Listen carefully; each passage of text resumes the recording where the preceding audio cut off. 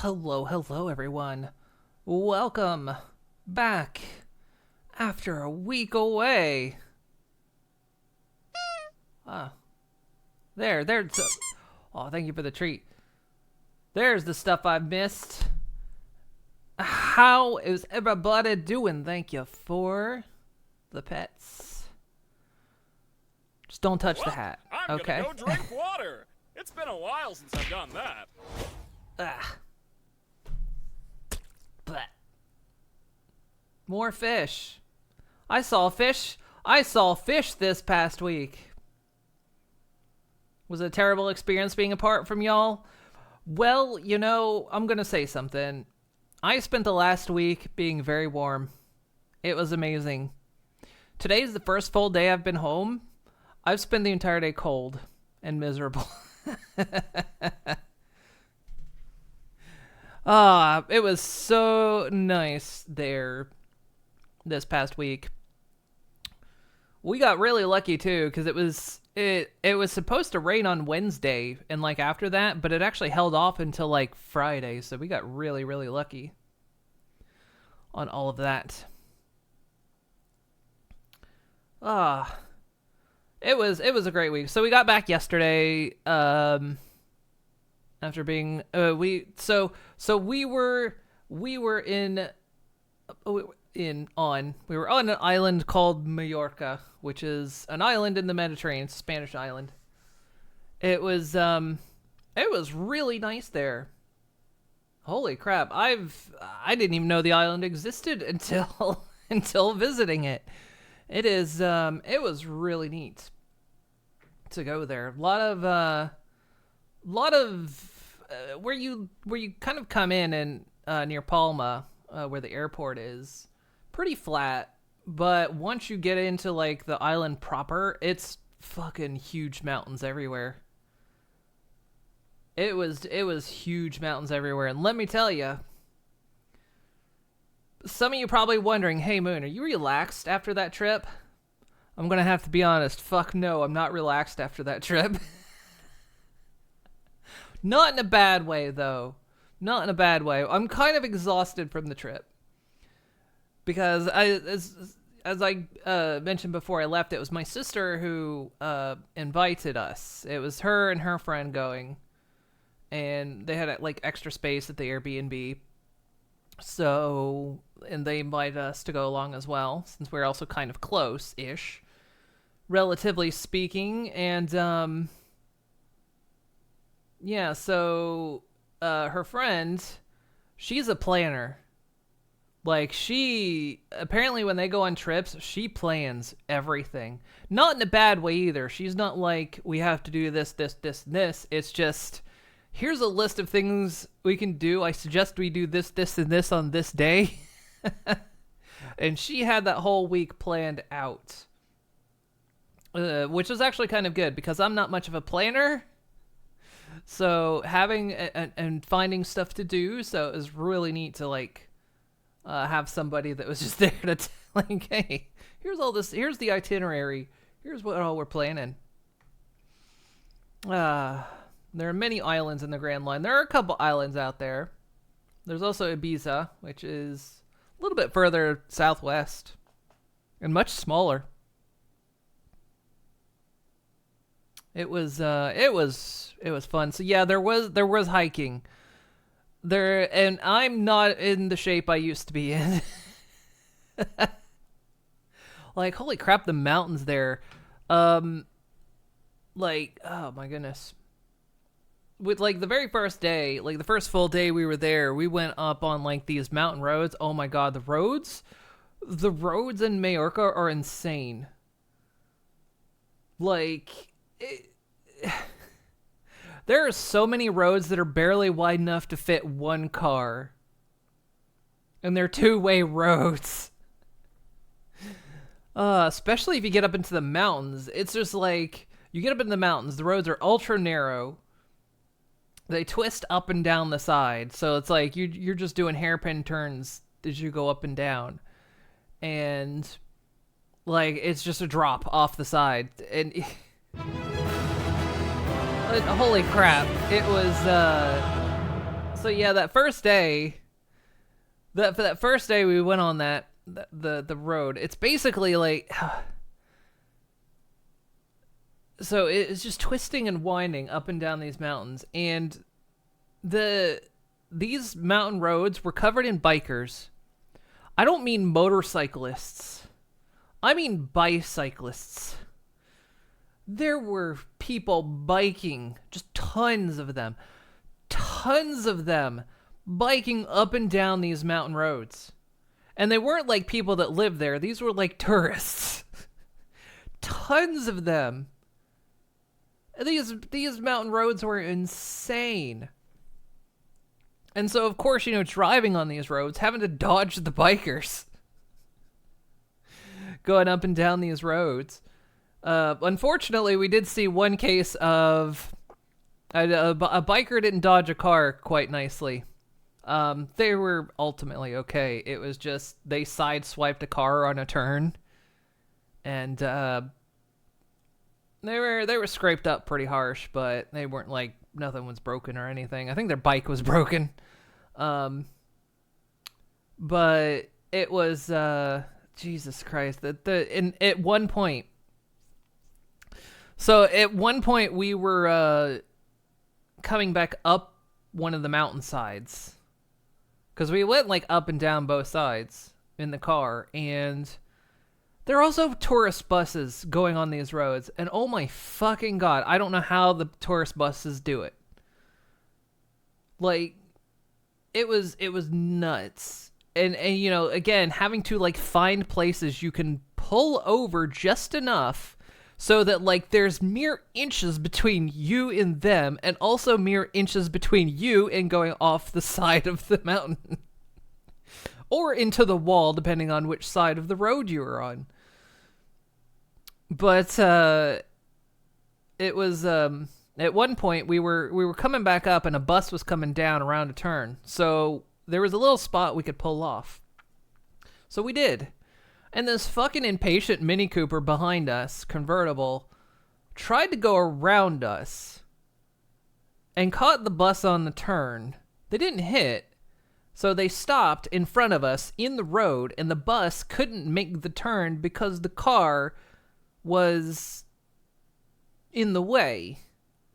And we left space for that Mini Cooper to back up as well, and they wouldn't. So the bus driver's just giving them a dirty as fuck look, rightfully so, giving him a dirty as fuck look. And the guy in the car is like trying to give him a dirty look back, and everyone's just yelling at this guy, "Back your car up!" And he eventually backed it up ever so slightly. And there was like, I swear, you could probably barely fit a sheet of paper between that car and that bus. If that car had gotten sideswiped, it would have deserved it. So it was, that was a bit of a harrowing experience. And it was a long mountain road too, like long. It was crazy. I unfortunately didn't have like a solid breakfast base before we left. I don't get car sick, but I kind of got nauseous. Mainly because I didn't have caffeine. So I had a headache, and then I had not had a good solid foundation of a breakfast. So we had stopped somewhere at this little stand on like one of the pull-offs, and I got like a can of Coke. And I was like, oh, this is not going to make my stomach feel good, but I need the caffeine. And so, yeah, coming back, I was like, oh, I didn't feel good for a little while. And the headache I had lasted a full day. Oh, it was awful. But it was really cool to, like, just go so high up in the mountains. And it's just, like I say, there were bicyclists all over, tourist bicyclists all over that island. It was nuts. Now I was thinking, should we be concerned? No, I'm not sick, surprisingly. I'm surprisingly well. Not only left my house, but my country. The first day I had like a headache just because I didn't caffeine up like I should have. But, so that was fun. And we went to like some beaches here and there, not like just places to kind of explore. And we did like a few little hiking trails, and let me tell you, oh my god, it's uphill everywhere. It's uphill everywhere. Jesus fuck. Majorca. Yeah, this is Majorca where we went.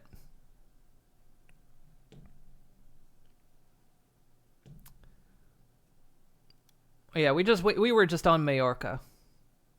So, and the main for the first the B&B we stayed at with my sister for like the first 5 days was in Puerto Soler. That was a really nice place. It was a really nice B&B as well. Thank you for the boop. But we couldn't stay at it for like the full length of time because my sister's friend's aunt was going to come for a couple days. And unfortunately, the B&B was only rated for 4 people, so we had to get another B&B for the last 2 days, which was fine. But that put us over in Soler, so which was also a very neat place. That place, oh my god, the narrow streets everywhere.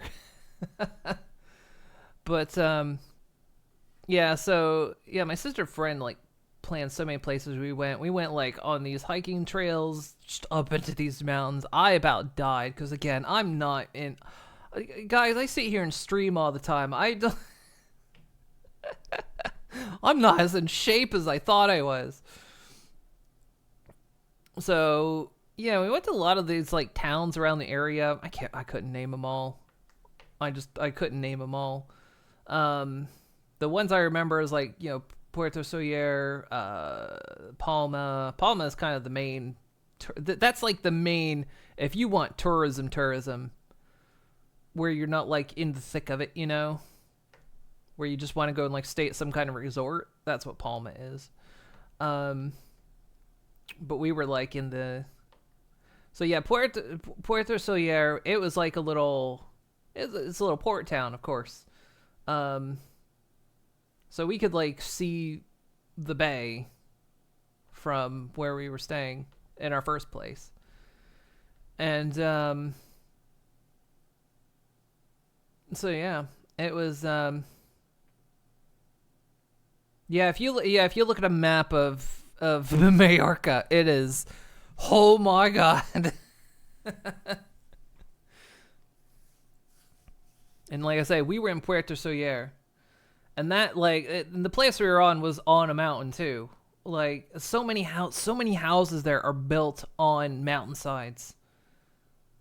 Like, and the island is, like, covered in olive trees as well. Like, their biggest thing is, like, olives. And they have some, like, I think they do, like, lemons and limes, too. But, like, their biggest thing is olives. There are olives everywhere. There's olive plantations. There's just olive trees. Shame I don't like olives.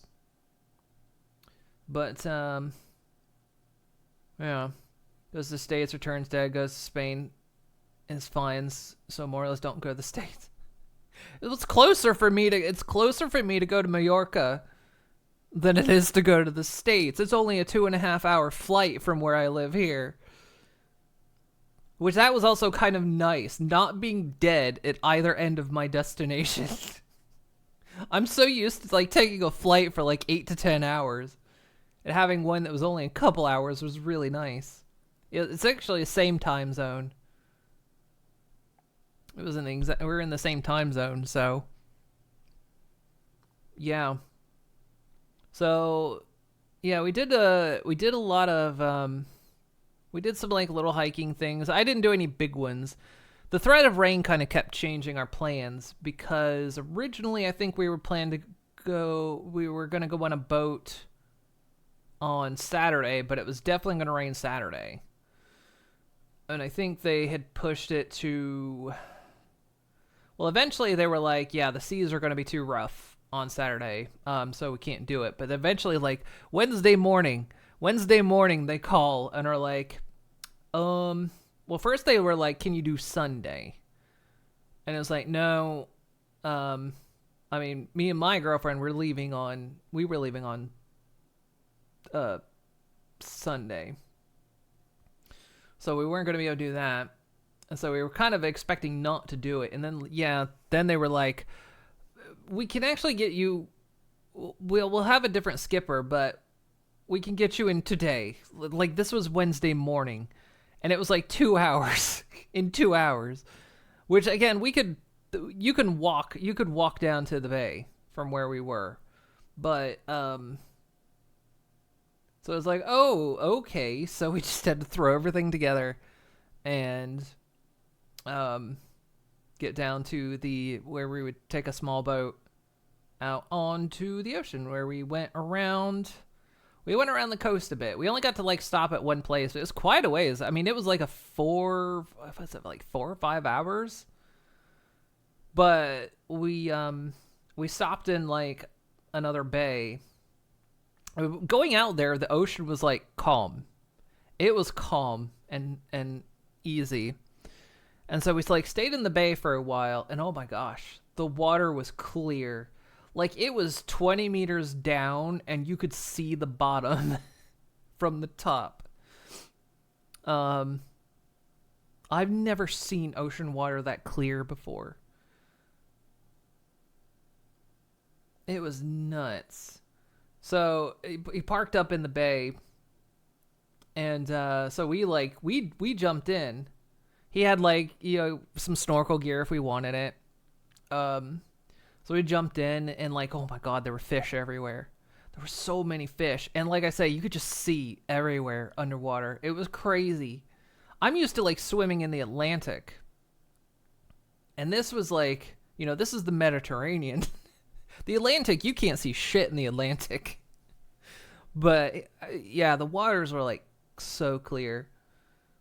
And then so we were like swimming to the beach, and unfortunately my sister glanced a jellyfish.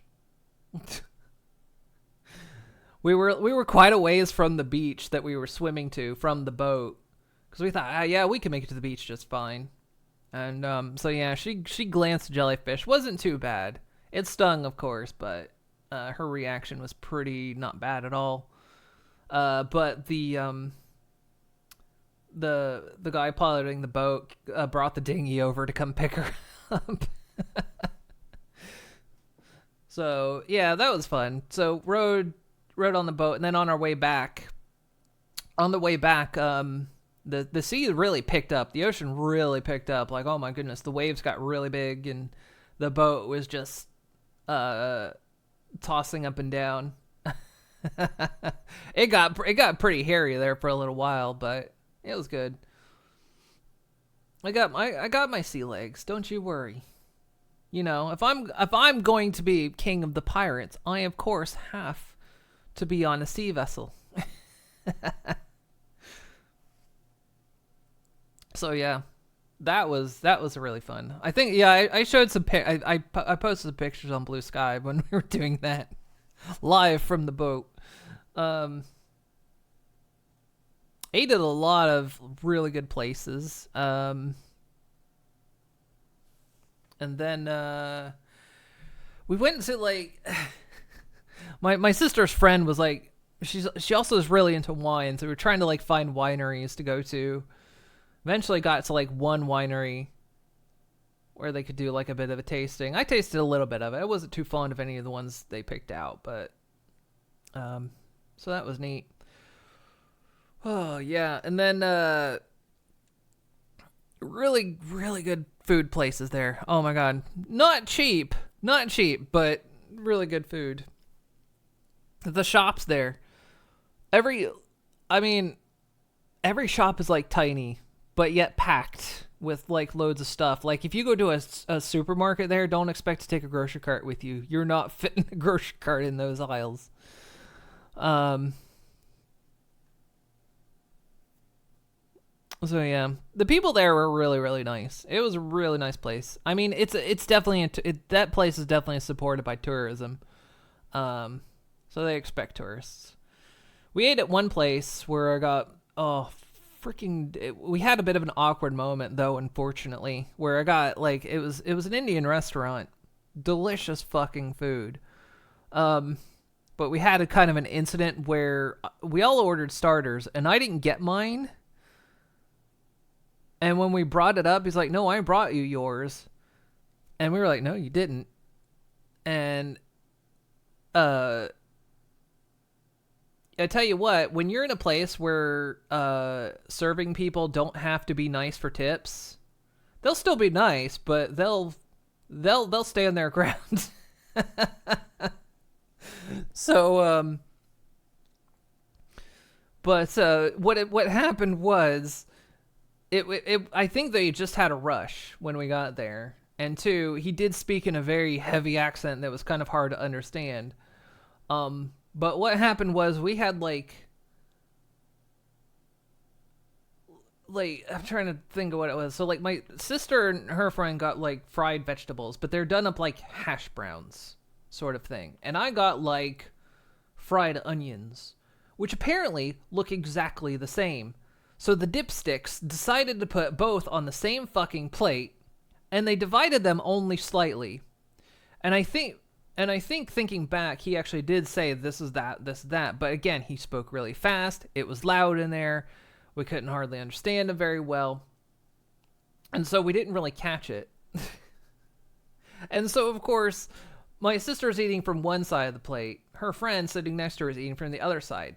So neither of them really recognize that they're eating two different things. So in the end, it was like, and I kind of realized at the end when we were discussing, because it's like, when we were first saying, I didn't get him. And he's like, yeah, no, I brought him to the table. And then he eventually goes back and like, well, you don't have to pay for it. Okay, fine. But I brought him. And I was kind of like, no, I think you're right. Now I get what happened. It's like, I'm so sorry. I get what happened now. But it's like, why would you put them on the same fucking plate? They look exactly the same. Why would you do that? And unfortunately, it's a restaurant that's like mostly open air, or at least like the side windows are open to the street, and it's like the main street you walk down. So it was always like for the next couple days, we would have to walk by the restaurant when we would go into the main port area. And it's always just duck your head, duck your head. But they had like I had an amazing vindaloo.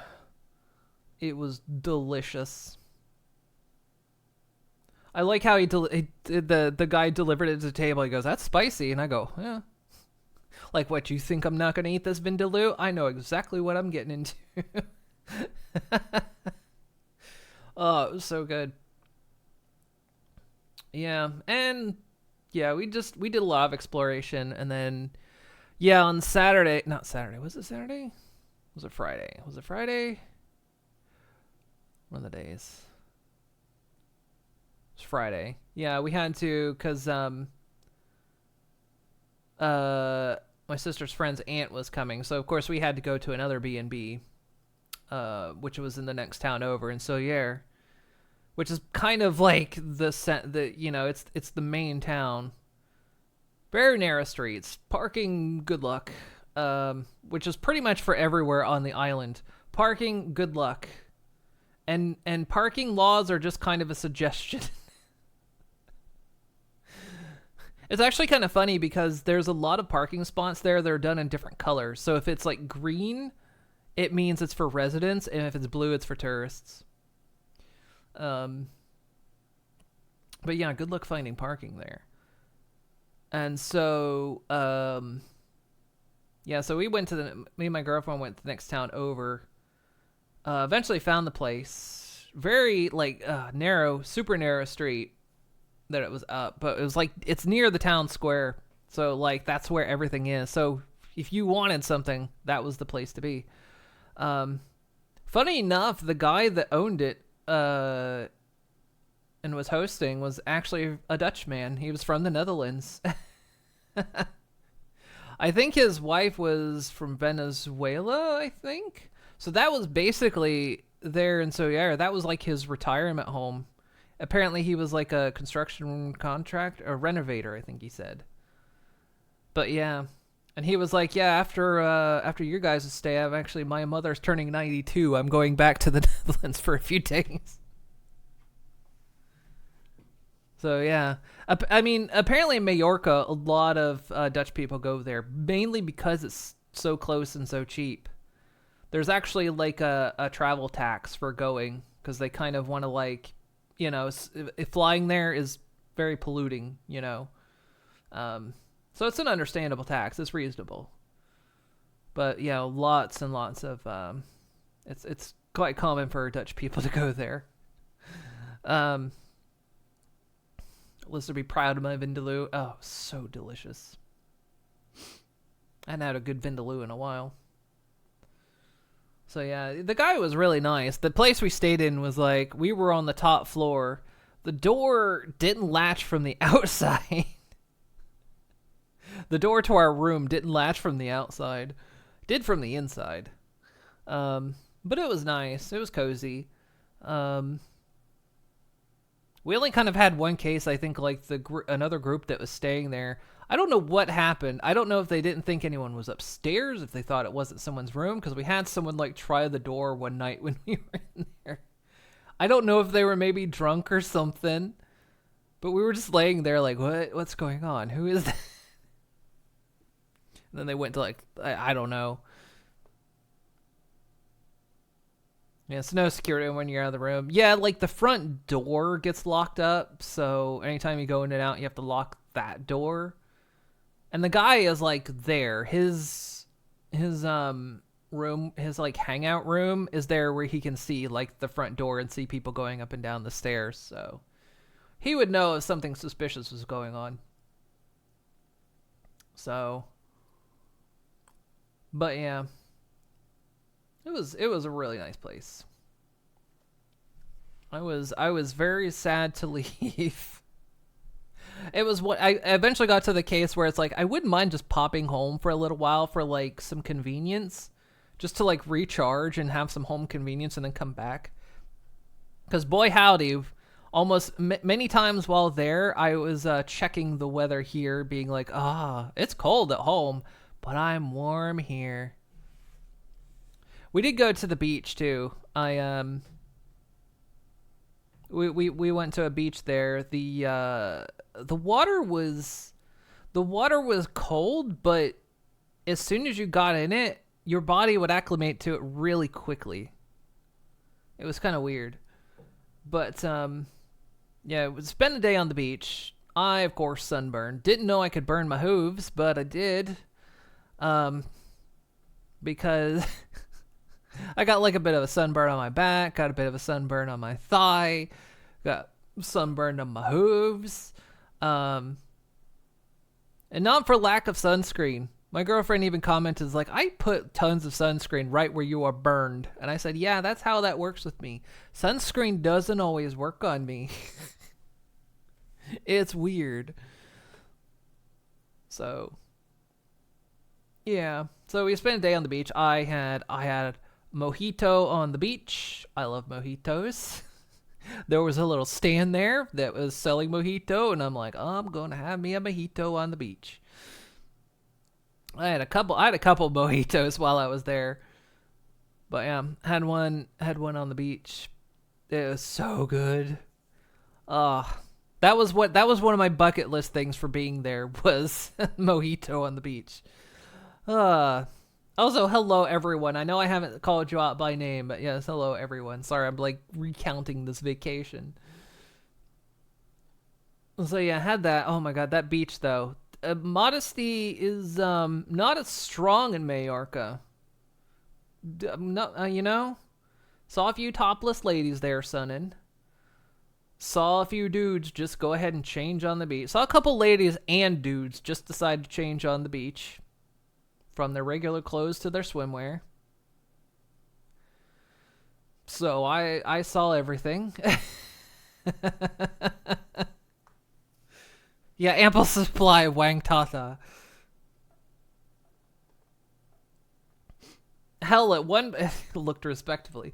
Hell, at one point we were in the parking lot heading back, and I just turned around and saw one lady just like strip out of her swimsuit and put on her normal clothes there in the parking lot. I'm like, okay.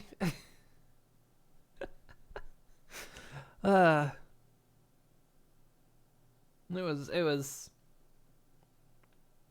was a moment. But it was good. It was an enjoyable time all around. I had a really good time. Like I say, I was exhausted. My hooves hurt. My hooves and my legs hurt most of the time. I was sore most of the time. I was tired most of the time, just because it was so much physical activity going on. But I enjoyed every bit of it. So did I get to relax? No, I didn't. I did actually fall asleep on the beach. When we were at the beach, I did fall asleep for a little while. Probably why I burned a little bit, but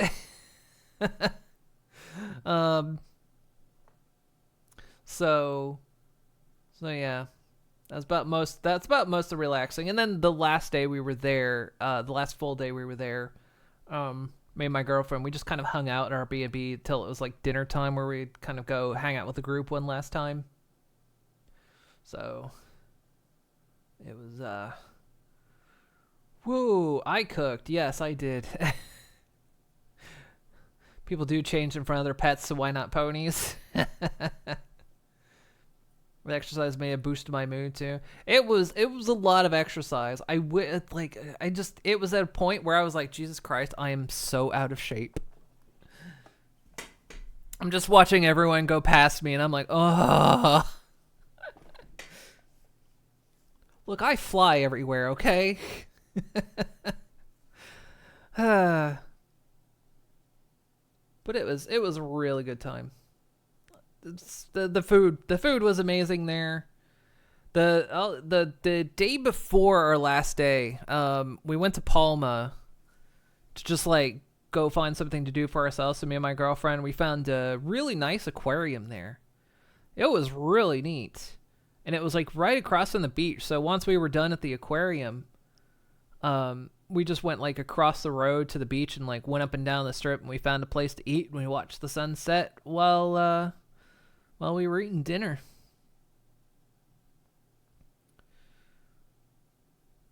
So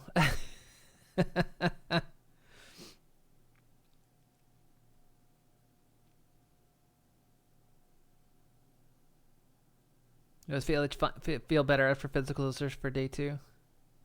What's that, man? This bitch just never believe me. I do, but my body betrays me every time I try to do exercise. Then I start getting headaches or sick or something. That I always try to like get exercise, but then it's like as soon as I try, it's like, oh, I spend the next few days with a headache, or I'm sick, or something's wrong. It's not for a lack of trying. The canceling Palmer space program.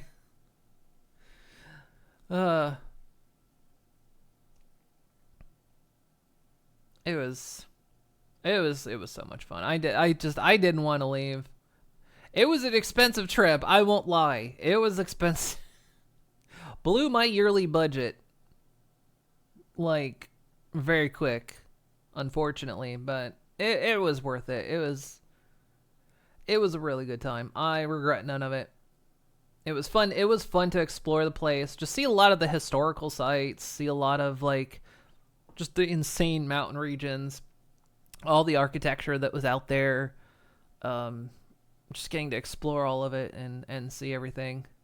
It was great. It was a really good place. I would recommend going there. Everyone's nice there. So it was good. A lot of fun. It's been 30 minutes, and I probably should have put that on just chatting at some point, but you know what? Fuck it. It's my stream. I'm back after a week.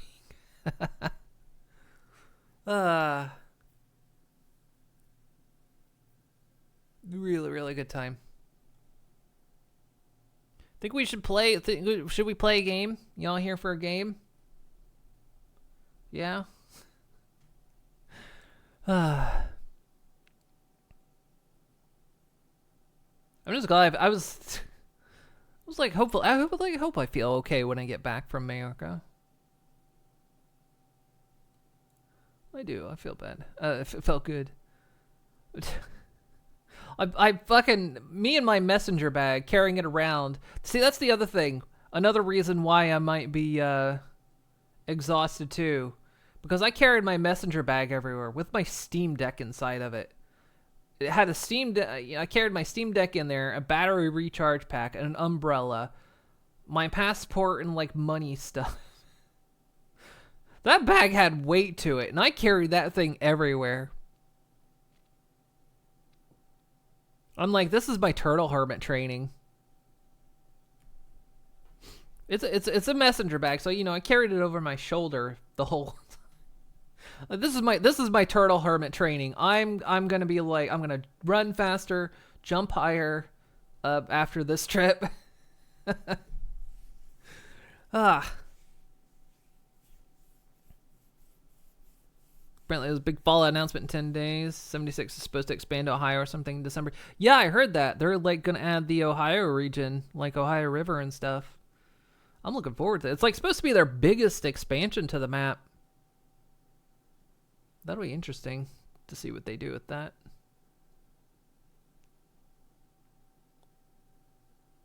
I got back into 76 shortly when they introduced the fishing. Did a little bit of that. I haven't had much time to play it. I kind of got back into Zomboid again. I was playing Zomboid on my Steam Deck on the trip.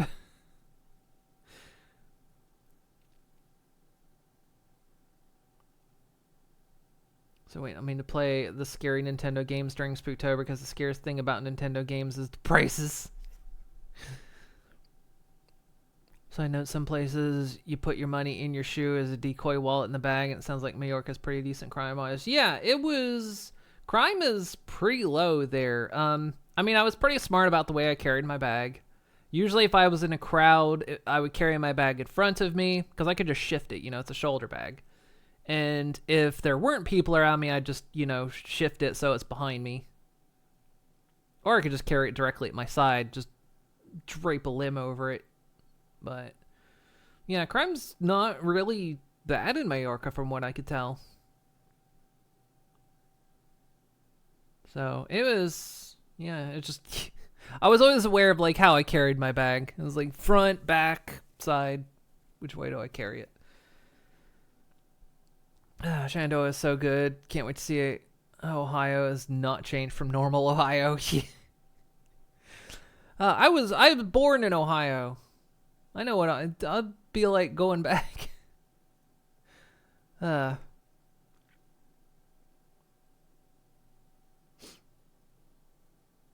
the update? It's just normal Ohio. Yeah.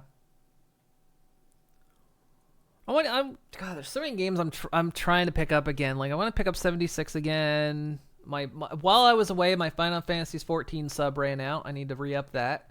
Like I say, I'm playing a bit of Zomboid again. Oh goodness, so many games on my list right now.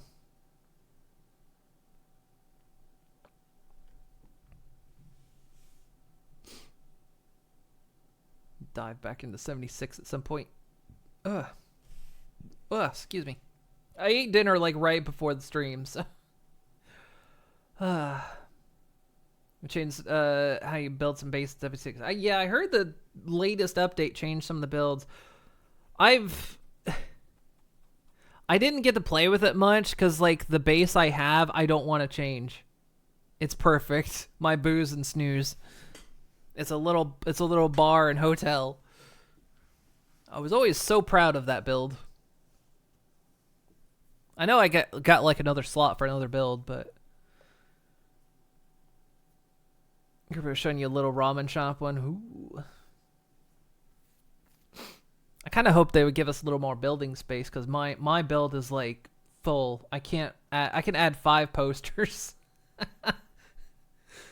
So usually when it's like add decoration, like add 10 decorations, add 5, delete them, add 5 more. This is all I can do. My build is full.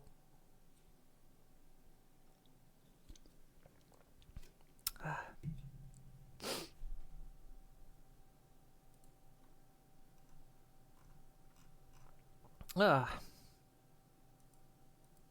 dokie. Well, yeah, let's get to some gaming, shall we? I didn't get to do much gaming while I was away. Really, the first I'd usually like pull out my Steam Deck at night and play some like Clover Pit, just a couple rounds of Clover Pit before like going to bed. And then like the last day we were in Majorca, I think I pulled it out and like played Zomboid for a couple hours, then played Zomboid on the plane. So I didn't get to play much while I was away, which again, we were busy doing a lot. But yeah, it was mainly just a few rounds of Clover Pit here and there. Yeah, a little gambling is a treat.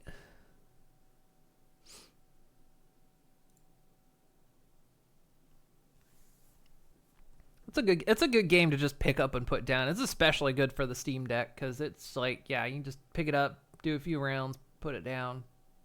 It's really good for that. Space is the same, but something about the budget is expanded. I don't know, I wasn't paying attention to Agrippa yapped about it. Yeah, I went back in after the build and like I didn't get more space, but yeah, they've done things like clipping is allowed and free floating objects are allowed because people were glitching that stuff anyway and people wanted that, so like, clipping into objects and all that. So okie dokie, let's get to some spooky. If I come up with anything more for this trip, or you can all ask me questions if you want about the trip. But we're gonna take a look at a game. I say we're gonna take a look. We're gonna play a game called Dead Take. I think it's got Ben Starr in it. You might know who that is because he was the voice of Clive in Final Fantasy 16. He was in this game. Did I touch grass? Does seagrass count? Did I actually yeah, no, there was a bunch of grass on several of the hiking trails. We were flanked by a lot of grass, actually. There was also a lot of wild goats over there. Just wild. Just going up and down them mountains.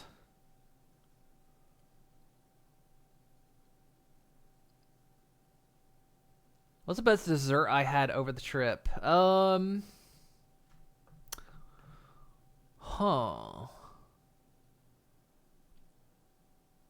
to think what dessert I had. I had some what's that ice cream called? Gelato, because my sister's friend was like obsessed with getting gelato. I don't think I'd ever had it before, so I had some of that. Had mojitos. I don't know if you'd really count them as dessert. Hello, Ghosty Gang. Thank you for the follow. Yeah, it's green. It's practically counts as grass. Thank you for the pet. What did? Because I'm trying to think. I don't know, because usually we would have like a starter and then the dinner, and then it was like I'm too full after that. I'm trying to think. Luna, if you're listening, did we have any dessert while we were there? No. I know there was like a bakery. There was like a bakery that had like really good croissant stuff. It was delicious. I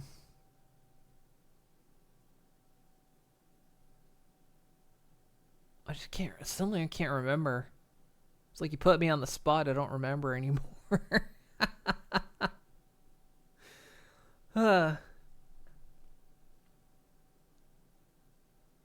There was like, I can't remember what it's called. It's like a really sweet bread. There was a bakery there.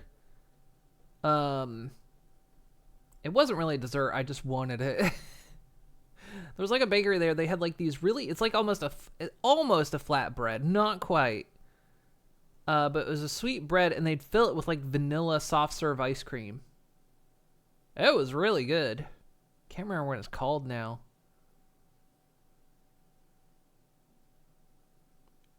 Wish I could remember. But that was delicious. I'm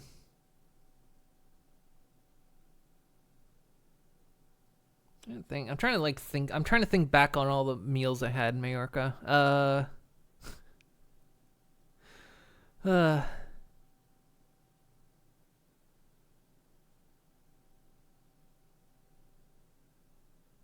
Oh, no, wait, we did have...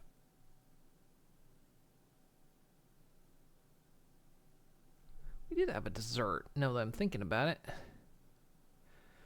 How am I? I exercised. Yeah, I exercised. Fuck, I can't remember anymore. I'll try to think of it. Anyway, yeah, you keep asking me questions if you like about the trip. Let's get this started, because it has been like almost 50. It's almost been an hour I've been talking about this trip, but that was to be expected, right? I've been away a week in a foreign land. It's really nice. So, beware, audio flashbang may abound.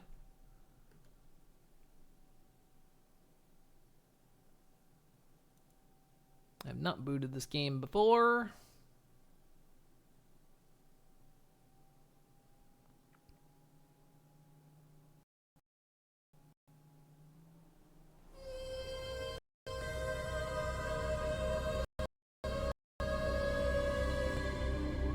Didn't raise my Jolly Roger. You know, serious. Hang on, let me get to the volume of this here.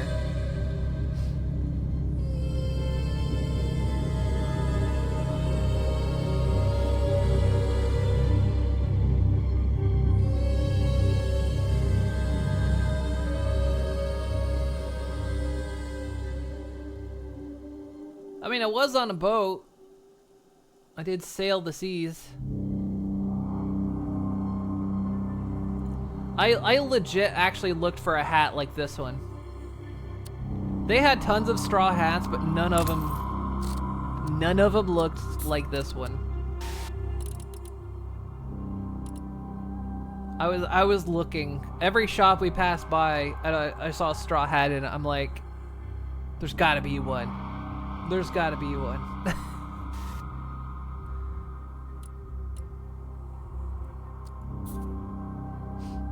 Couldn't find one. I couldn't find one that was just right. I'd have done it. I'd have bought one.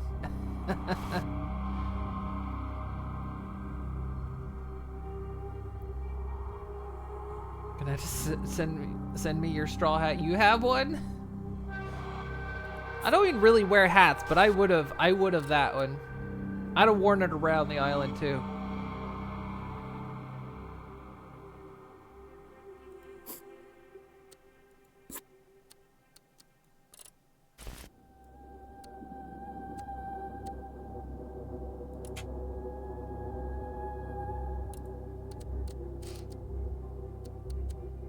Okay, I think...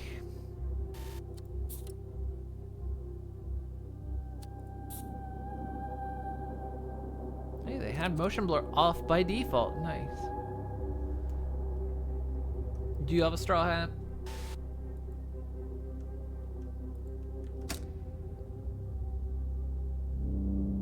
Okay. So yes, I don't know much about this game. I know it came out this summer, I think. It's got Ben Starr in it, I think.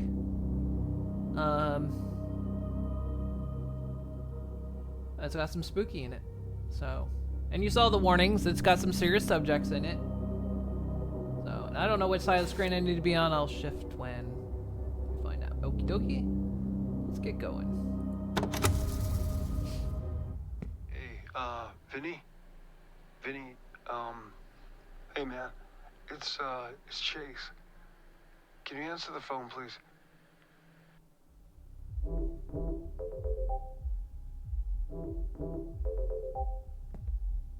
So I think I'll just go ahead and sit over here.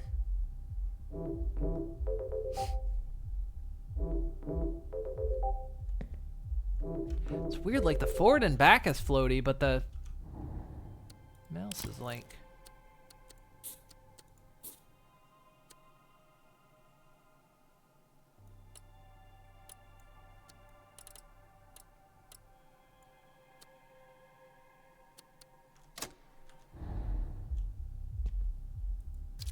Vinny, you're scaring me, man. Are you at Duke's?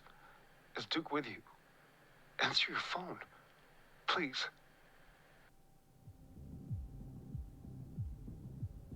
Apparently I'm at the club. Last voyage. On behalf of Duke Kane, we are delighted to invite you to a private party celebrating the beginning of production of The Last Voyage. Date October 23rd. Yeah, that's practically this month. Semi-formal, Los Angeles. No plus ones. Photo ID will be required. Signed NDAs will be required. Entry. Okay.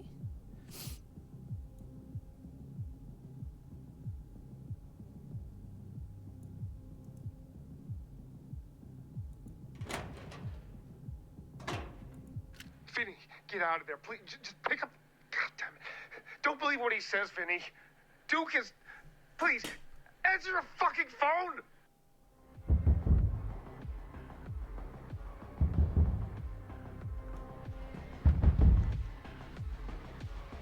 Well, that's the man right there.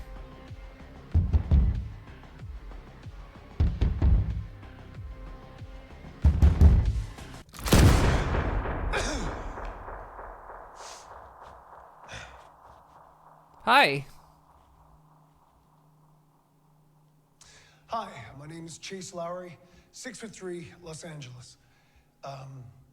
Just want to say I'm really excited to get to, Hang on a second. It's like...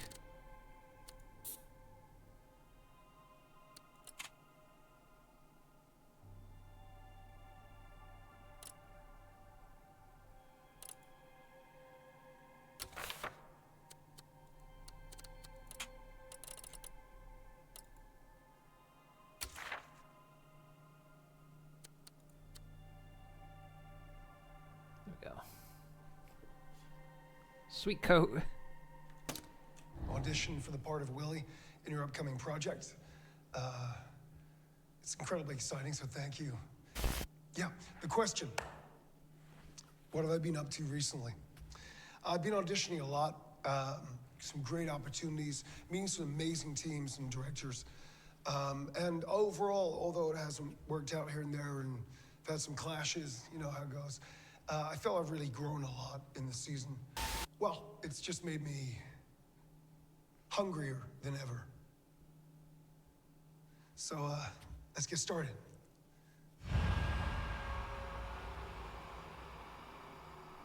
Let's get started. Vinny, I'm outside Duke's place. I'm outside. I'm coming for you.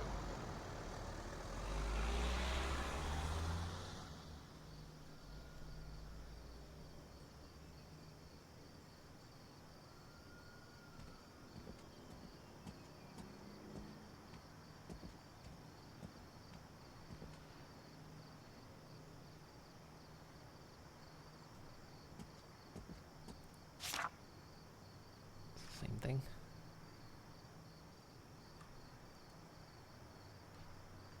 Hello.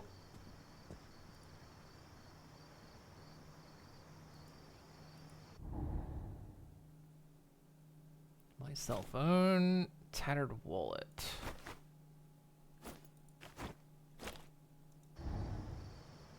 Oh, it's like a...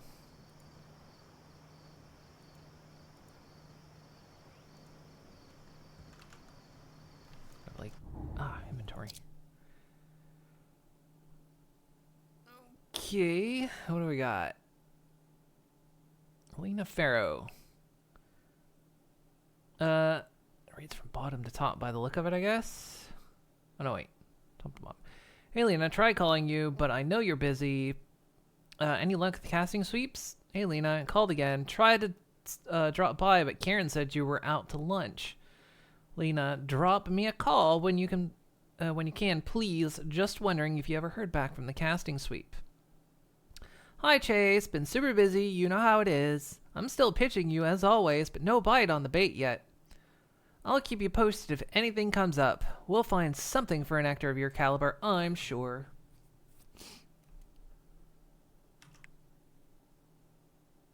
It's from Mom. Hey honey, Dad said you're doing really well with the auditions, so keep me posted if you hear anything. If you hear anything great. I told the girls at the station that you were going to be the next big thing, and they said you were always so good at the high school plays, which you really were. That's a big run-on sentence. Call me when you get a moment. Love you, Mom. Marcus, Ellen, Elan. Good to talk to you earlier, Chase. Remember what I said. Winning is a serious affair. You'll see that there are sharks in the waters. Are you going to be a guppy or a shark? I want to be the person that gets you winning. Hashtag winning. I've helped many men in your same position. With me, you'll never worry about money and women again. If you ever want a further consultation, call me and we'll arrange payment and future sessions. It's Vinny. Message deleted, message deleted, message deleted, deleted. Vinny, are you there, bud? I'm on my way to come find you.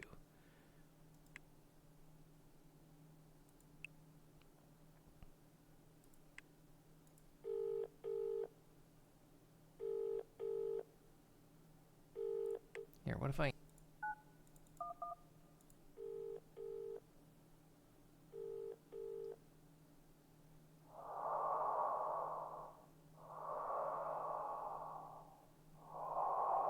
This always happens when I call 911.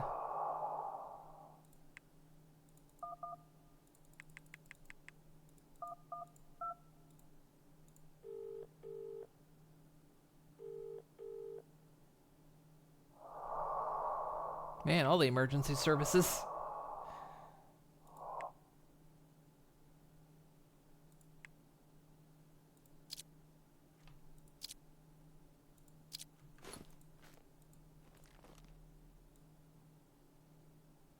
Chase Lowry, California.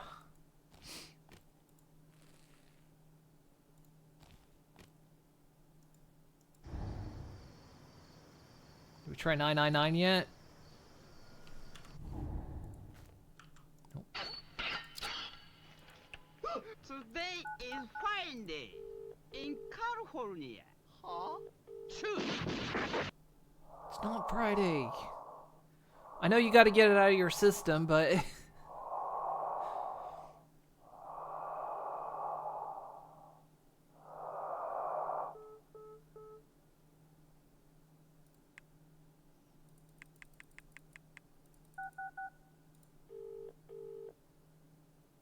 This guy is always ghosting me. 8675309. That's dating yourself and everyone else.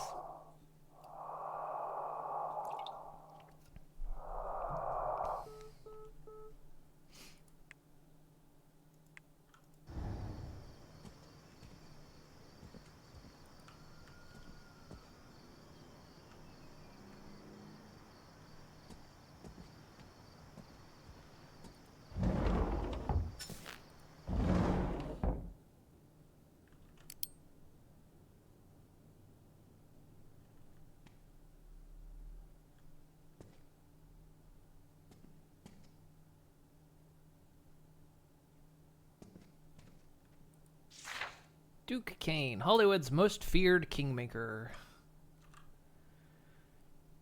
At least it's not Dean Kane. Nobody's favorite Superman.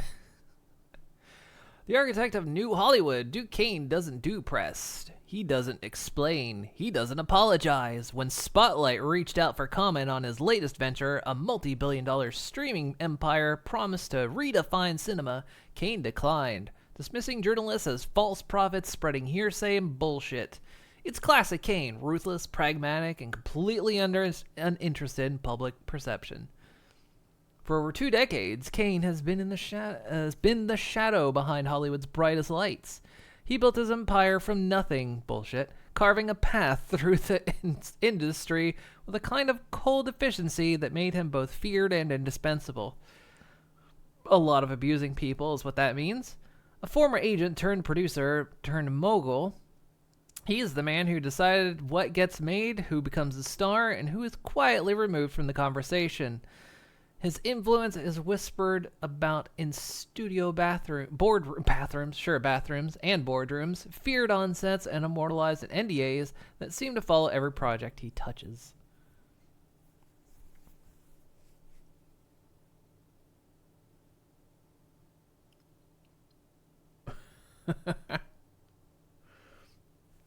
Hey, Iron Fox. Fake news. Duke Kane. I am alive. Yay. A history written in power plays. Kane first made his name as a power broker in the early 2000s, spotting and shaping talent before anyone else. He wasn't just picking actors, he was manufacturing them. It's called abuse. The right roles, the right scandals, the right red carpet moments, all orchestrated with clinical precision. A string of Oscar-winning films followed, cementing his reputation as the industry's ultimate deal-maker. But Kane's empire wasn't built without blood. Stories of brutal contract disputes, blacklisted actors, and projects mysteriously falling apart at the 11th hour have haunted his legacy. There are whispers of debts repaid and humiliation, of careers snuffed out over a single slight. And then, of course, there are the lawsuits, settled swiftly, quietly, and never spoken about again. Controversies that won't die. Despite his near-mythical control over Hollywood, Kane has never been able to fully outrun the shadows of his past. The allegations, some public, most buried, paint a picture of a man who thrives on dominance. Former colleagues describe a figure who could be charming one moment and terrifying the next, a puppet master pulling the strings with a smirk and a well-placed threat.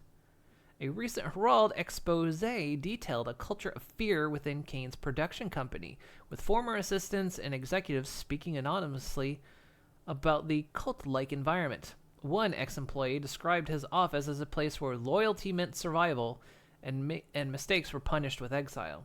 Kane, true to form, refuses to address the claims. The future of Duke Kane. With Hollywood in flux, Kane is once again ahead of the curve. His new venture, an exclusive invite-only streaming platform, aims to bypass the traditional studio systems altogether.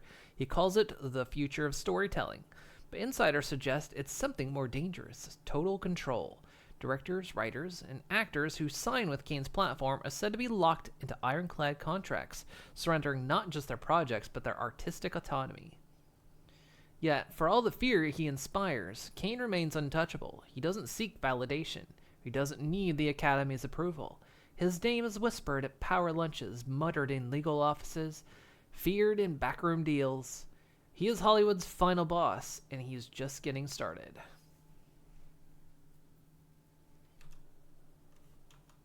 Let's see something real quick. Check what the accessibility stuff was. Oh yeah, we did. Okay.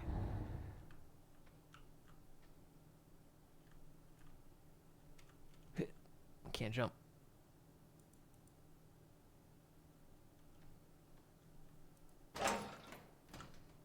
Keys. Found the key fob, which is blank. Well, that's mine now.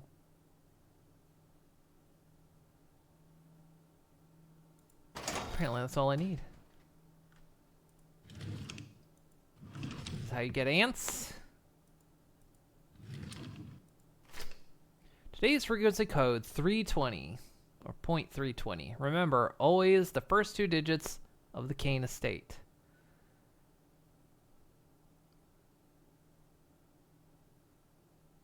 So the first two digits are 3 and 2.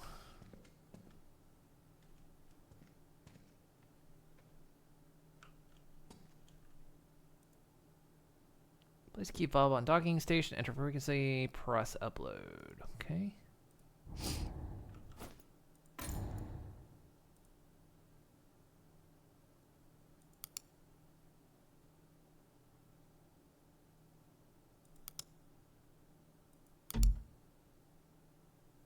Correct access loaded. What?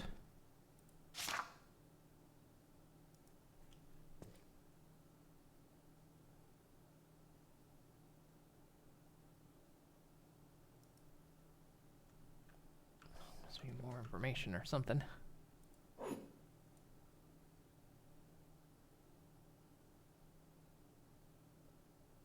Lamp Black Productions.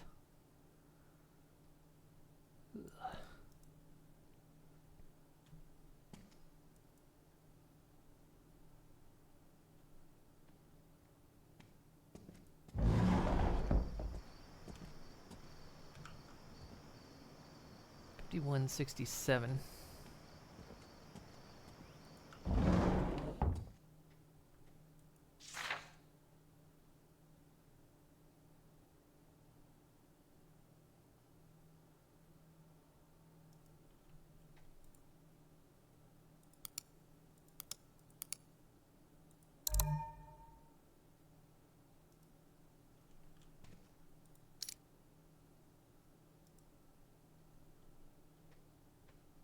Okay. What's this? NDA. Oh,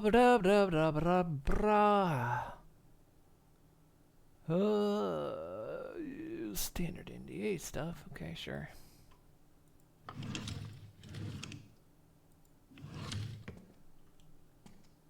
I close the drawer, right?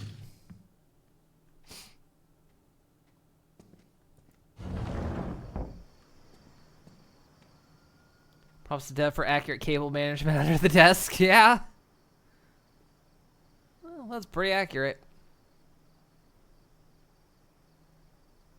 Well, you said you got to kick the wires under the desk that'll stop the rolly chair. No, see, the thing of it is those wires were under the desk. The chair just pulled it out. Doesn't matter how far away you set a cable from a chair, the chair will pull it towards it. Every fucking time. You can put a cable across the room and the chair on the other side. That chair will somehow still roll over that cable. So what am I doing here exactly?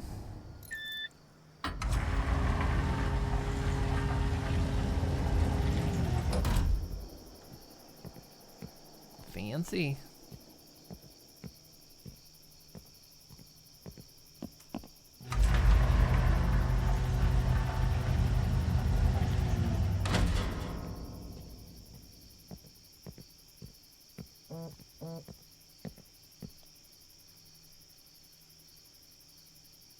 What's that?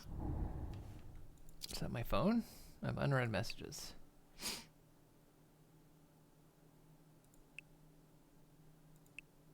Chase Lowry. It's Duke Kane, executive producer of Lamplight Productions. You're the boy who sent me some material, your headshot, your audition take. I remember it. You looked vulnerable. That's rare, Chase. See, your friend Vinny. Vinny, he just plays a part. But you, I think I want you for Willie. As you know, he's the lead role, the soul of The Last Voyage. I think you might just have that kind of soul, Chase. Loyal, trusting, malleable. So come to me. We should meet. Get close. Let me understand you. All of you. Don't keep me waiting. Do you have a mouthful of cheese while he was talking? What was going on there?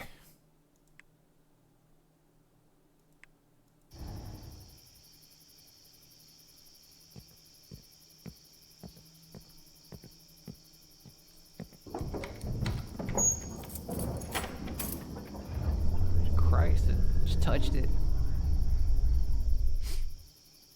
Keep him in waiting. He's a weirdo. Sounds like it. Enter the mansion. Seems like everything's on this side, so I'll go over here. Close the door. No, I'm just gonna leave them open. Alright. Guess that's the garage, the coat room.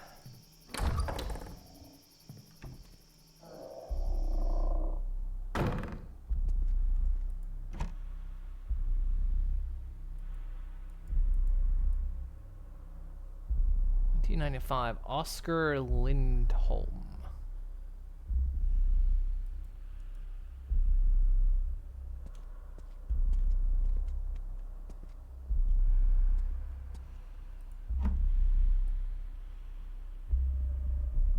Jonas Feldman.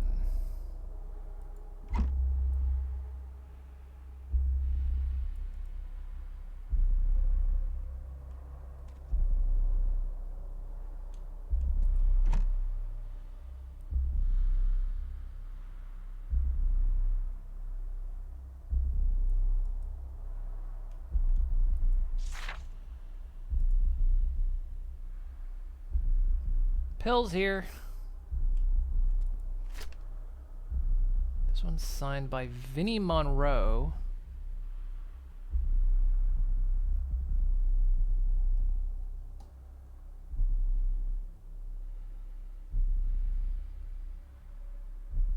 And it's, the date is done like they're European. Okay.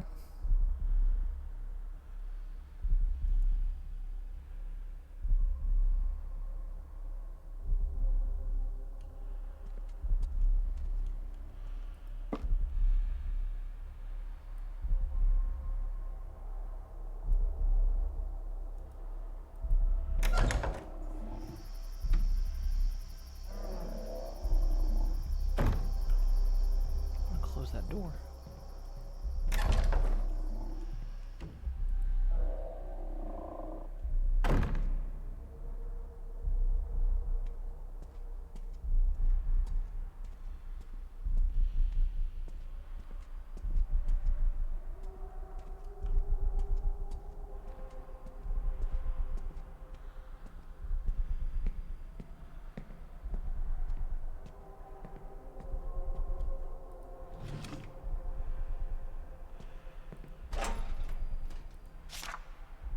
Here's service log.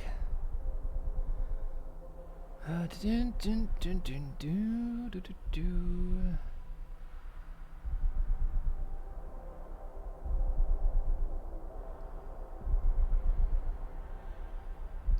Darkroom safe light has gone missing. New safe light required.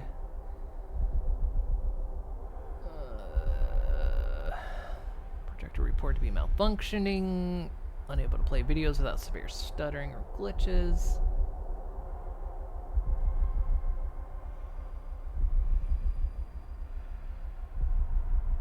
This service log has everything's got an NDA. It's like the room of Halvac.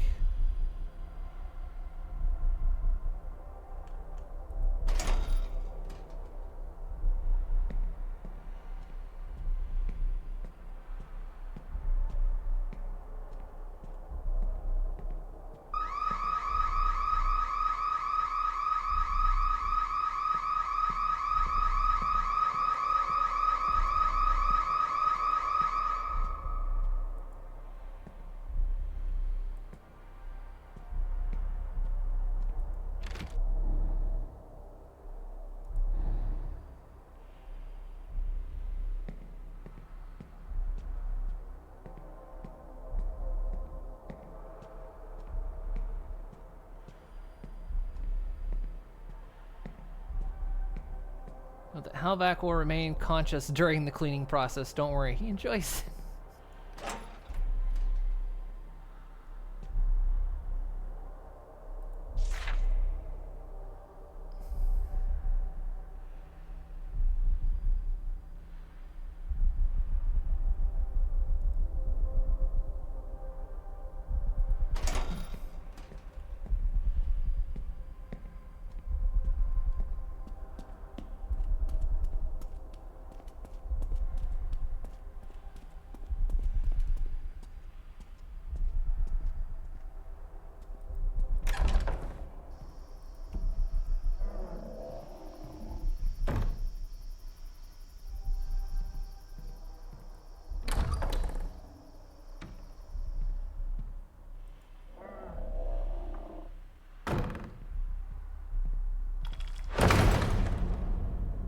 I already closed it.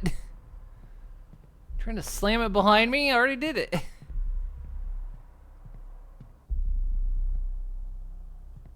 Or is it locked now? Can I not go back in? Oh, those doors shut. Okay.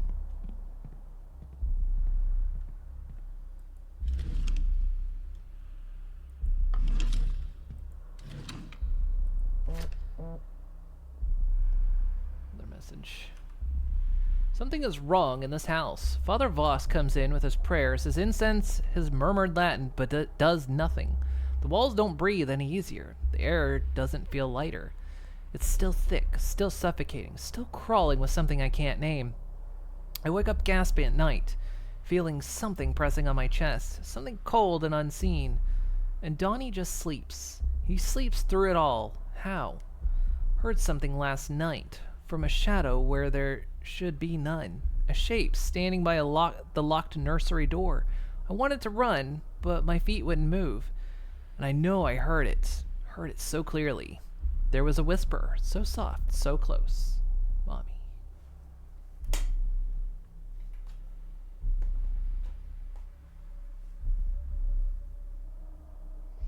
There's just someone running into it behind you after closing it. Thunk.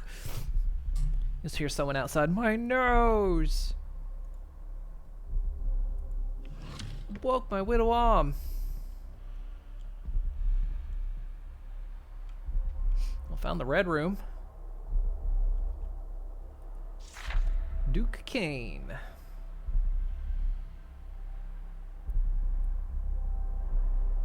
Anyone that puts visionary at the end of their business card. I don't trust him.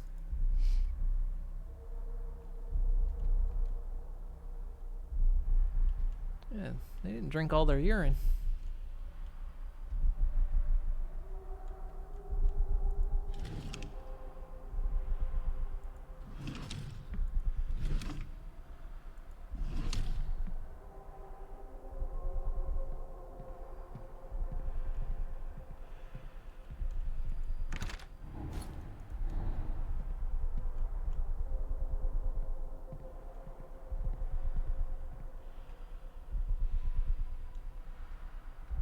Hey, what'd I say about puns? To jam them up nice. That's right. Okay.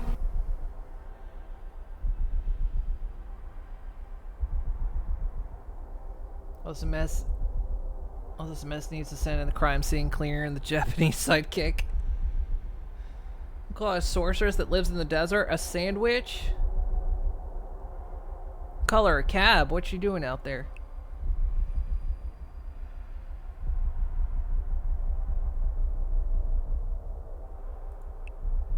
Was there more? I got another message. Vinny.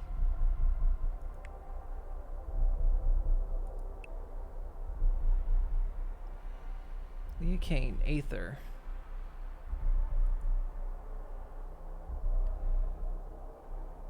I can't remember that number. Do I need to call that number?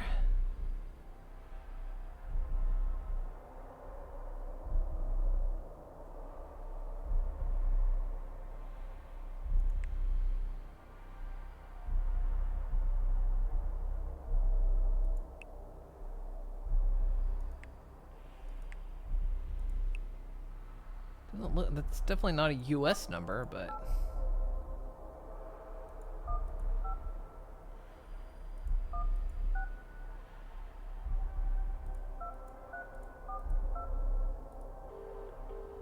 thank you for writing that down. That's not. Yeah. Well, that's 4. Hollywood's most feared kingmaker. This is this. Yeah, it's that article.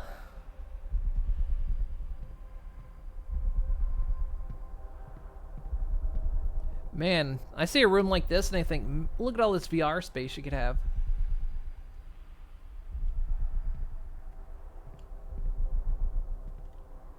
Also, enjoy your lurk. Alright, what's all this then? I'm not going down there yet. Or should I? There's a room back here. 'Cause that's glass.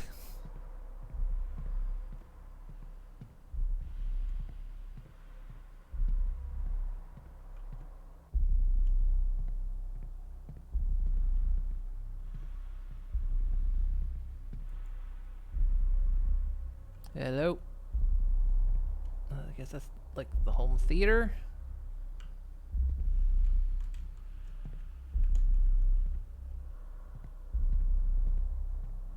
Why am I here exactly? What's the reason I'm here?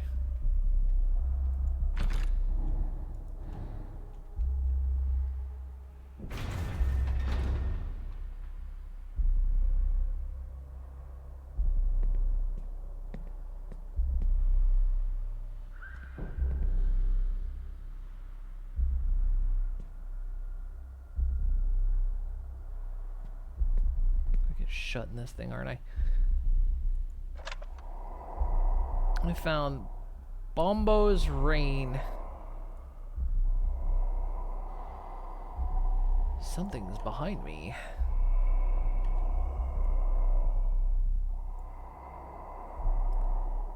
Sounds like someone wants to sell me something.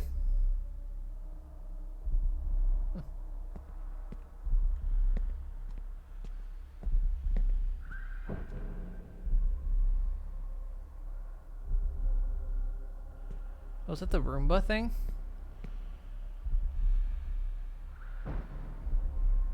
Yeah. Well, apparently I picked up the movie. It's got another movie out there. Hey, buddy. Huh? Price and Illusion. The Dreamer.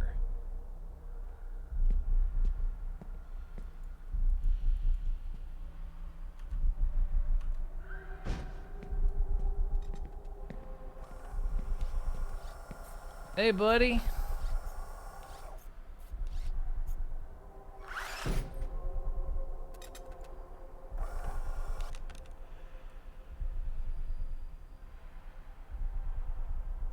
Is this lewd? Anyone got a coin I can use as a screwdriver?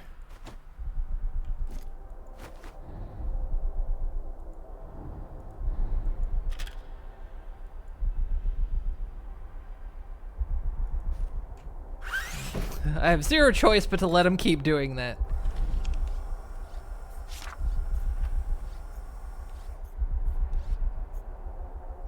Don't you hate when they're taking a school photo and then suddenly you do that right when they snap the picture?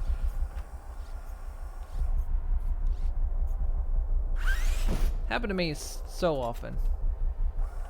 The Starbucks gift card in my wallet. That.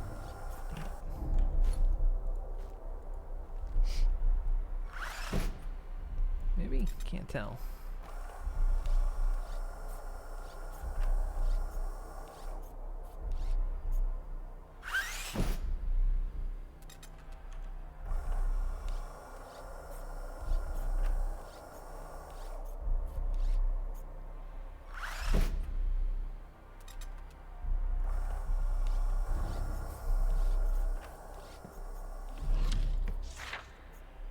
Center Showcase. Duke Kane's gallery unveils The Bargain.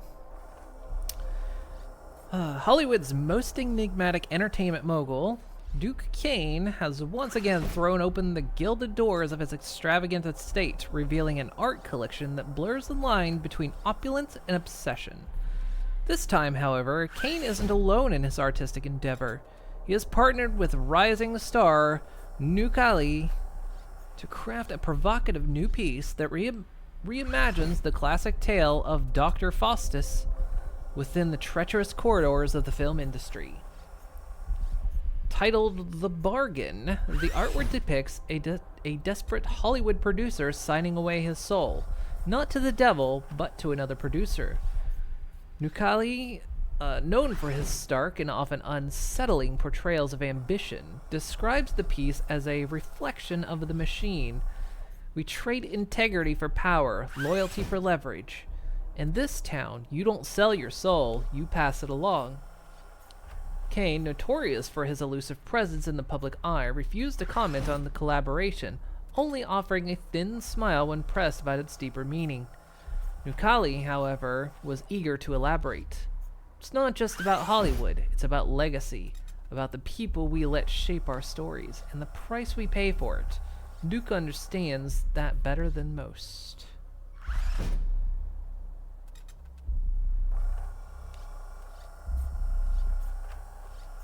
This guy actually bothered to get a real ID. He did.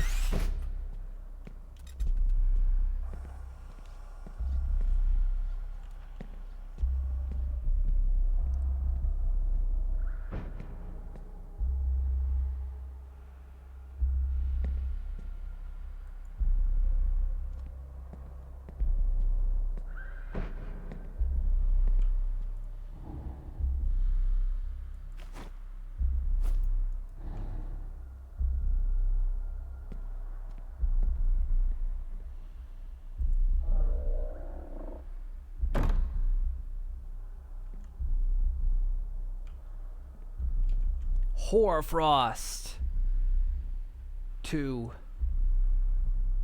This time, it's the polar opposite.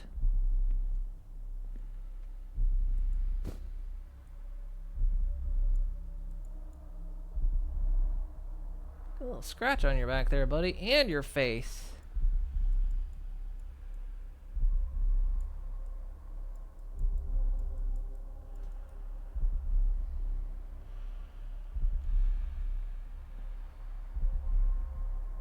Bathroom's too big. It's too big. And your mirrors don't work. The Wanderer. When he's lost, the battle's won.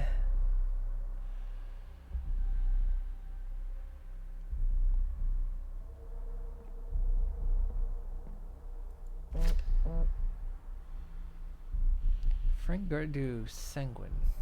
It actually has urine on it. I'm pretty sure this is either champagne or urine, but it's next to the toilet, so...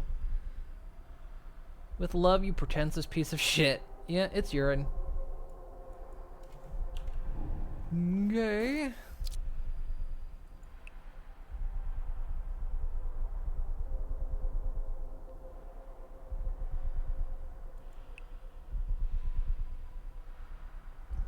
Sanguine. Okay.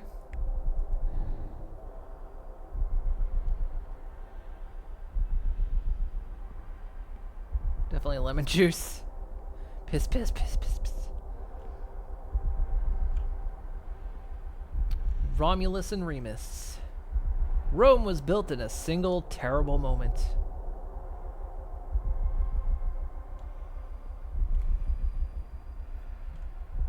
Also, when we were in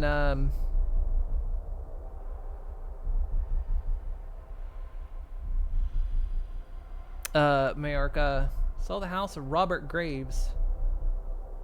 I don't actually know who that is, but apparently he was famous. Didn't actually go inside or nothing, but passed by it.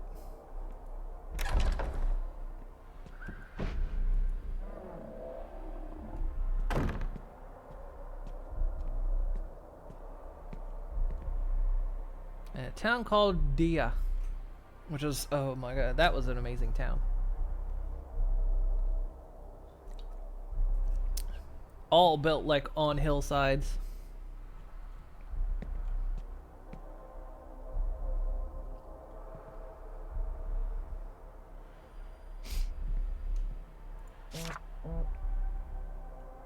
Leah Kane, humorless. I tried again today. I sat at this desk, pen shaking in my hand, and I thought, just write his name. Just write it down. But I can't. My body won't let me. My mind won't let me. Donnie doesn't understand. He doesn't take anything seriously. He sits there with that hollow grin, that empty gaze, as if none of this is real. As if our son was just a passing dream and not a life we created, a life we lost. Father Emil Voss sees it too. He won't say it outright, but I can tell. He is wary of Donnie. He watches him the way a doctor watches a patient who doesn't know he's sick. But Donnie knows. I see it in the way he avoids his bedroom, in the way he keeps the doors locked at night, in the ways he refuses to say his name. Just like me.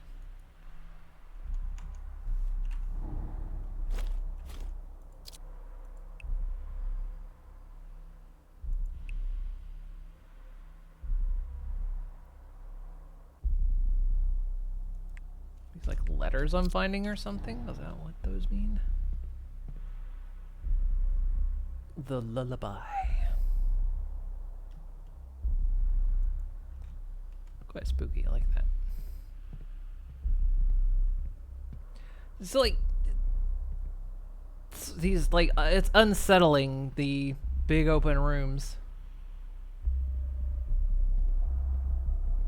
And I still don't even know why I'm here exactly. Ooh!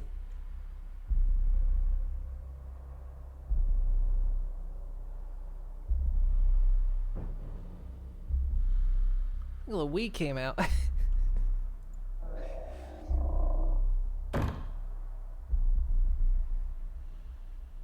Well, I have a shadow. I'm bodied. Huh. Yeah, big open rooms without VR setup. Like, what the fuck? Such a waste.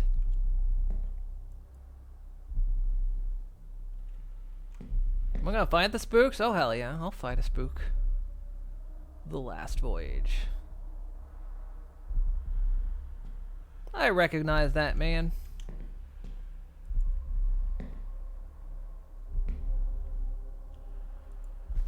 We got Vinnie Monroe.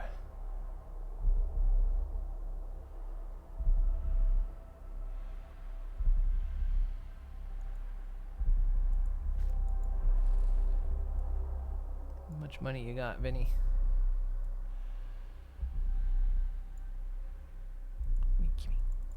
Give me that.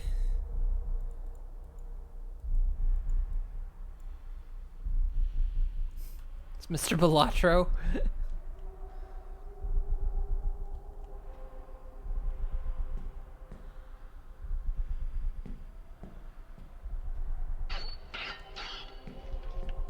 Today is Friday in California. But it's not. It's the opposite of Friday. I know you guys missed a Friday with me. I know I wasn't here on a Friday.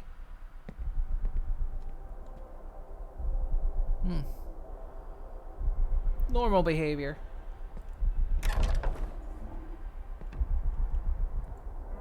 So can we get some damn lights in this place? Actually, you notice there's not a light switch anywhere in here. It's not that it's just dark in here. It's just... apparently the entire house is powered by 2-watt bulbs. And not a single light switch anywhere. I don't know what these teddy bears are about.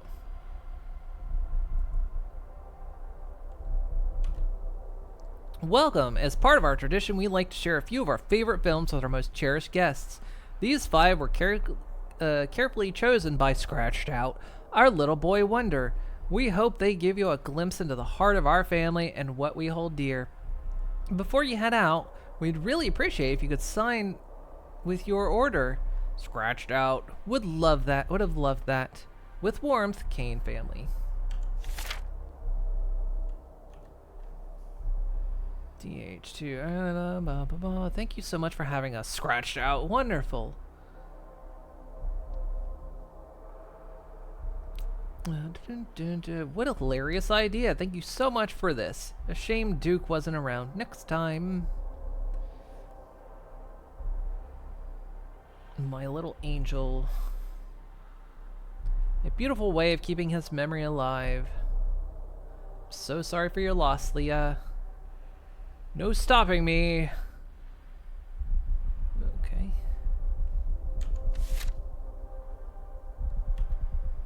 When I close my eyes, you stay with me. You stay with me. You cannot hide from me, Mommy. Pretty normal. So, okay. Seems maybe the director guy and his wife lost a son. And maybe he is haunting the place? Perhaps? The guy just buried himself in his work.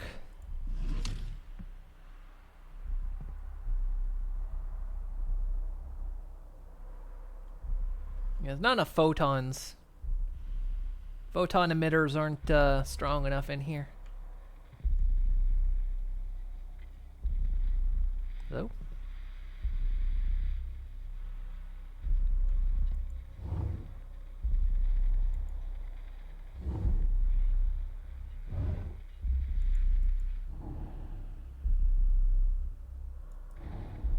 Oh. I need to get all the movies. We know one's outside. Holy Bible.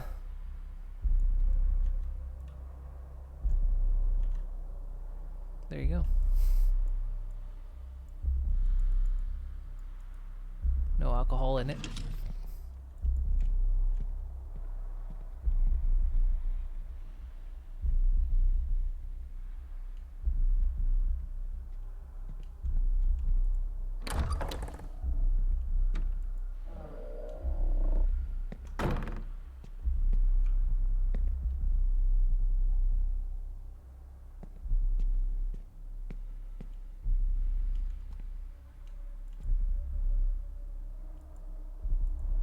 She'll be interact with the door.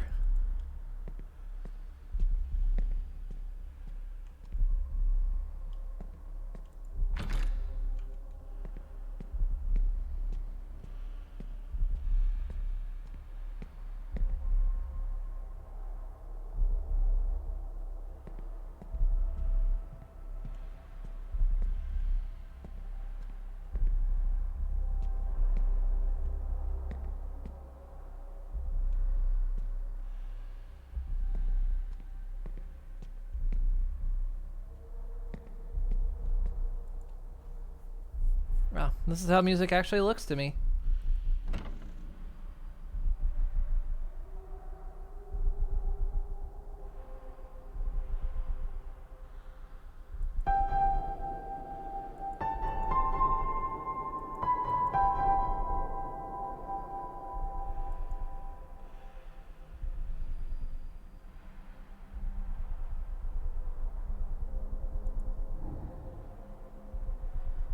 Gotta be like some kind of cipher for this or something.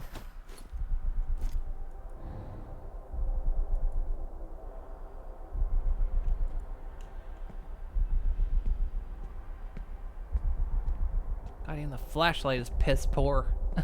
Rooms are too big. Even the flashlight can't take it.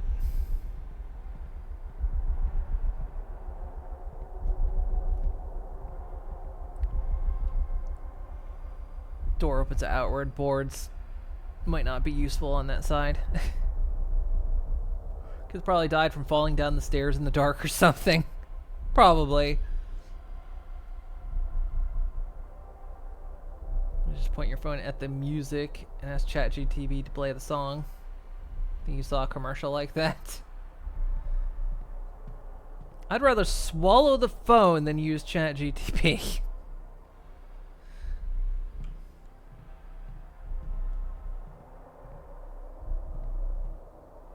Apparently Square Enix is set to announce a new Final Fantasy related thing. Which thing? I know they're getting close to like announcing next DLC, next expansion of 14 probably. It's about that time. They're gonna call it, was 17 or something? Can't imagine they haven't brought. They haven't brought 16 to PC yet, have they? Or have they? Can't remember. I'm losing track of time.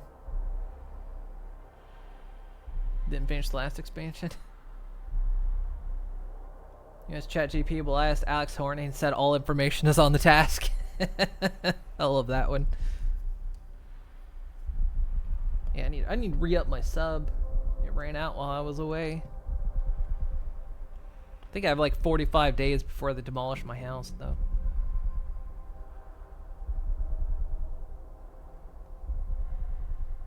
They haven't announced 16 for PC. Yeah, I was trying to remember.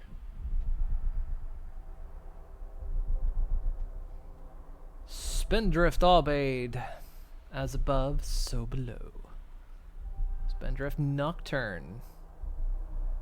He has the golden touch. She has the silver tongue. Oh my. A Fire of Dread.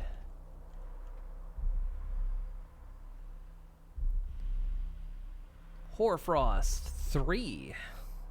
Thrice on the Ice.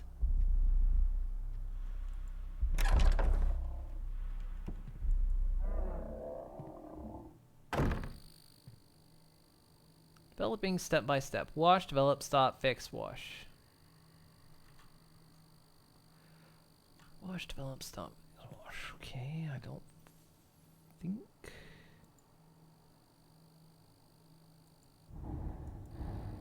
I don't have a reel yet. So I'll have to get real.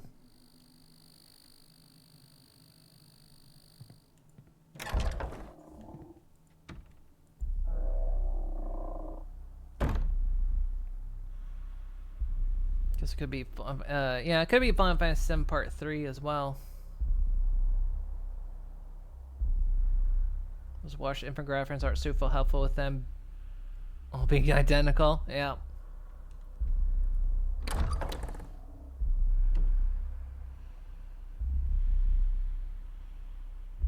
They did very announce the making a new Destiny game, but it's for mobile, which yeah, I heard about that. I've never played one. Yeah, I heard it was mobile.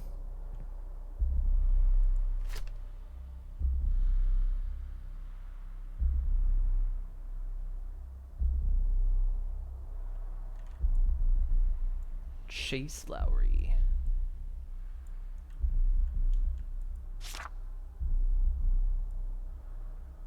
Vinnie Monroe.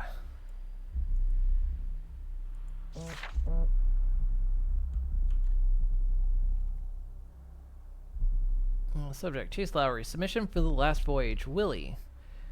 Dear Gail Mandy, I have spent my whole life chasing ghosts, the greats, the ones who leave something indelible behind, and no one has loomed larger in my mind, in my career, in my understanding of this industry than Duke Kane. His films don't just entertain, they carve into you, drag you under, leave you gasping. They show you things you were afraid to admit were real. Which brings me to The Last Voyage. I read the script. I let it stain my hands. Willie isn't just a role, he's a fever, a wound that never quite closes. That's called a paper cut. And I know, without hesitation, that I'm meant to play him. This isn't just another job, this is the one.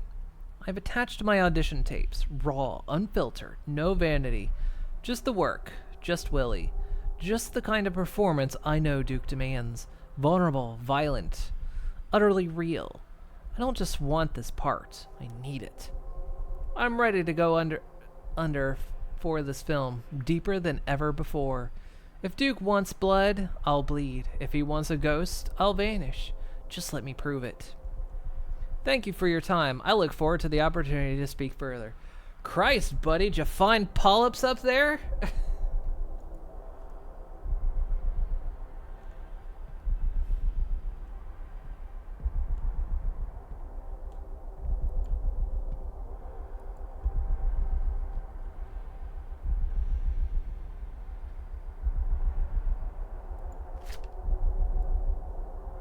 Victoria Cross.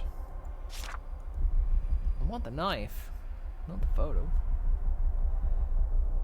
Alright, guess I'll do the thing. Oh, it's a flash drive. It's my flash drive now.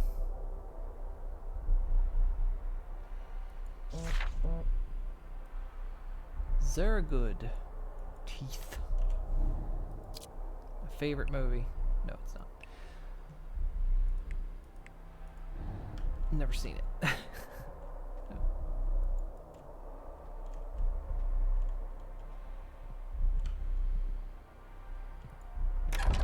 Alright, go flash drive.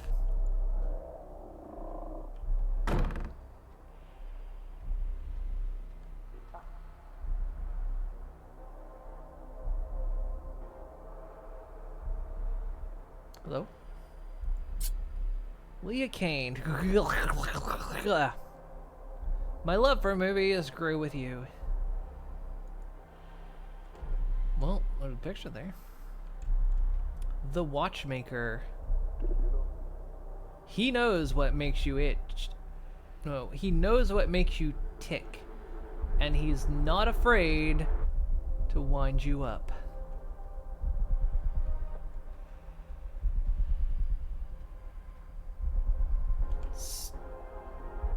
Based on the novel by Marty Keyes, Starvation Mission. Hunger Kills. The White Bishop.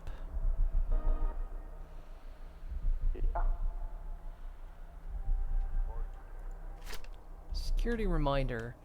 Due to heightened security during tonight's party, the movie theater facilities are to be locked. Today's key code is the stamped date of the former Mrs. Kane's caricature. Do not share this key code with any guest without approval from Mr. Kane. Today's key code is the stamped date of the former Mrs. Kane's caricature. What? I'm guessing this, whatever's scratched out.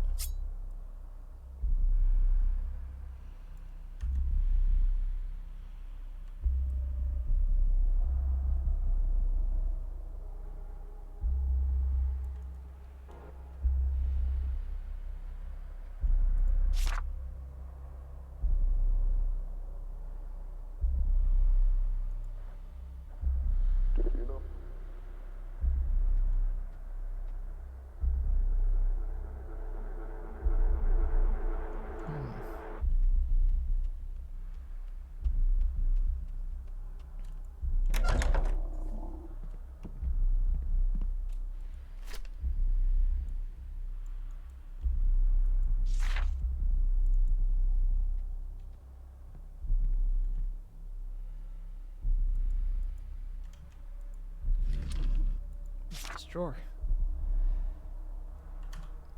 Gale, see Zara for Marion. No excuses, no delays. If she's no good, I'll know. If you fight me on this, I'll know that too. Make it happen. D.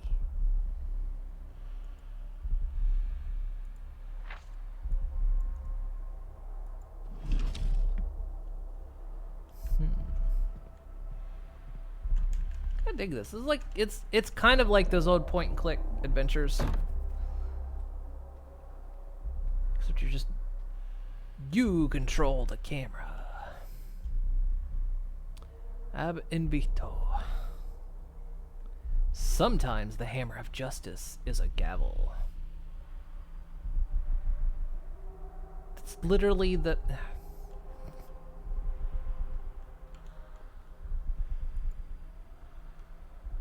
All Seeing Eye for original screenplay. Freelancers Duke Kane.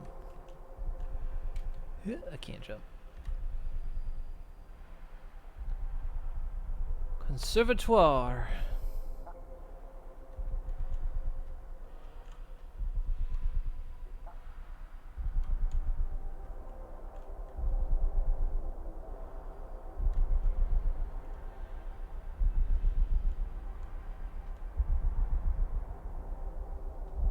The Prometheus. He gave us light, he will be punished.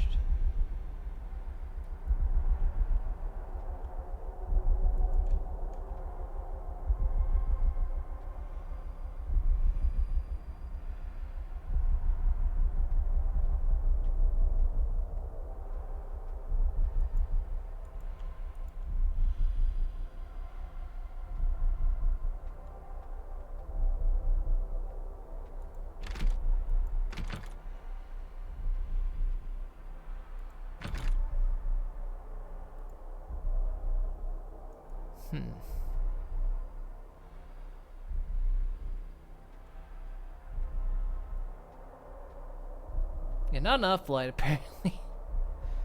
The best that Leo drowned in on the Titanic. Wait a minute. The Wanderer. They call him the Wanderer.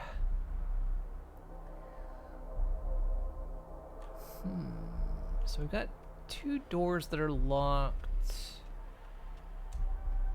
With a little mouse. It's a mousy door.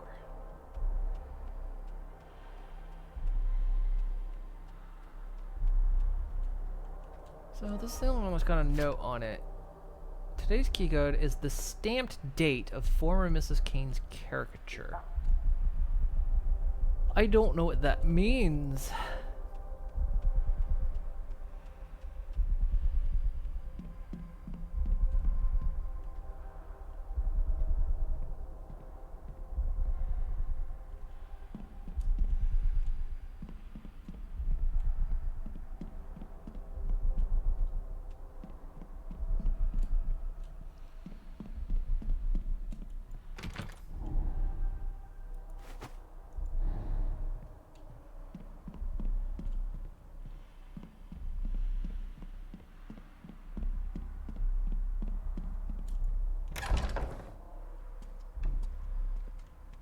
Do we ever find a PC I could use the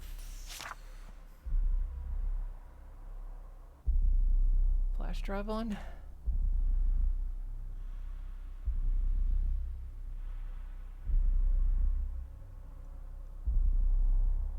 Scroll, chase Lowry, check with management. No, if Frank Gardu arrives, deny entry.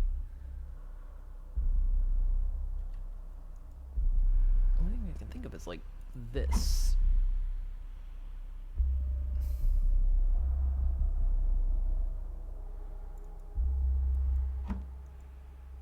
$1989 maybe?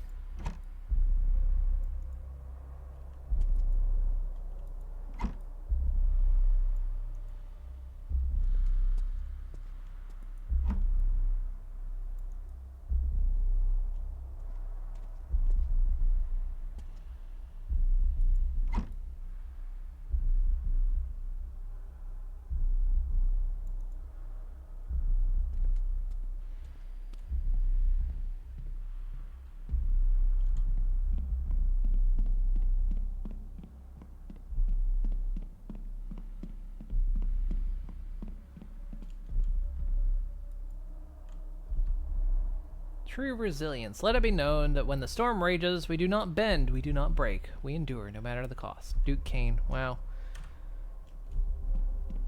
Fortune cookie did you pull that out of? I've seen kiddie pools deeper than that.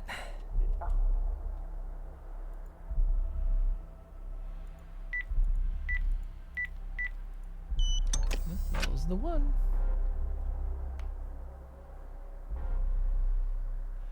Like how the really nice paintings are attached to the corkboard.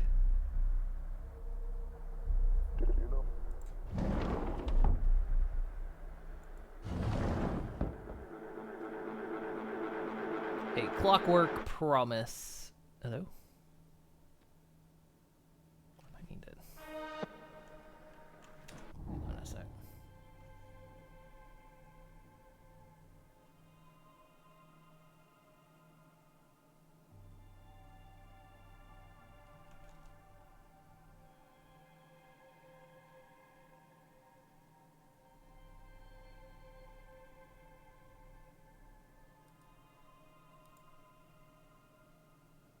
Way to turn.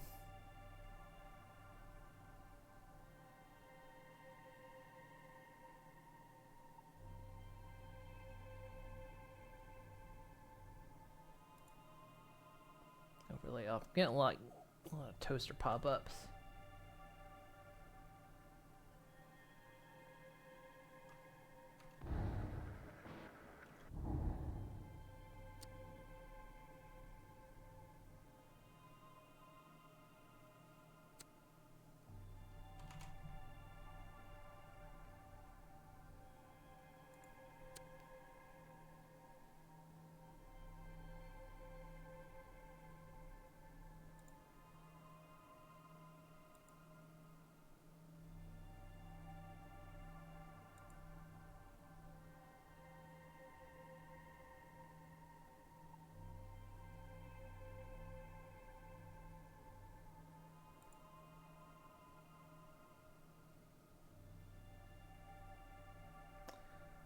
Turn on the Steam overlay. Actually,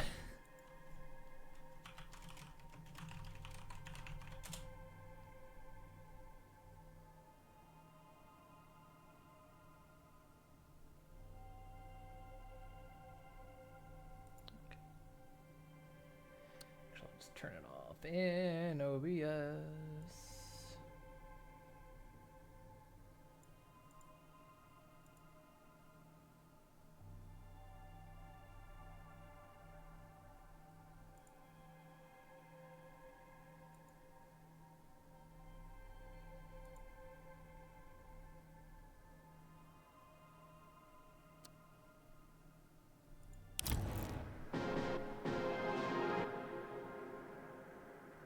There we go.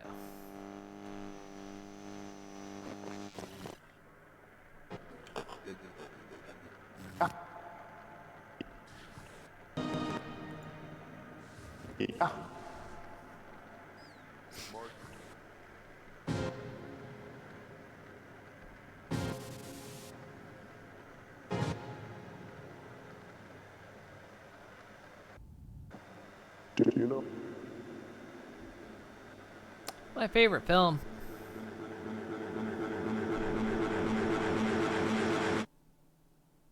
Oh.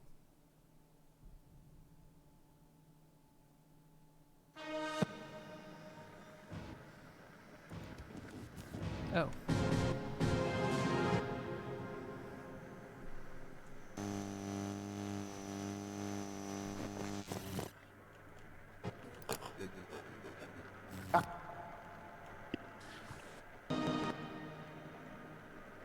Able-bodied men.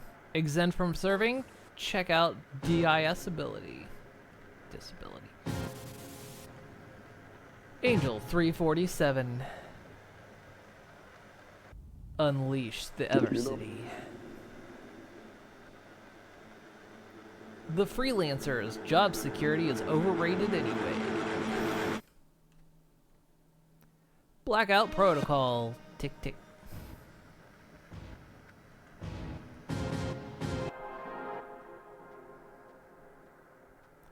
Deep calleth. Deep unit. Who are you when you're alone?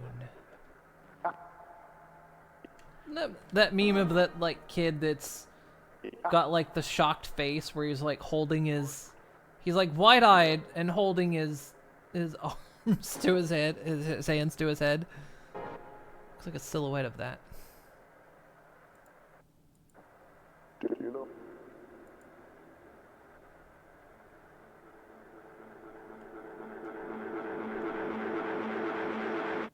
Error. Projection not functional. Replacement part needed. Editorial notes. Balance is key. Good and evil, right and wrong, night and day, etc. This scene will swallow the moon. I'm sorry. But I don't know if he's got the balls for this. Color grading needs work. Color grading needs work again. We're misleading the audience and it's not brave. Not brave enough. More fear, more cowardice.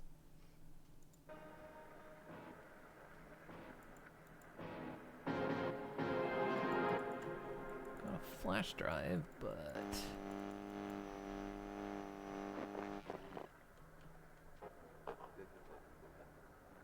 The Mind Pal, good, he's got a Mind Palace.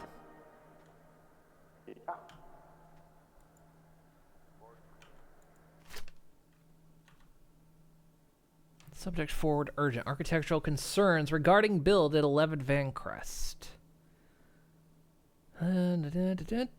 Duke. I'm writing this with the full awareness that I may be removed from this project after hitting send, but I can't in good conscience stay silent any longer.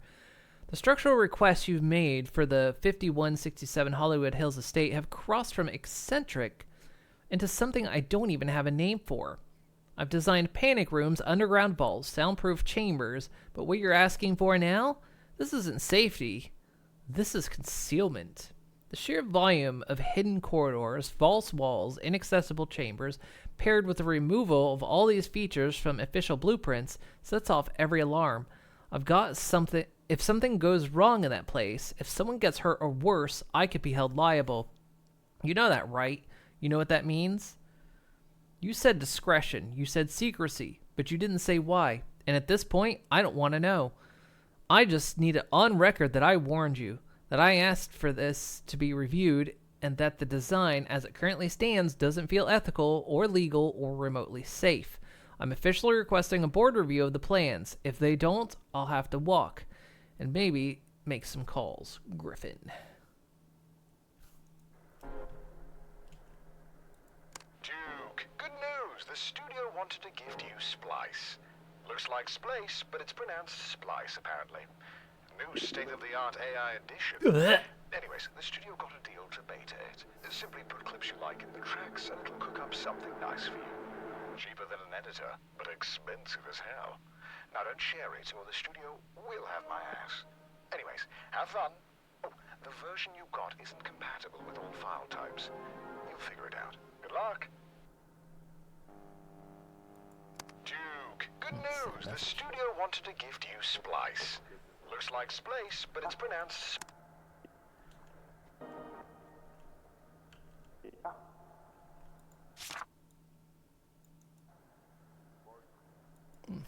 He's got he's pissed on 2 of them. Or are these just the ones I found? I think these are the ones I found. Okay, these are like the things I found, I guess.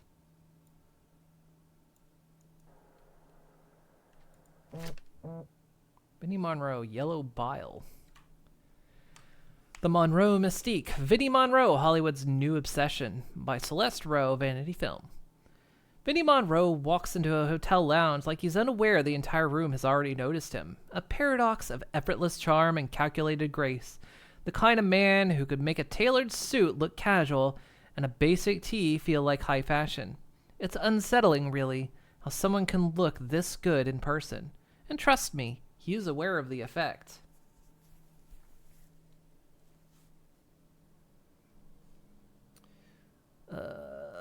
I swear I don't think about it that much, he says, flashing a disarming grin, though the glint in his eyes betrays him. It's flattering, of course.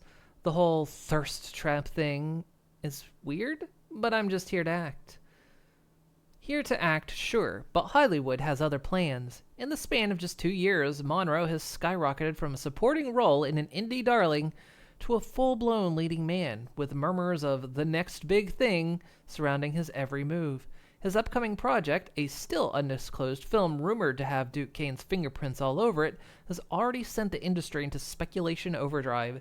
Duke doesn't just cast talent, he anoints legends.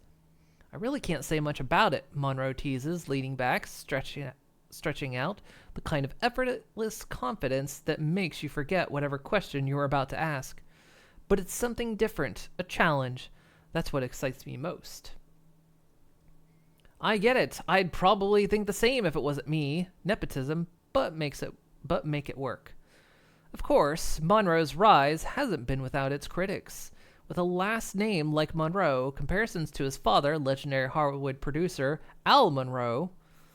I'm glad I said Al Monroe, not AI Monroe. Were inevitable.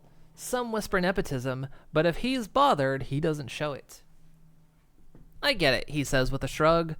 I'd probably think the same thing if I wasn't me, but no one sees the rejections, the times I auditioned under a fake name just to see if I get the call back, and I've had to prove myself too.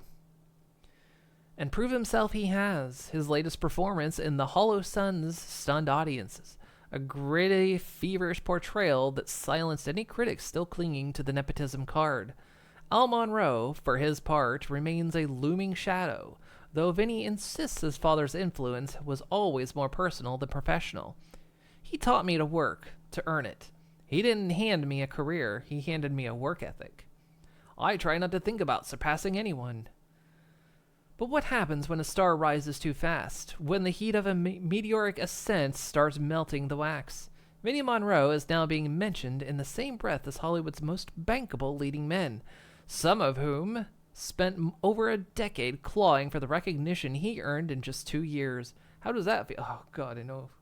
I know what it's like to be caught in that shadow.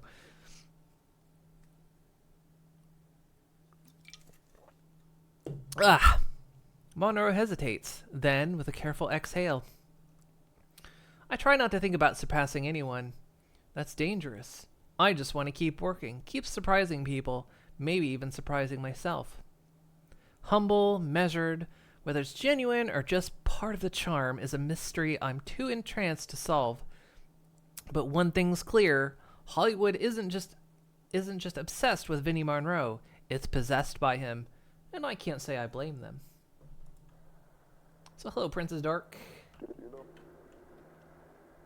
But will you surpass Goku? One day.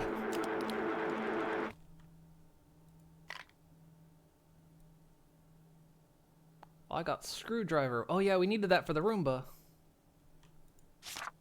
Falcon Film Media Invoice. What do we got? Integrated image processor 10. Location of receiving goods, handwritten garage storeroom. There was a storeroom in the garage? Condition of goods upon receipt. Ticked. Excellent. Yeah. Out of order. Let's check the message on that. Out of order. Projector maintenance.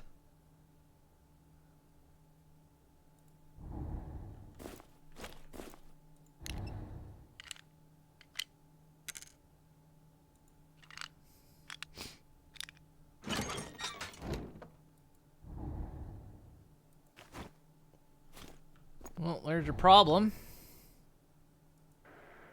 Your thing is not thinking correctly.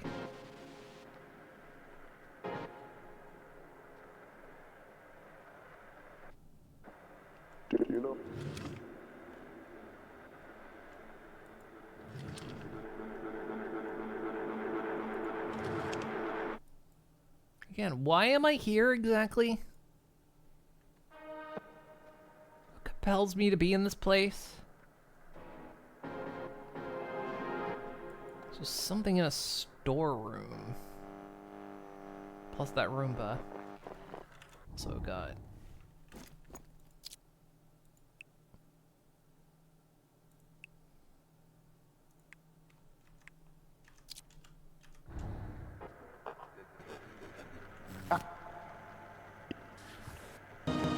Does that make those noises? You know, I'm like choking on a chip slightly, trying to talk.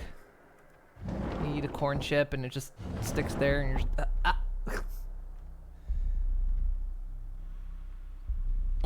okay. So there was the garage storeroom, and then there's the Roomba.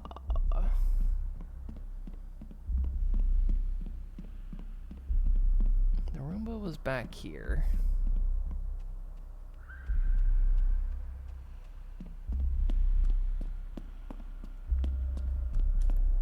Oh yeah, the cat thing.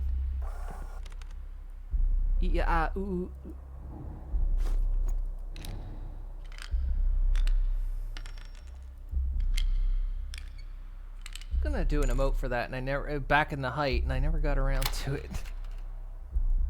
A key, storeroom key. Buddy, how'd you get that? Now you're dead. I killed it.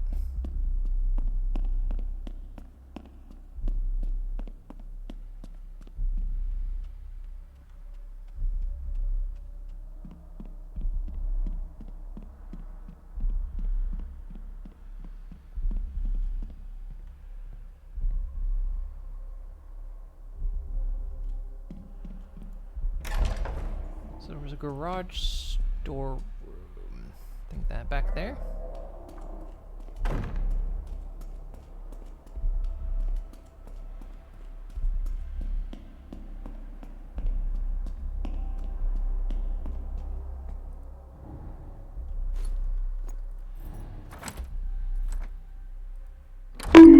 Yeah. Blah. Yucky.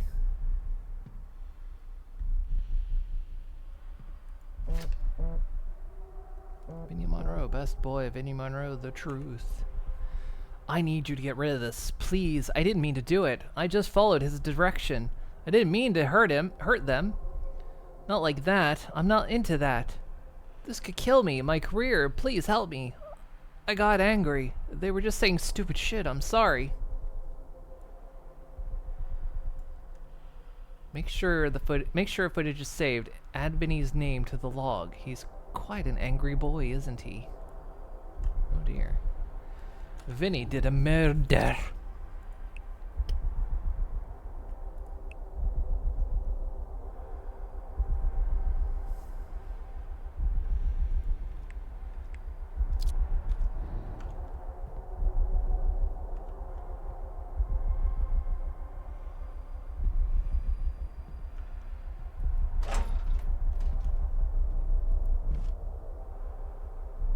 The IP part box.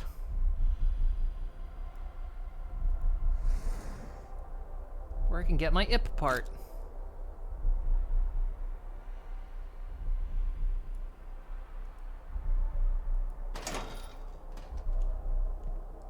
Now I can go put the IP part back in the projector.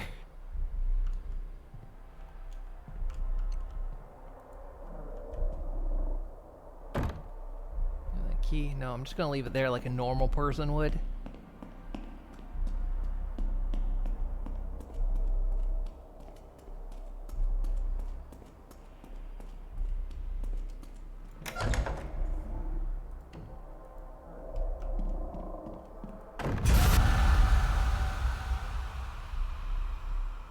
I looked away right when I did that, but it still kind of caught me.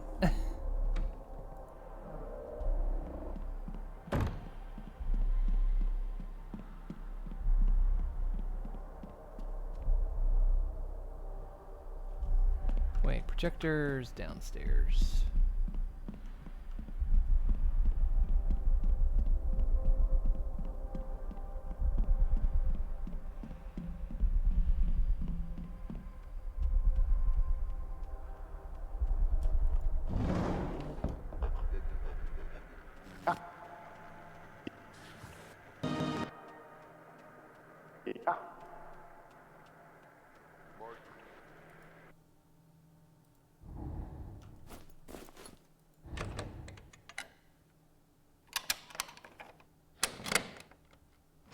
Jam it in there. Pretty much works.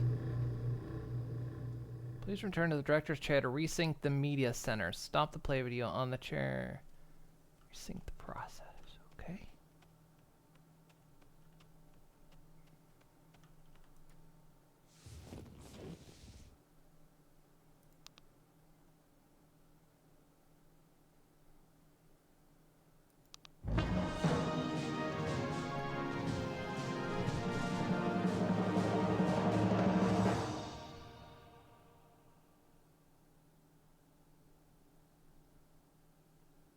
Roll sound. Speed? Camera. Oh, let me know when you're ready. Yeah, we'll do. Yeah. Mark it. Screen test, scene 24A, take 1, marker. Vinny. Vinny. Do you know how important this is? Yeah, I think you do. You wouldn't be here if you didn't. There are many men out there who would kill to be where you are, where you stand. Do you understand? Vinny? I would kill to be kill there. for this. Sure.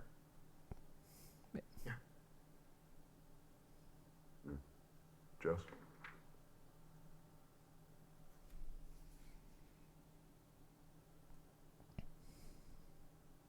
Action. Damn it, Marion, I'm trying to help you. Help me how, Willie? By digging us all into a hole ain't nobody getting out of? Patrick is planning on selling this boat out from under us. You think he's gonna give you something? He's gonna take his money and run up some... He's... Anyone! Answer me!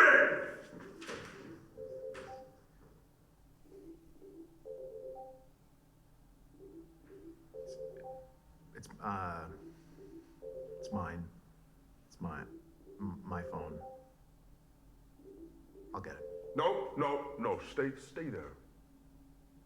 Just give me the phone. Give it to me. Keep fucking rolling! Thank you. Chase, who the fuck is Chase? Chase, I don't know. You don't know? Well, why is he saved on your phone if you don't know? He's an actor. He's another actor, an acquaintance, you know. Fuck him. Fuck it. Yes. I'm working. He isn't. You know, got time to fucking call me. What's your pin? My pin? Yeah. Your pin, so I can fucking turn your phone off. It's 4328. What? 43. It's 4328. Right. Okay. Yeah. Yes, you take. Fuck the board! Just cut it.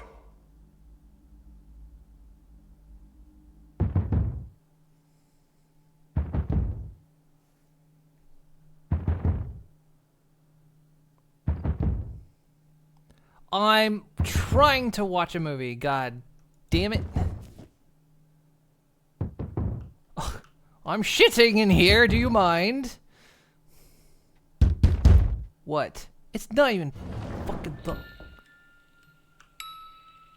We just move this shit down here?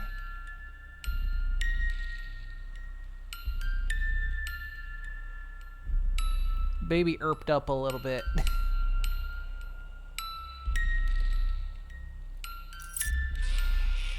Shield key.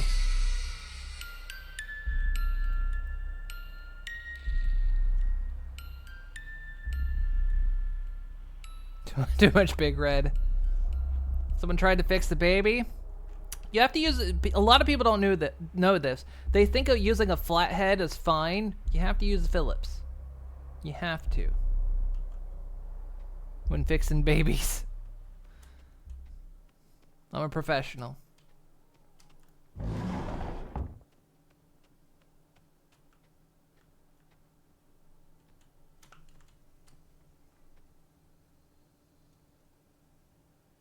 Don't use phone interference. Okay.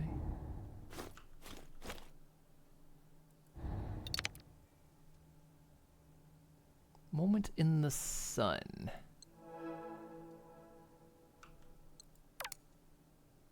Media load to proceed to cinema. High-end babies have those screws. American and European baby for the head size of the screwdriver. Doesn't really, the size, funnily enough, the size of the screwdriver doesn't matter, just the type. It's weird, I know.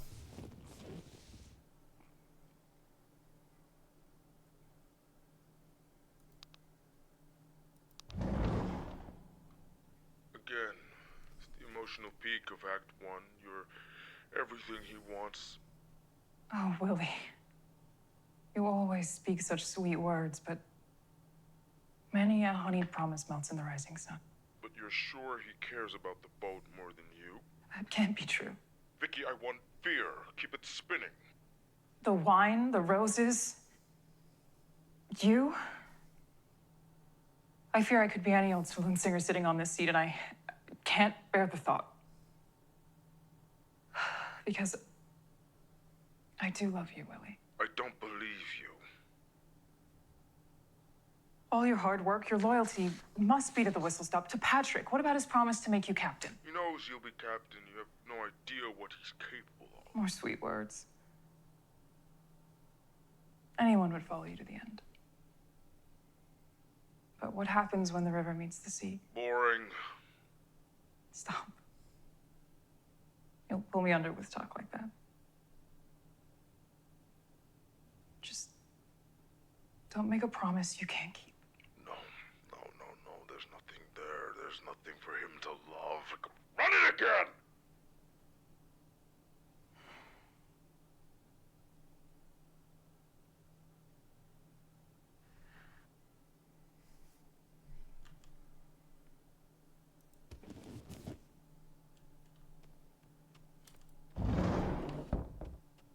Guy just talks like he's got cheese in his mouth all the time. Like shredded cheese in his mouth all the time.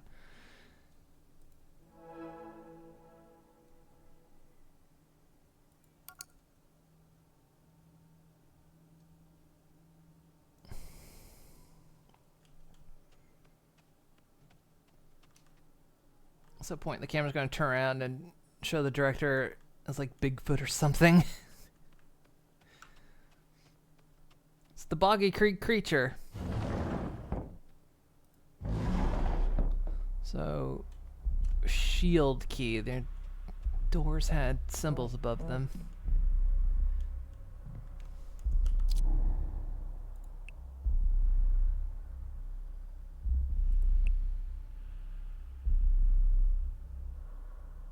Magic of cinema is that it lets us peel back the skin, see the marrow of a man, what he hides, what he dreams.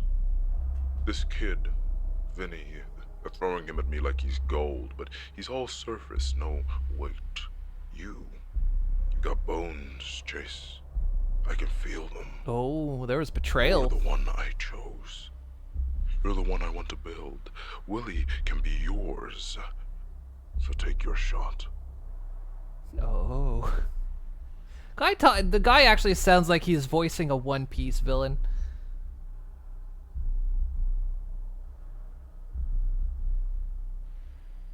Don't think we'll see these movies in the Satellite of Love. Has to be a reason he sounds like that. But his movies make so much money, everyone looks the other way. They hired the guy from COD Black Ops 1. He's gonna ask Ben what the numbers mean soon. What do the numbers mean? Okay, so one of these doors had a shield above it.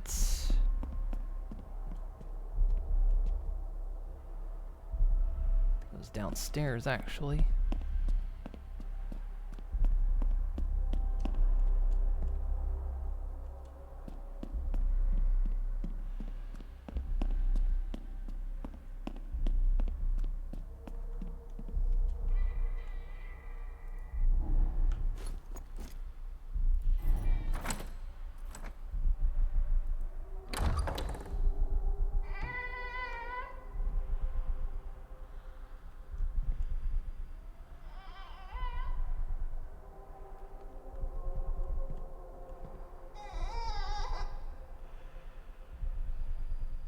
Cassette tape cases.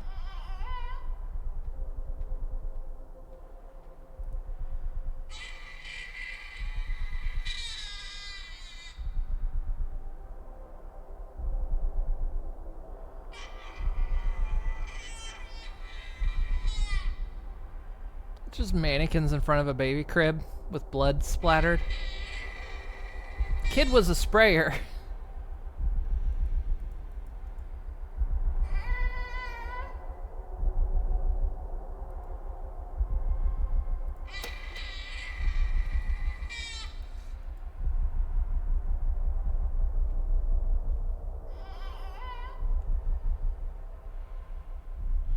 There's the house.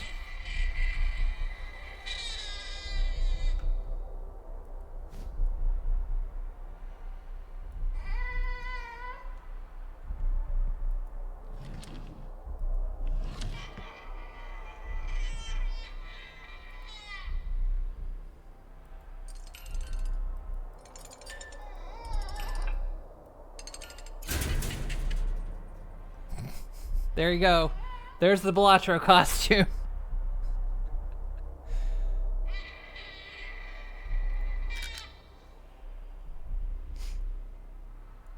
My little angel. I need to learn to say goodbye. You're in the stars, you're in the sky, but when I close my eyes, you stay with me, you stay with me. Can't believe there's no pink naturals. A little angel now, little angel now, little angel now, little angel now. I'll never know the truth, you know. You broke my heart for okay, sure.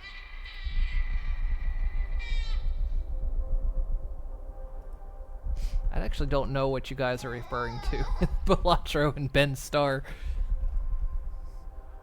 I don't actually know.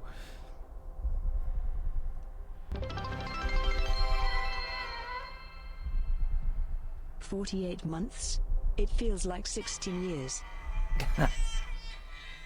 Thank you for the resub. For 48 months, 16 years. Have we been? It's like we've been together for 16 years. Thank you.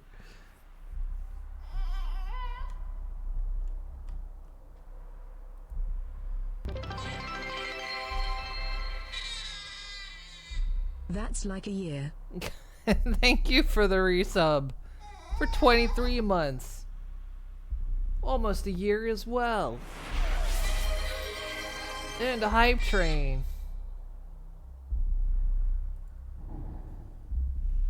Choo choo.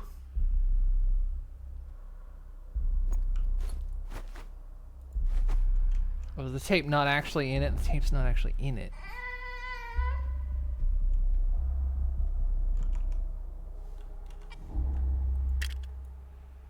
Oh, it's empty. Oh.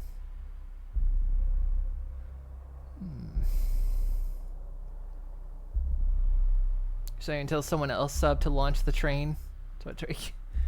That's what my trains do. My trains launch. BB? BB? I want my BB. BB. Give me my BB. Empty chest weeps dry. Tiny footprints end in red. Silence eats your name.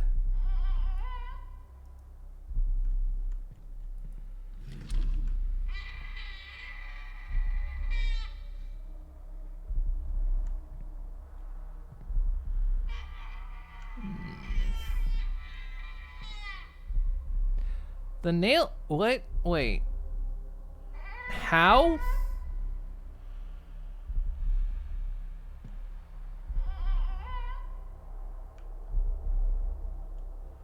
For one, this is old wood and rusted nails, but the nails are coming from the other side? How? So thank you for the bits.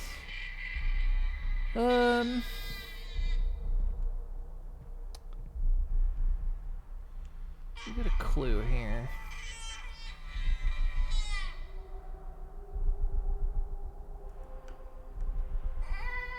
That's what I thought, maybe their nail heads rusted off, but they're all like that. That's kind of weird.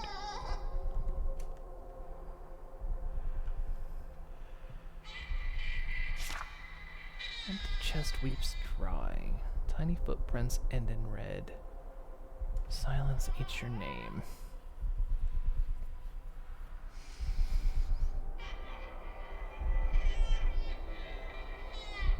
I feel like this is the clue.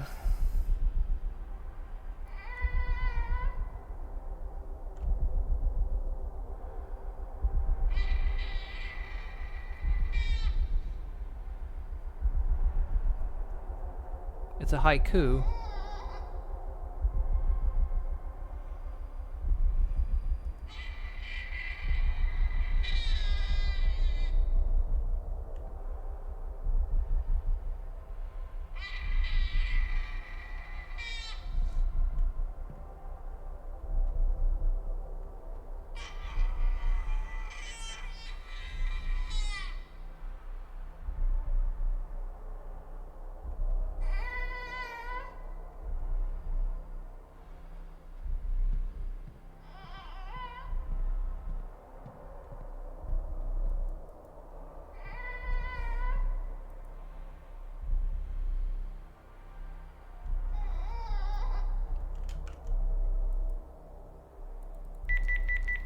That's 4 numbers.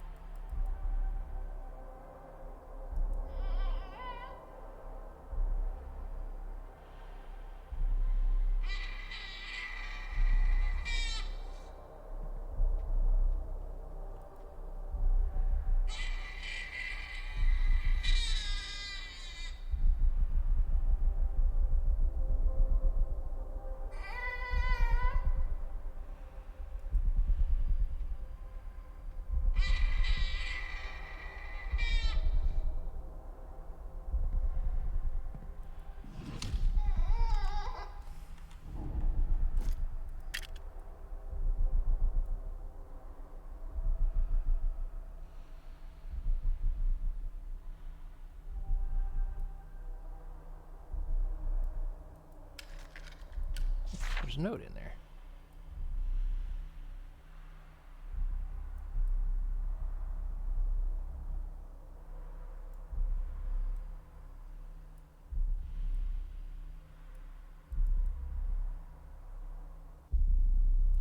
It's folded.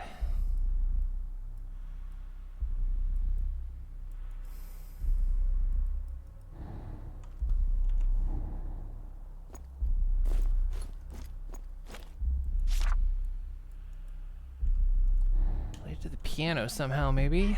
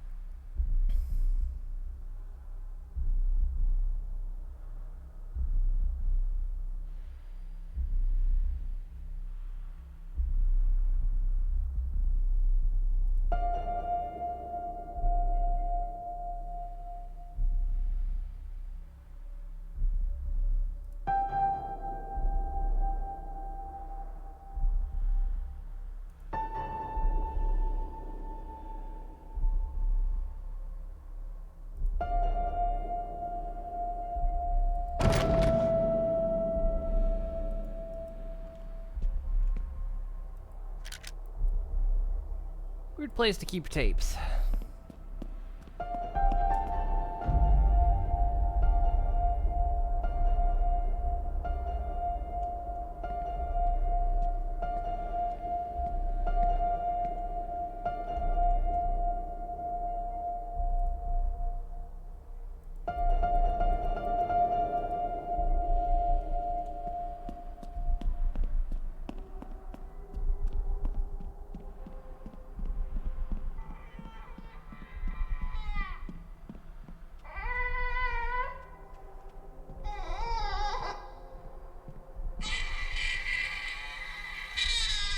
Play E by Markiplier. E.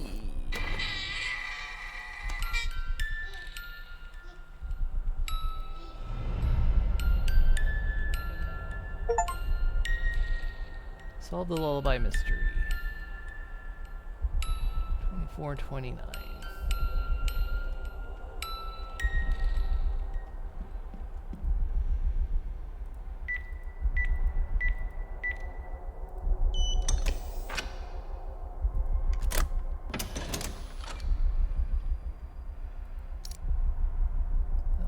Drive to the courtyard.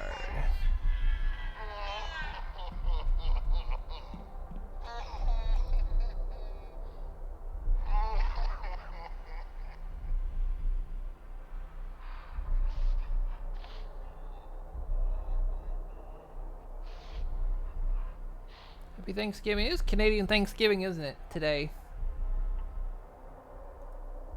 Oh, we already got that number. That was to the safe in there.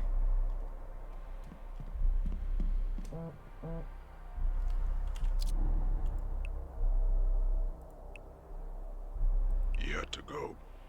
My little angel, he was in the way. But him gone has given me so much more. See, sacrifice is needed in order to achieve greatness. Do you understand that? What it takes to be something real. You do, don't you? Kill his own that kid? Hunger inside of you. You're like a son to me, Chase. Eat his own kid?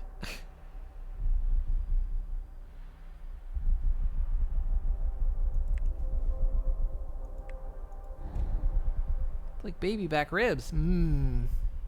Tasty. Let's go watch this little film bit.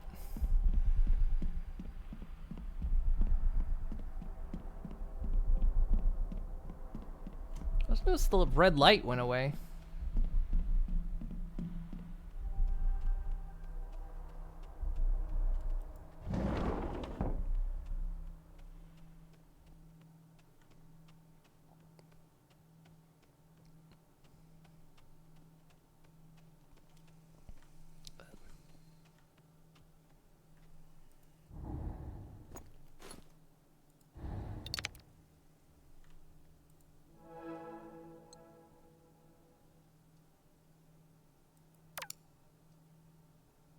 So I guess this is Leah Kane then.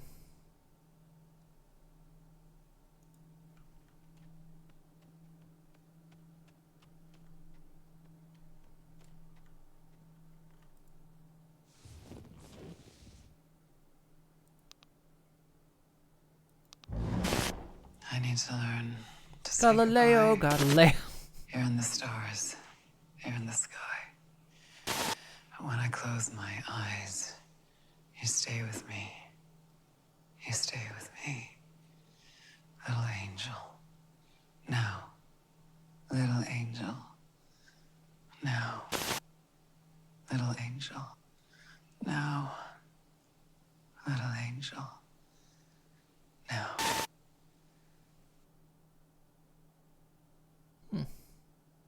These will work.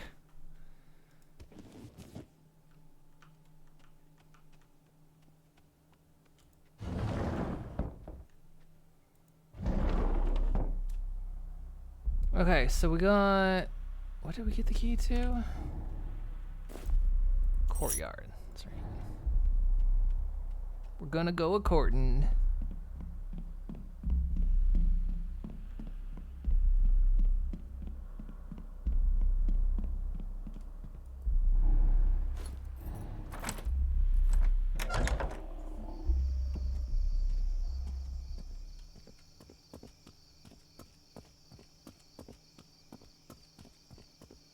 So there was a teddy bear back there that had a tape.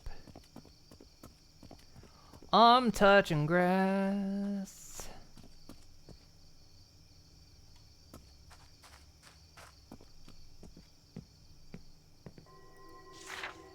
Spindrift All Blade. 2 out of 5 stars. They don't make movies like Spindrift All Blade anymore, and maybe there's a good reason for it. All Blade is a paradox, and for a while it's an entertaining one. But after a point, once the scale and grandeur dulls and the pompous ideologues multiply, you realize you're watching a proudly silly film about men in tunics. Both numbing and soulless, the film seems dedicated to pummeling us over the head with its overtly obvious messaging. The Greco-Roman gods and their rich mythology is a subject of immediate familiarity. I'm not sure if Duke Kane, the writer and producer of this self-anointed epic, is trying to reinvent the wheel. Certainly, there's a romantic allure to seeing more old-fashioned films like this, odes to the old sword and sandal epics of the 1950s and 60s, but I don't remember them being so drab, overstuffed, overglossed, and overly serious. That guy probably got murdered.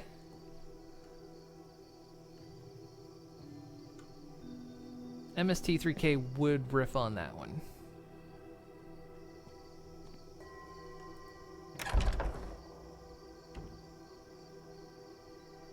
I've seen more movies with men in tunics.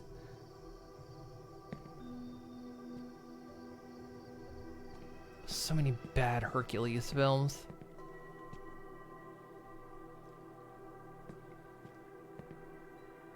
Is this supposed to be Achilles or some shit? Found the snake-tail dagger. It's supposed to be Poseidon, but why do you have it in his heel? You guys mixing your theology. Nelly! How's Nelly Zorro? How you doing?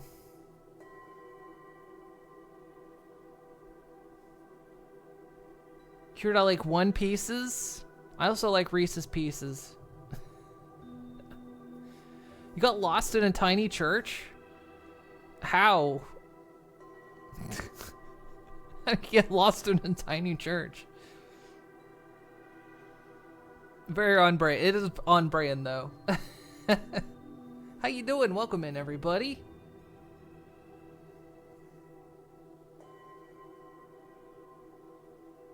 Gotta bring your tiny map.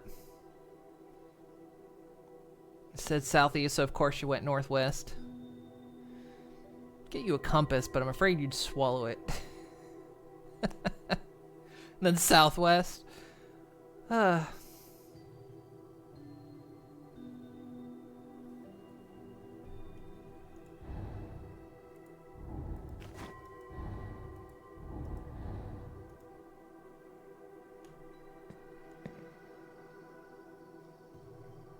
We are playing Dead Take. It's kind of like reminiscent of the old PC point-and-click games.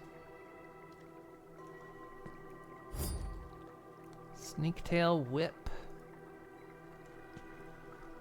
For a Lash LaRue film.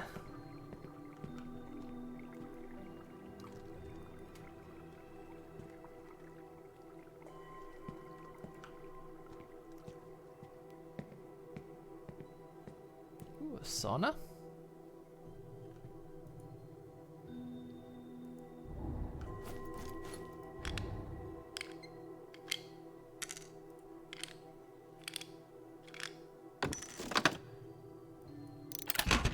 Turn it on. Oh, I should probably read the instructions first. Duke likes it hot. I swear I almost passed out when testing this thing. He says it has to be 185 degrees Fahrenheit.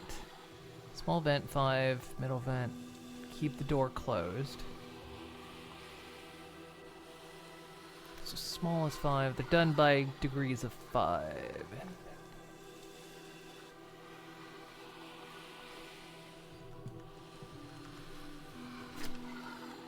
Operating instructions. Set isolator switch to position 1. Add heat. Pour water onto the heat stones. Reduce the temperature. Set ventilation apertures.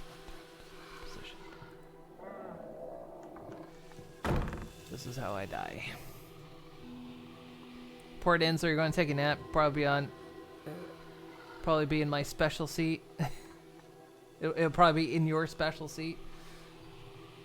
Can't read. Well, enjoy your nap. Have a good rest. We'll get this boat ashore.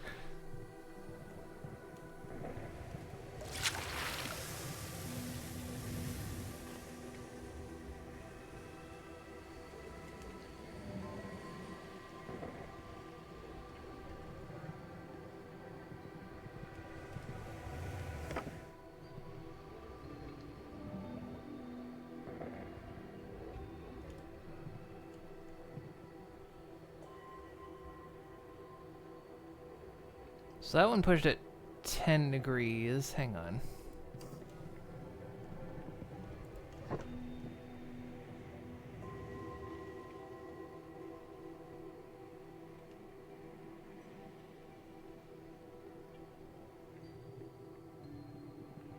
That should stick right there. So then there's that one.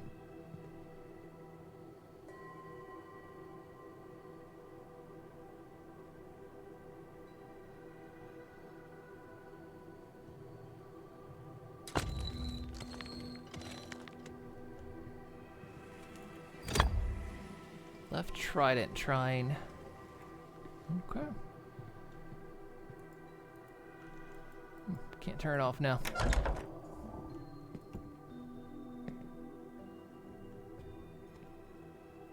Temperature is dropping. Okay.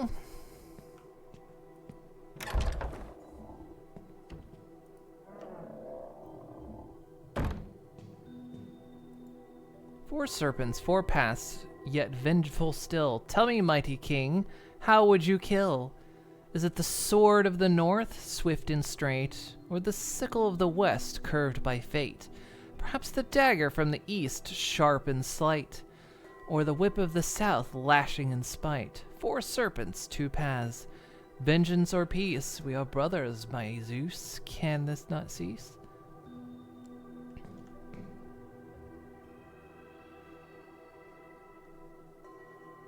So the whip goes in the south.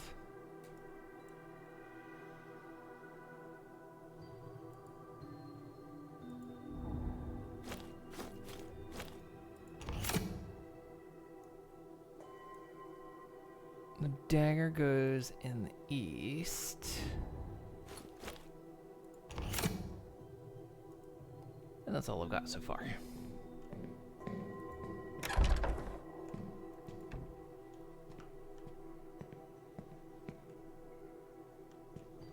Ooh, it's a pool with no water in it. It's a sad pool.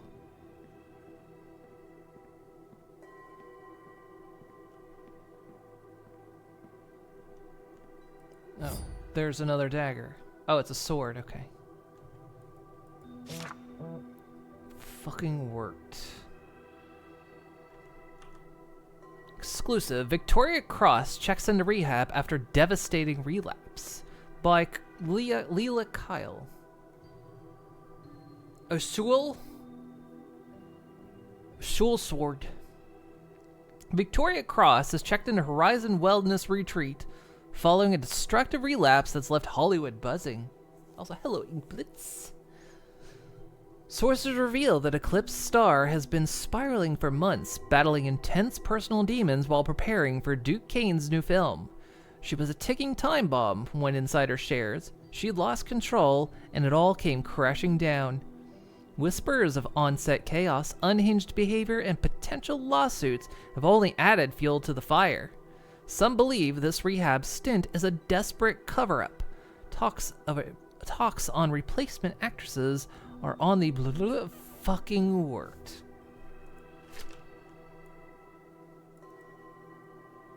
Guess they were trying to get her off the movie, so they kind of triggered her into some kind of relapse.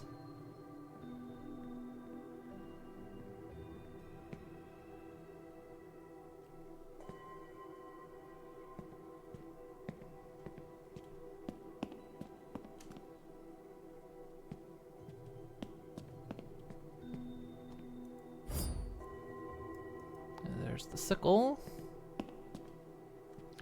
I'm gonna jump into the pool. Break a leg, prepare for a dive. There was an achievement to do that. Also, we had a phone message.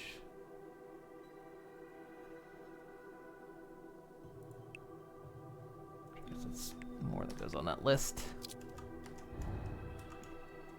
Welcome back to the cold. I know. Got back. Today's the first full day I've been back, and after being warm for a week, I was so cold today. I'm like layered up, wrapped in a blanket, and I'm like, I'm still cold. Not even my sunburns are keeping me warm. Like, what's the point of the sunburn if it's not keeping me warm?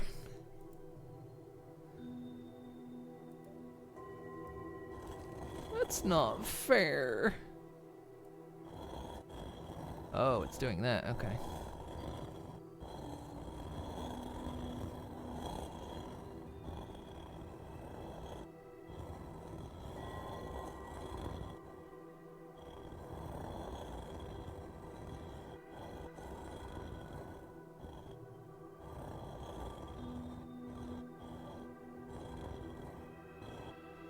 Almost looks like it right there, doesn't it? That's definitely it.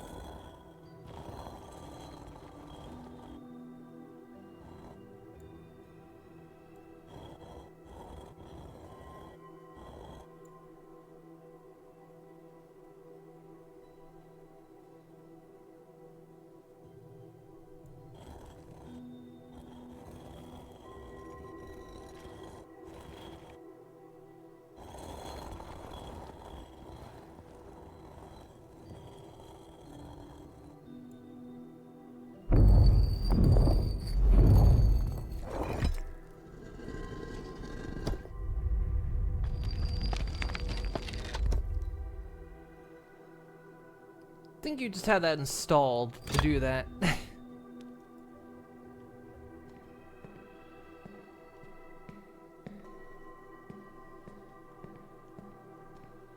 Fucking rich people.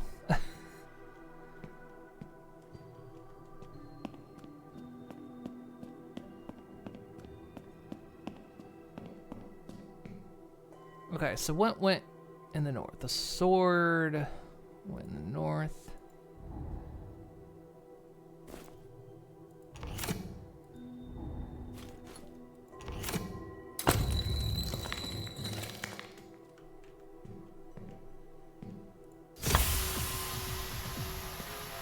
Oh, what the dickens? What is this?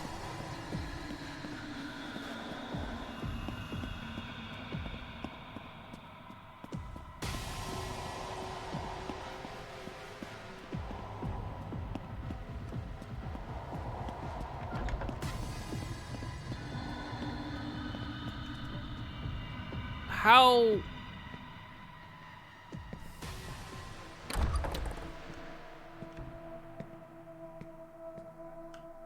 How did you even do that?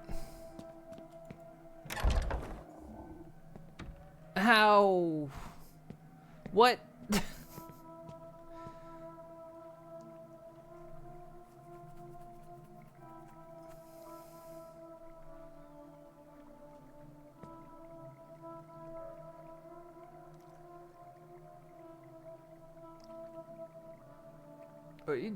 What are you talking about?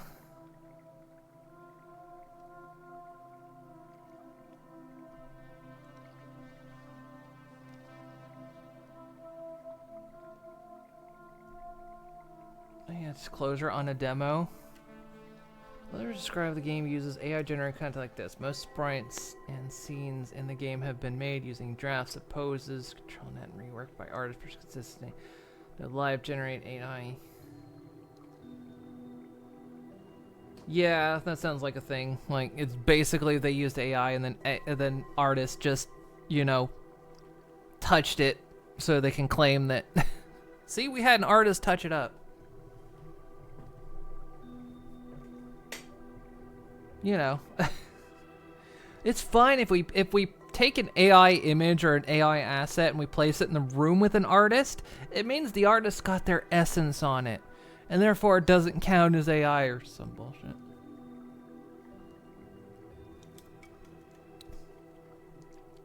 Man, you know, I feel like with the descriptions some people use to come up with the ways they've used AI, they could have put that creative energy into just making something without AI. You know what I mean?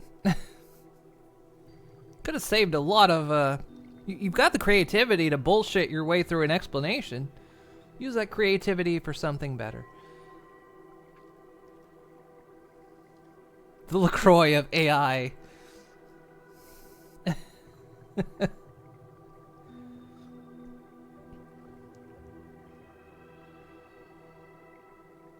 What's funny is that AI is neither saving time nor money anymore. Yeah, exactly. It's, well, now we've reached the sunken cost fallacy and, the what do you call it? The, well, they're using it. We're gonna be left behind if we don't use it. We're dumb if we don't use it, you know. Stigma, that's the word I was looking for. T is in the bubble, explodes violently, won't get any apologies. Yeah. But they'll all quietly have to,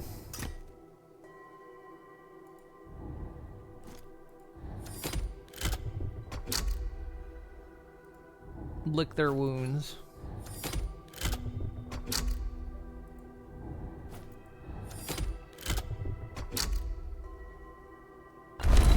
And they know we'll be laughing at them. And they'll have to do it in silence. Spare me, brother! Desire consumes the... Just want to read this like Macho Man. Spare me, brother! Desire consumes thee, thy mercy ebbs low.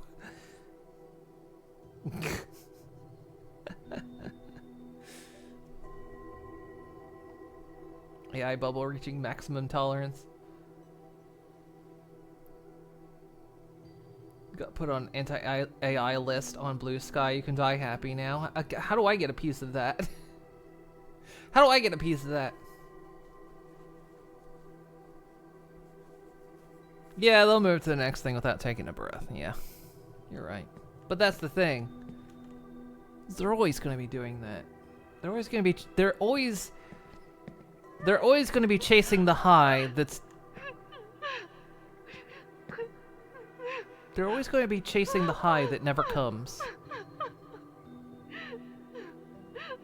high is always just going to be just out of reach for them.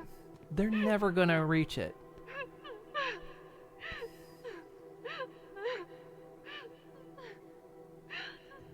All you can hear is roused hour's friend.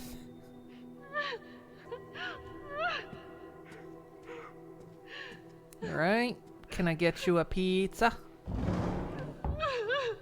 Wow.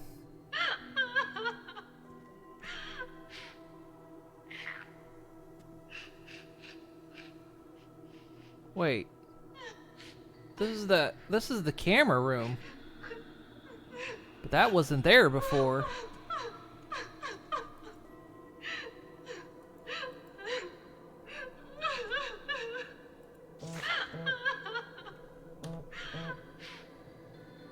From Zaragood. Forward, Victoria Cross. Official complaint. I thought you'd want to see this before it gains traction. She's serious, Duke. I can try to slow things down if needed. Let me know what you need from me. Also, if there's any space left on the last voyage, I'd love to be part of it in a bigger way. Zaragood. I like it when you look at me. Forward a message. Victoria Cross, official complaint. From Victoria Cross. To whom it may concern, oh, okay, that was a reply. To whom it may concern, I am writing to formally document my experience on the last voyage casting process and the repeated mistreatment I endured under Lampblack Productions. I've attempted to resolve this privately, but I no longer feel safe remaining silent. Throughout production, I was subjected to extreme working conditions, including last-minute overnight reshoots that violated my contract, psychological coercion to perform scenes I had previously declined, and intimidation tactics to prevent me from speaking out. I have records of multiple incidents, including text and email correspondence, where I was pressured to comply or risk being blacklisted.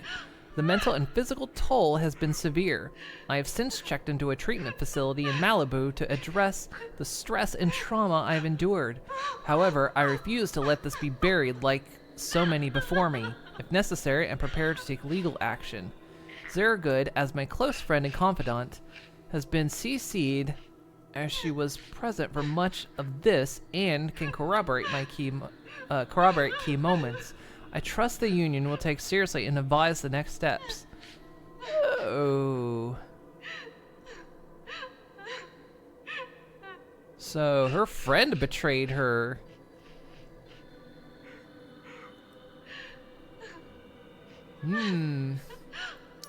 So her friend stabbed her in the...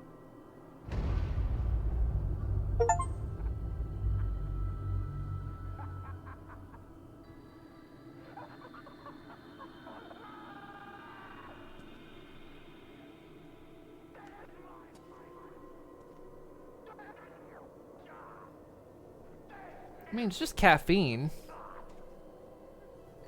Not that drug addicted.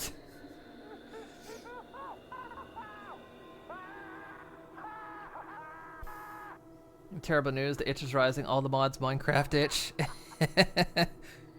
What was it, a couple weeks ago, I loaded up all the mods 10 in the sky. I was kind of dicking around with a little bit, but I haven't really gotten into it. I think it was when I was just looking for something to do passively. Right before I went on vacation, because I didn't want to start nothing.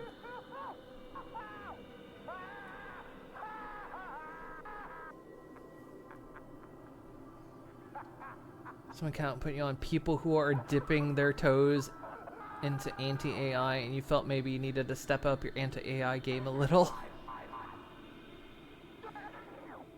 You saw Yogscast doing a Yog Lab series. I saw that. I'm kind of excited for it. I'm like, holy shit, they're bringing Yog Labs back? Fuck yes. Perfect timing. I think I was in Majorca when I saw that post, and no wait, it was right. It was before I left for Majorca. I was seeing posts while I was there too. I was like, yes. I'm hyped for that. Yeah, how do I get on these anti-AI lists? I want in on this. feel like I'm not working hard enough. I guess it's because all my rants are generally done on stream and not, you know, on social media as much. Maybe that's why. I see the walls you built, Chase. Around your body. Around your soul. I know how to open them. You just have to listen. Let me in. Let me guide you. If you trust me, if you let me, I can show you things no one else can. Let me in, Chase. Let me in. Let me in. Oh, I still have another one. Oh, just more of those.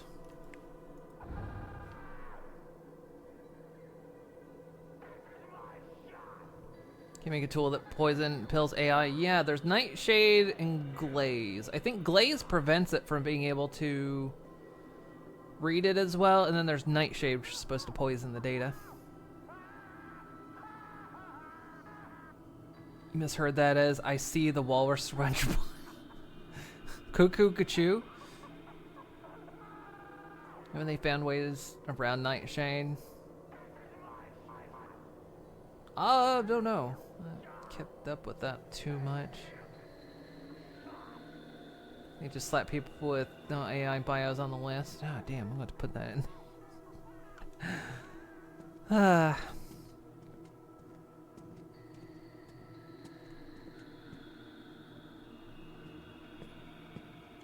Okay, so we got another little movie thing. Let's go back and watch that. Touch grass, touch grass, touch grass.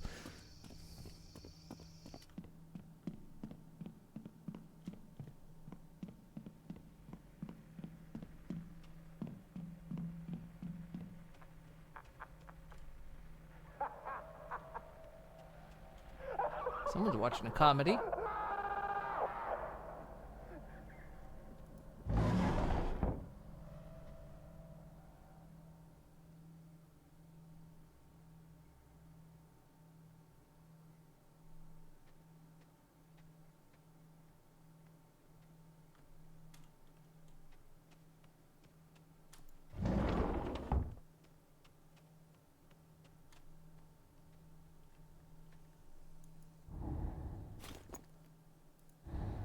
What are these leather-bound flash drives? Blue Moon. I'm suing.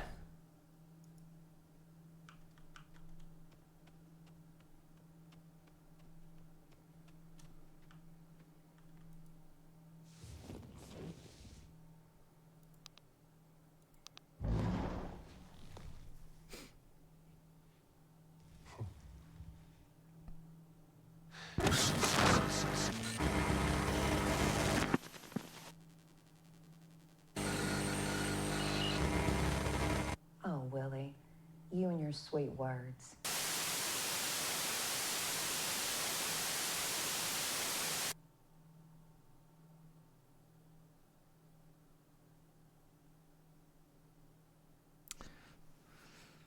Keep rolling, never cut.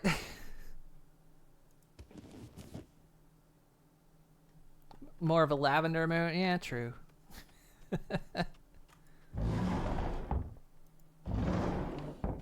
But once in a blue moon, you know?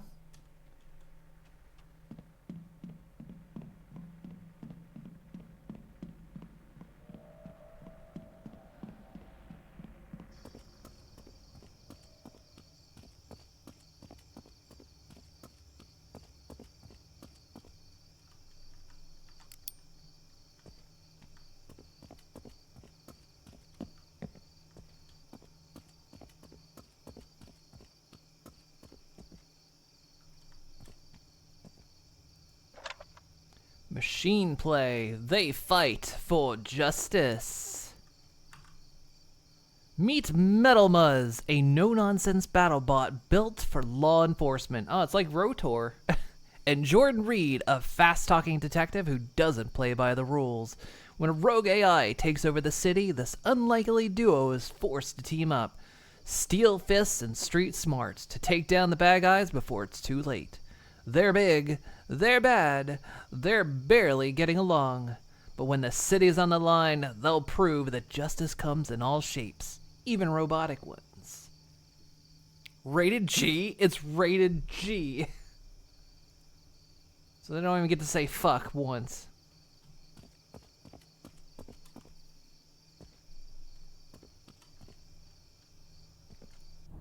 Let the robot say fuck. I do, okay, that worked. Oh, because that just opens here.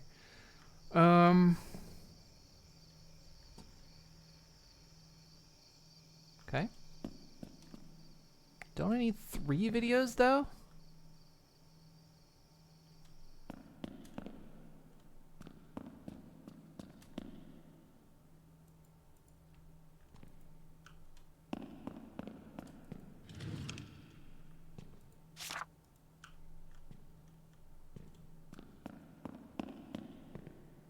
What have I gained?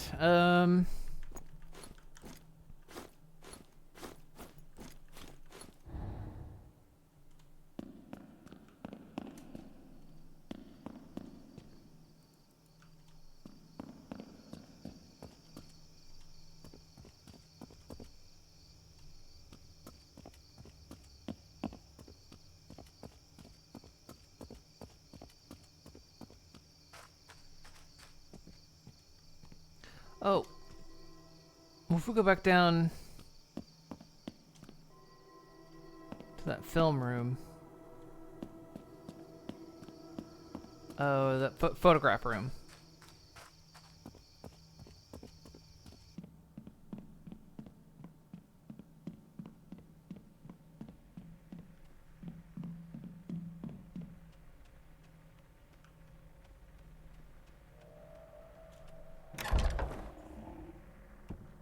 Oh, they're gone.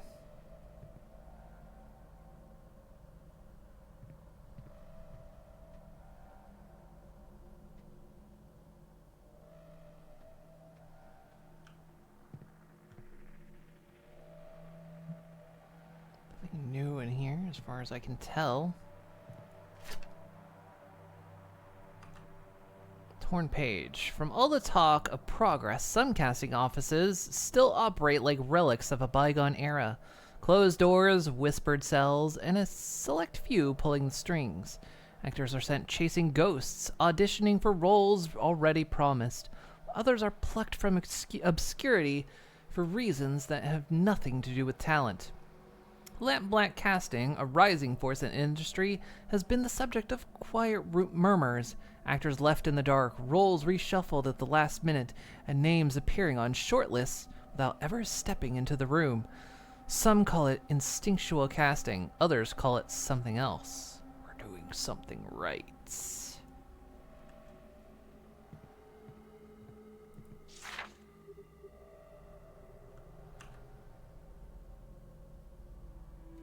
Willie as Vinnie Monroe, excellent take, first choice. Chase Lowry, cold cover letter, was not invited, denied. Flag to Duke, there was a leak. So that was the friend to Vinnie, who might have stole the role from Vinnie. Shrunk pressures lacks depths in later scenes. Victoria Cross. Fine takes. Duke's first choice. Too theatrical, over-rehearsed.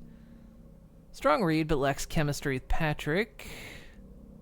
Excellent under pressure, but too innocent in delivery. Heavy-handed, feels unnatural. Decent. Additional note. Zara good. No tape. Requested for part. Female ship hand. Flag to Duke. She was the one that betrayed the friend that reported.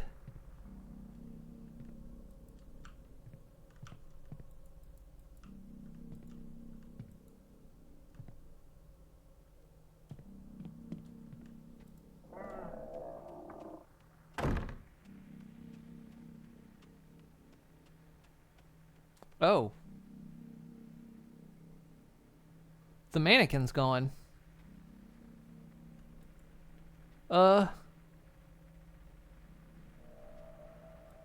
And it took off the life vest. It's going around out there somewhere. It's unsafe. It's the mannequin. It's not safe. Hey, Leo Blame.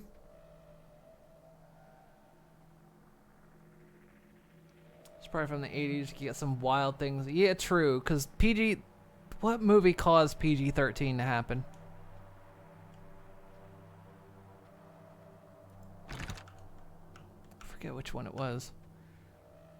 Oh, the mouse room we don't know how to get into. So... What have I gained at this point?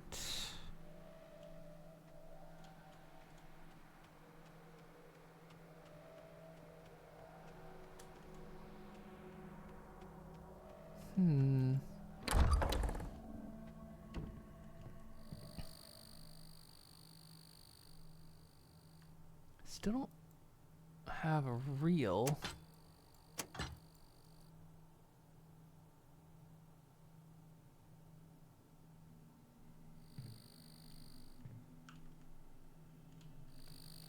Wait, do I need...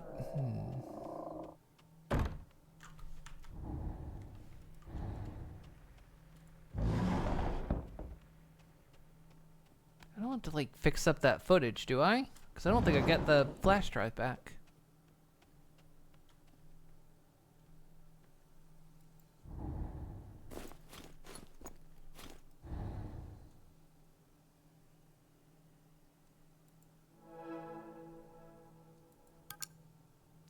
Welcome to Splice, your handy auto editor. Splice can only splice edit compatible clips.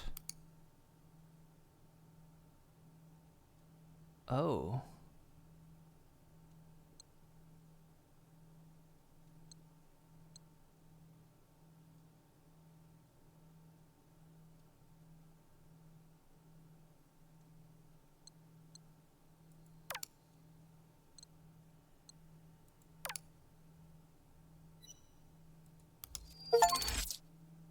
Play my first edit.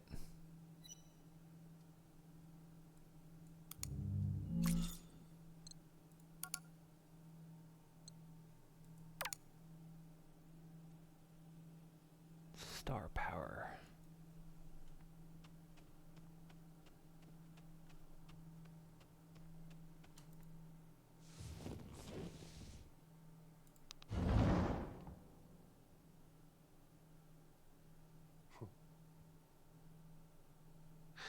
Seven roses, 2 glasses, 1 night, and 0 cares in the world.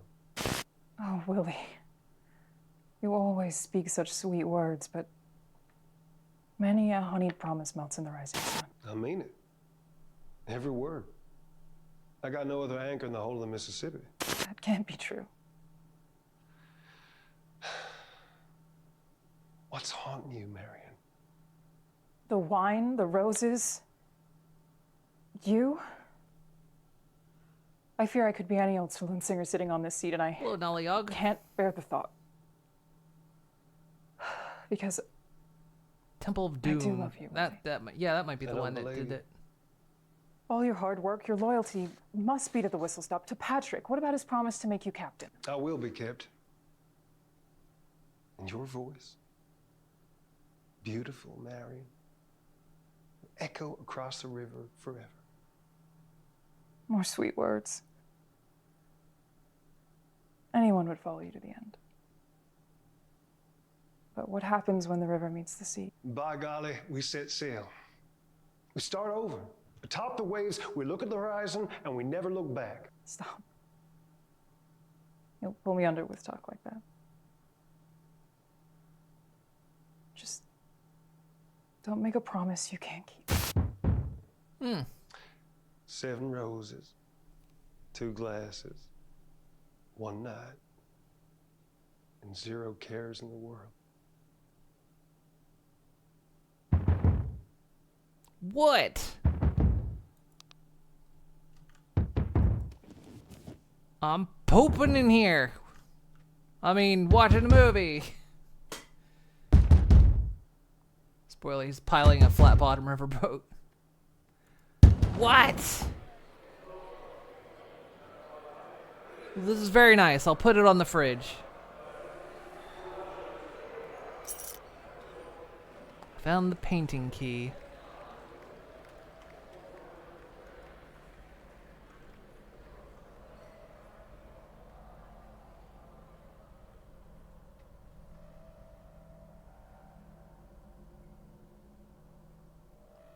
Got all over the rug.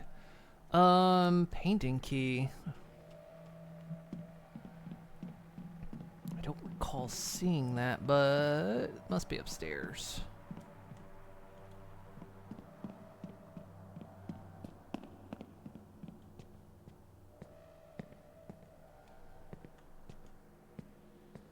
Maybe?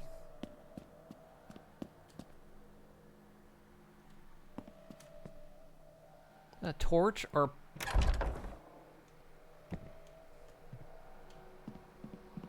paintbrush? It wasn't locked, okay.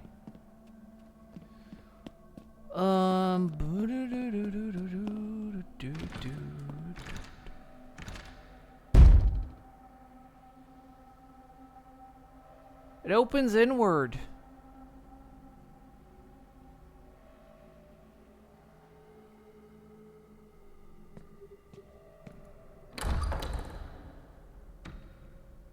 Nope.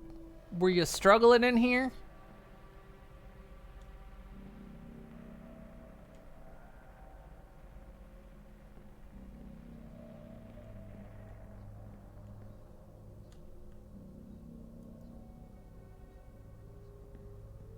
Just pinch it off. You'll be fine. Don't squeeze too hard.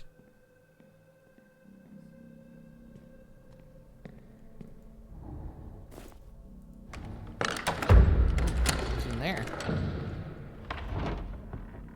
Sure.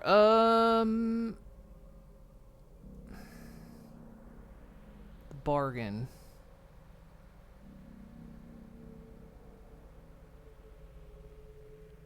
Oh, what was...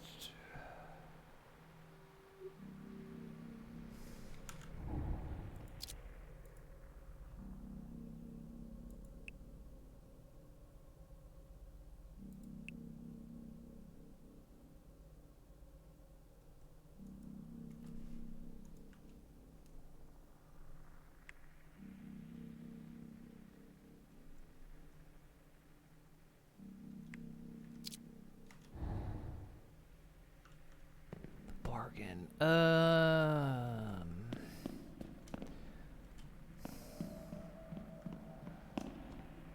Oh. Oh, these are unlocked.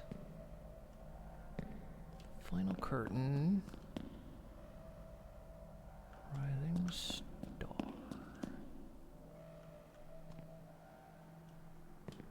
They're interactable.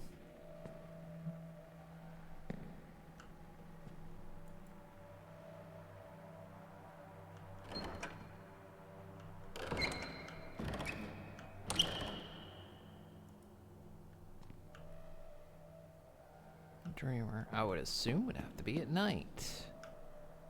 The final curtain or final sacrifice.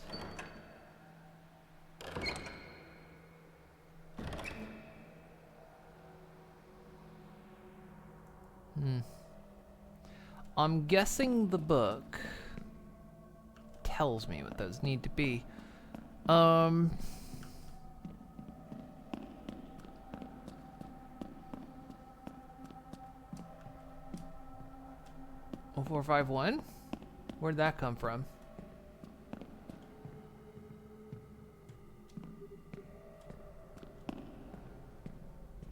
Where's the 0451 from?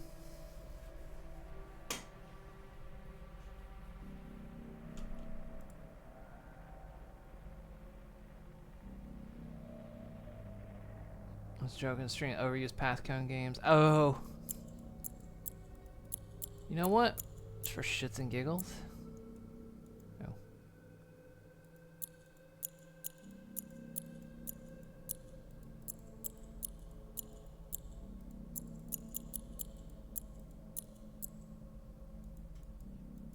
Nope.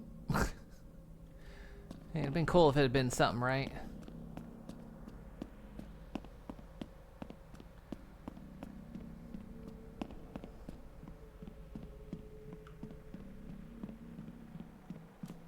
Um.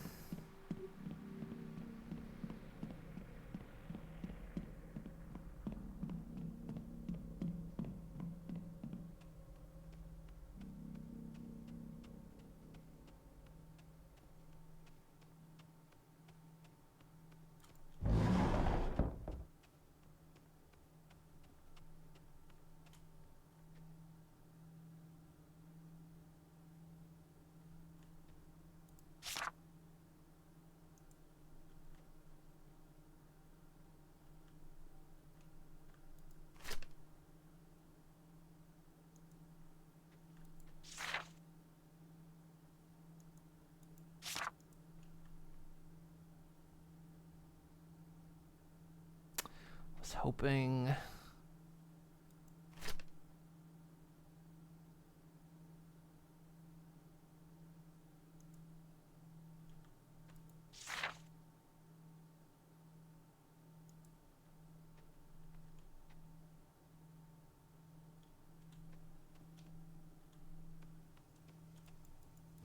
Because there was that article that New Cali. Maybe it's another one of those paintings.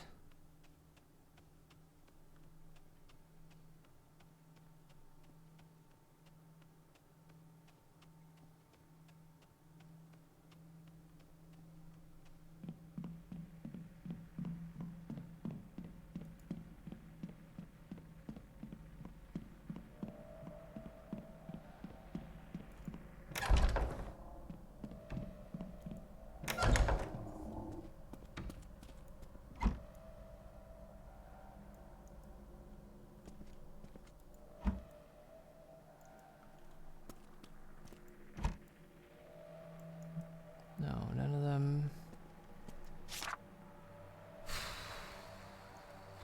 There was a article.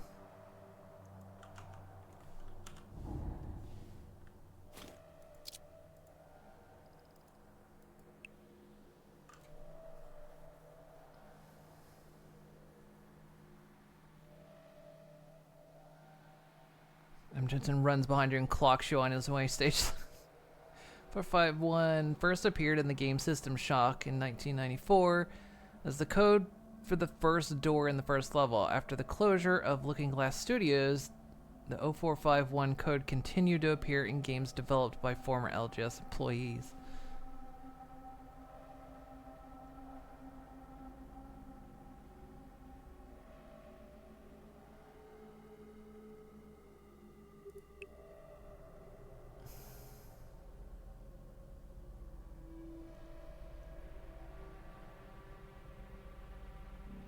I don't know what all these mean.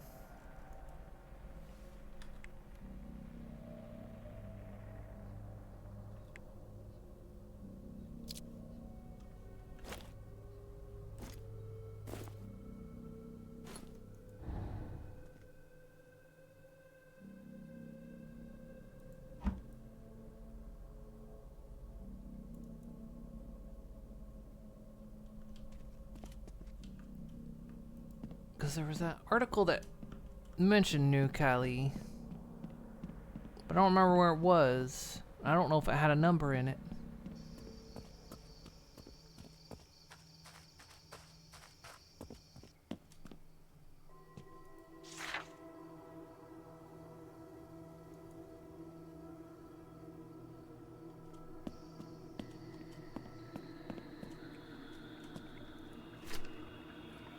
Meet Steam Room now.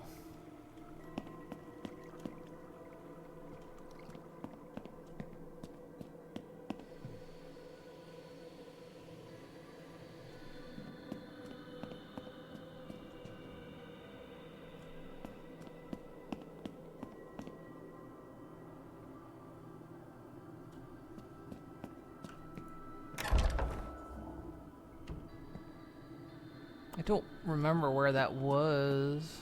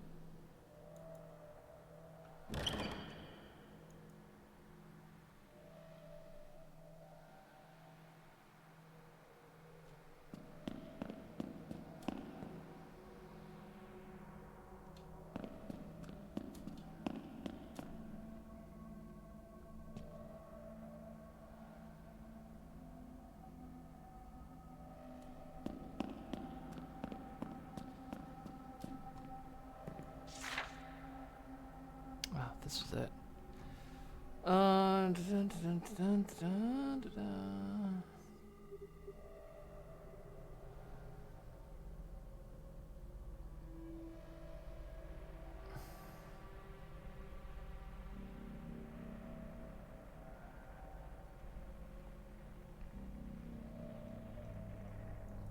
Doesn't actually help.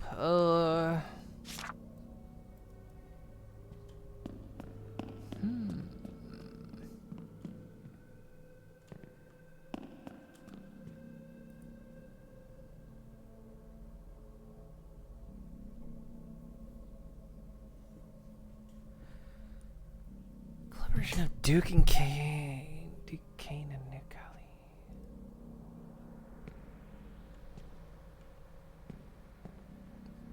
I mean, when I put that key in,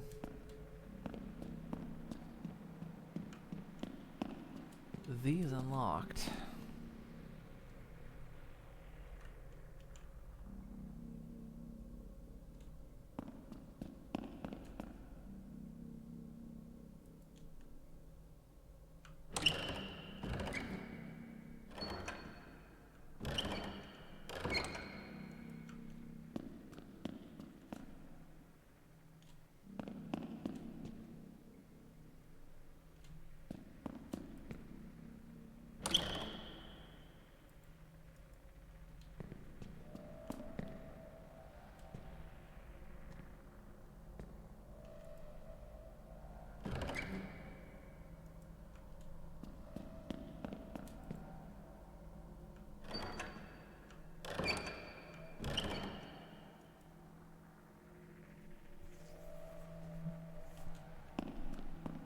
Something in the article.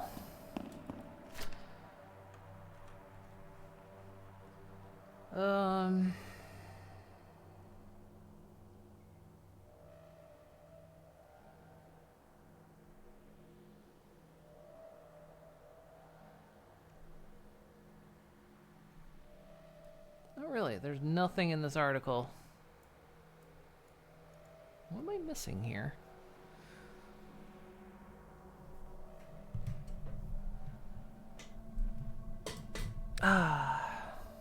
Well, listen.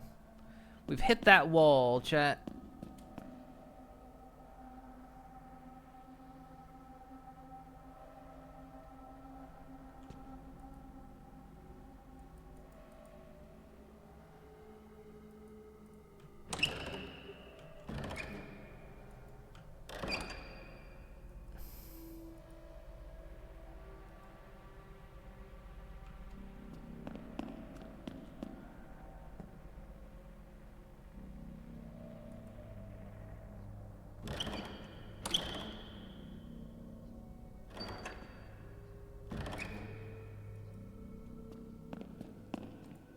Maybe color motif?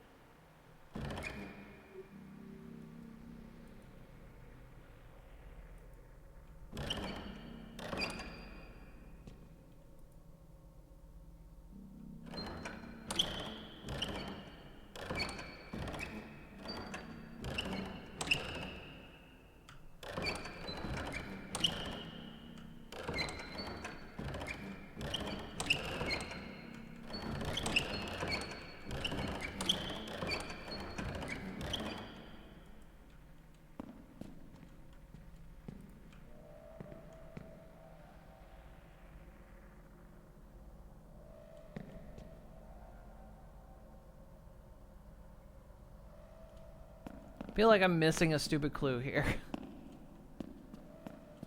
What?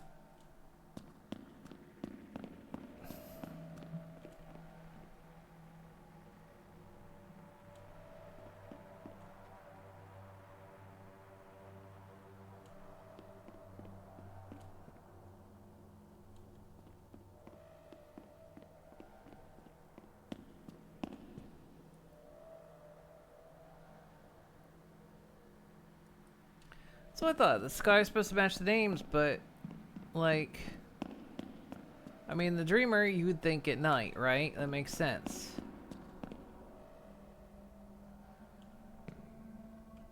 The final curtain, this is like a sunset.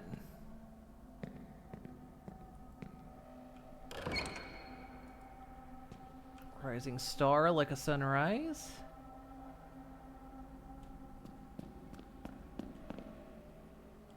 But then this one's kind of the tricky one. Price and illusion. It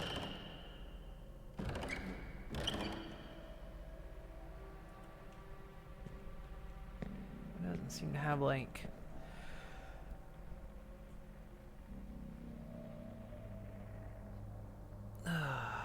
Is there a hint to the ordering? Yeah, I don't know. It's either in the book. I don't... See, that's the thing. I don't know if figuring out these pictures, like, helps me open the book, or the figuring out the book helps me figure out...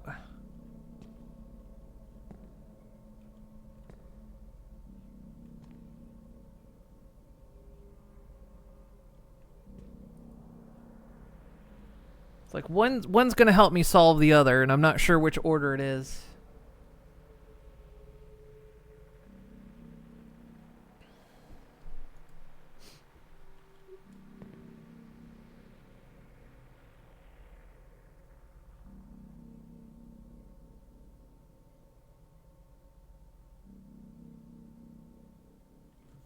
I don't have any more information. Unless... Oh, let me see something.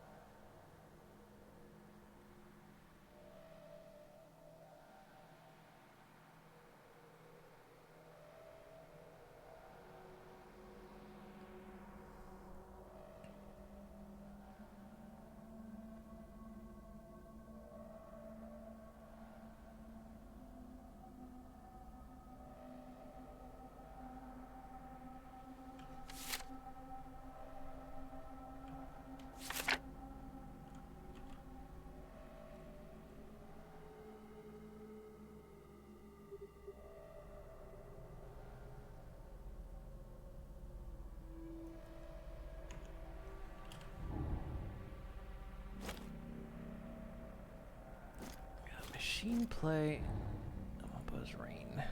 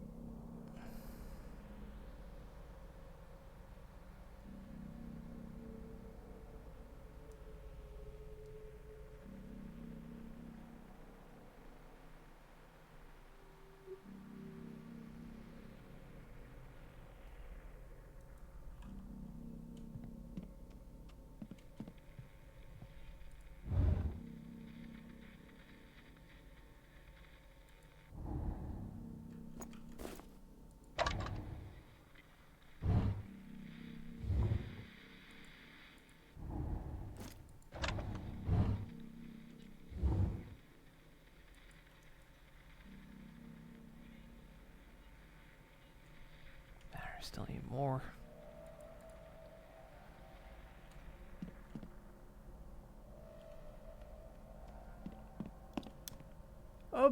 I'm actually stuck.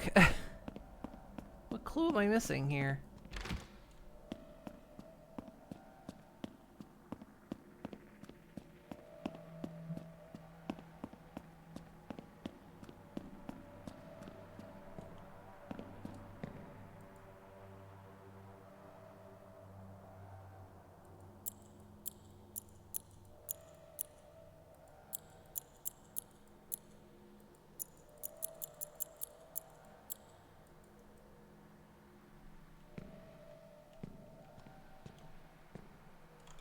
I think I actually need a hint on this. What clue am I I'm curious, what clue am I missing here?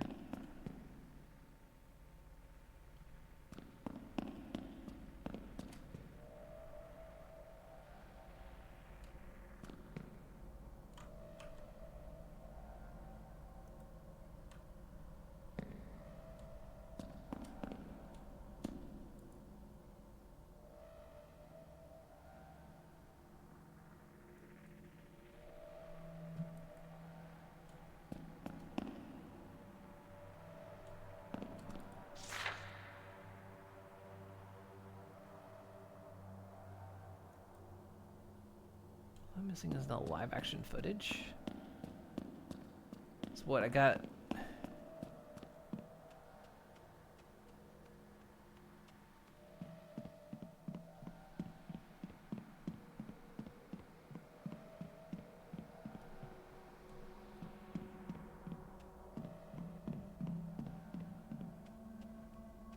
Most players get stuck here because it's confusing. Kinda is. Well, it's because if it's something I'm supposed to do in here, it's because the next clue leads me away from here. You don't want to lead the player away.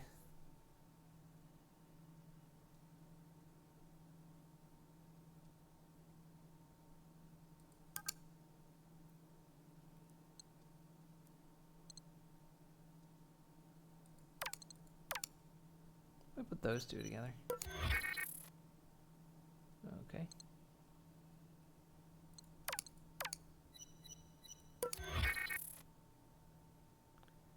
It's because this is don't use like it.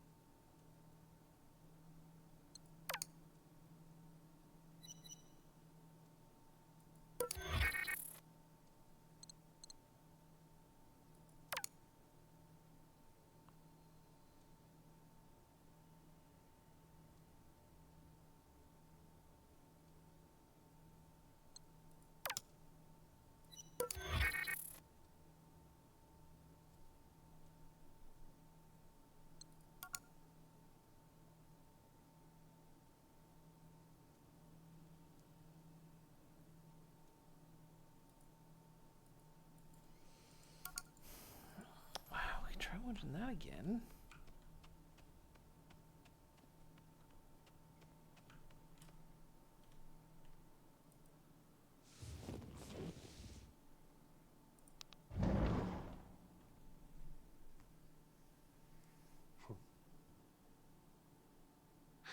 Seven roses, two glasses, 7, 2, 1, and 0 zero cares in the world. 7, 2, 1, 0. God damn it.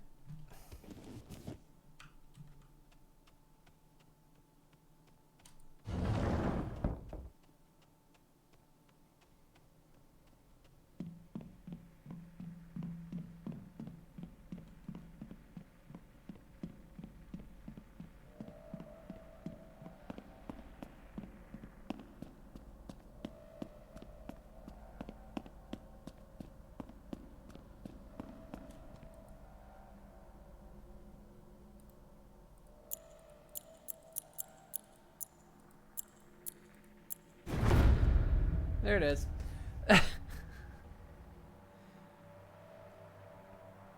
That one's a weird one because you watch that video and then it throws the next thing at you after you watch it. So that just feels like that's the clue right there. So it feels very weird that it drew me away, but there was still more to it. That one feels like an awkward one. I can see why a lot of people get stuck because it breaks the flow of the way they've been passing out the clues to this one. Hey, Benji, thank you for the raid. Hello, hello. Most players think the 4 paintings give you the 4 numbers of the book. They don't. So everyone gets it's kind of what I thought before, but then I was like, well, it's not working, so it's got to be something else. I thought, well, maybe the book gives you the clue of the paintings. It was one or the other, but I thought at some point I'm missing a clue here. Yeah, it's just the flow of that one's weird. So that's why it felt strange. So yeah, that's why everyone gets stuck. Is because the flow is a bit off. Anyway, thank you for giving me the clue without telling me what it was. I appreciate that. I don't know how long we would have been stuck here till I realized what I needed to do. Right, here we go. In a chamber most meager, Felix Voss doth stir in the early pale light of coming day. His heart is burdened with want, for he doth yearn for renown. Yet lo, the gate of fortune are presented in dark eyes and darker intent. At the foot of the bed standeth Lou Cipher, a lord of deals, cloaked in silken guile. Take thee but a scratch of the quill, and stardom shall be thine. With trembling hands, Felix drowns in the longing as he scratches his mark. The ink dries, the stars tremble. So the deal maker is at the start. Or no, that one's called the Dreamer. So the Dreamer's at the start. Okay.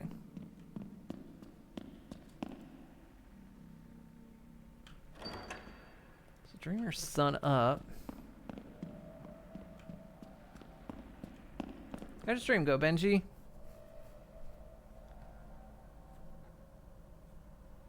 Not just saying a number, which some of these guys do without explaining where it comes from. Yeah.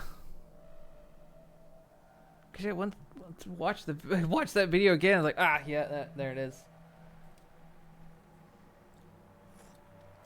Figured it out. The Rising Star. The star holds brightly as the crowds do look up to him so. Felix's life hangs in glory, his visage adorneth the banners of the hills. His name is writ in light upon great marquees, his hands imprinted in the stone across 1,000 feet pass, which 1,000 feet pass. Yet in the mirth of revelry, unseen strings pull steadily tighter. He is a bardic king, aye, but not of his own making. So the Rising Star...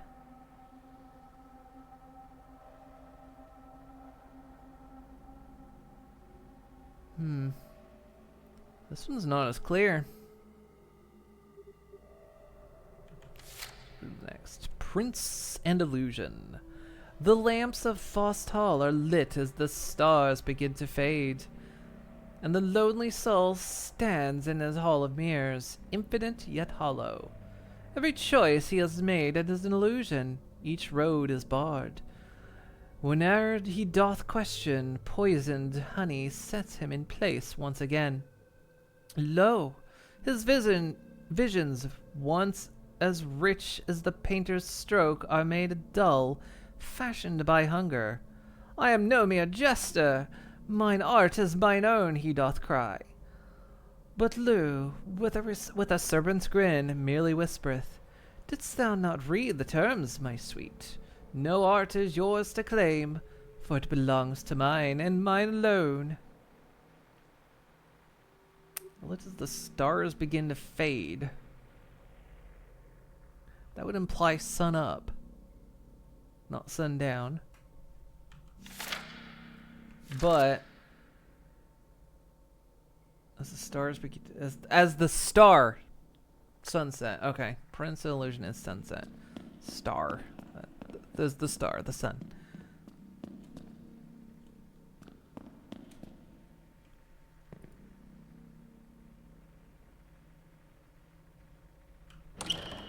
So, wait, either... The star begins to fade. Okay. So that would mean... Rising stars, likely that one, which would then put...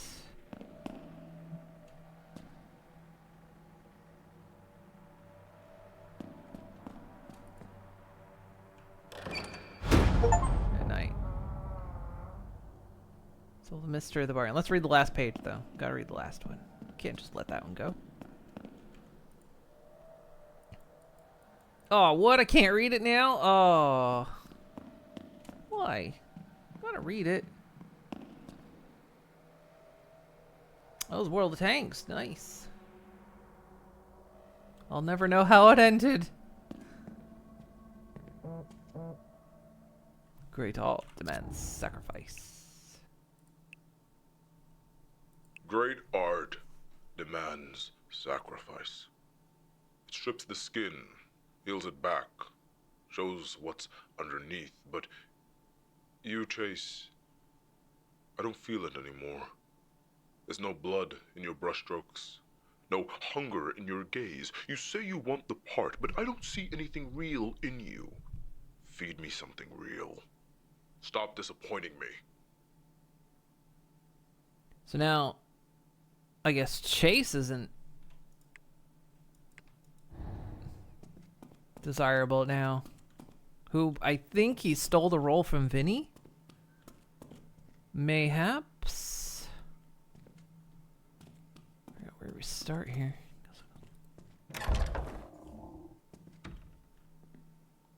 Okay, this goes in that blocked off room.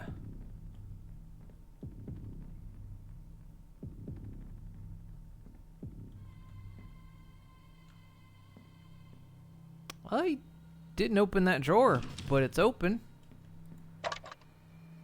I found Akazard, a breathtaking journey into a world of magic, mystery, and the unknown. Imagination unleashed, magic reborn. In a realm where dreams shape reality, the sorcerer Akazard, a powerful but exiled magician, has been called upon to stop an ancient force from tearing apart the fabric of existence. Guided by the whispers of forgotten spirits and the melody of a lost world, he embarks on an odyssey through surreal landscapes, facing enchanted trials, wayward spirits, and a darkness that threatens to consume everything. Rated PG. Can we watch Wizards instead? As Enda kicks ass.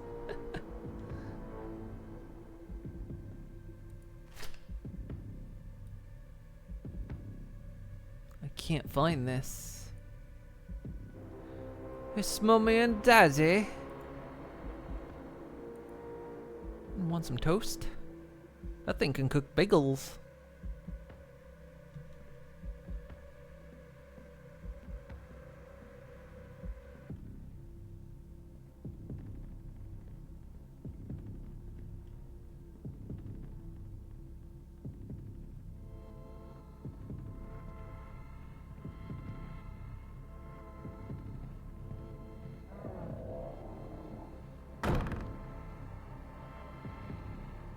Okay.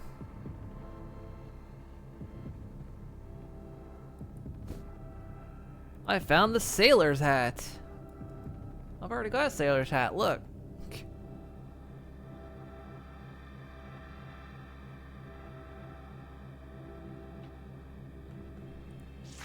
Oh my god.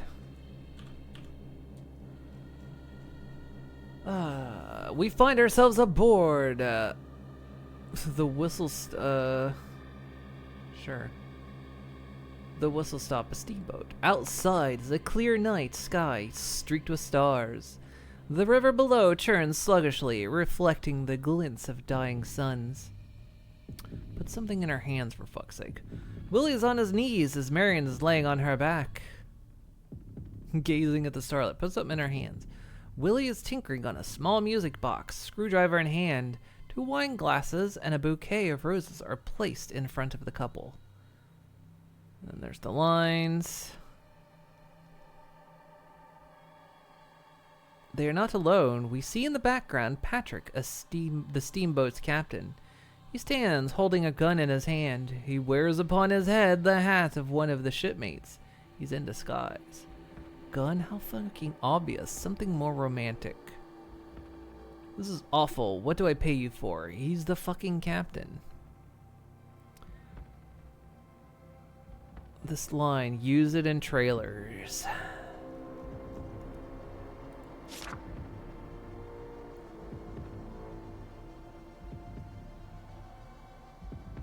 We find ourselves outside the Garden of Freedom. The sky burns orange with the rising sun. I said no to dawn. Why is this back?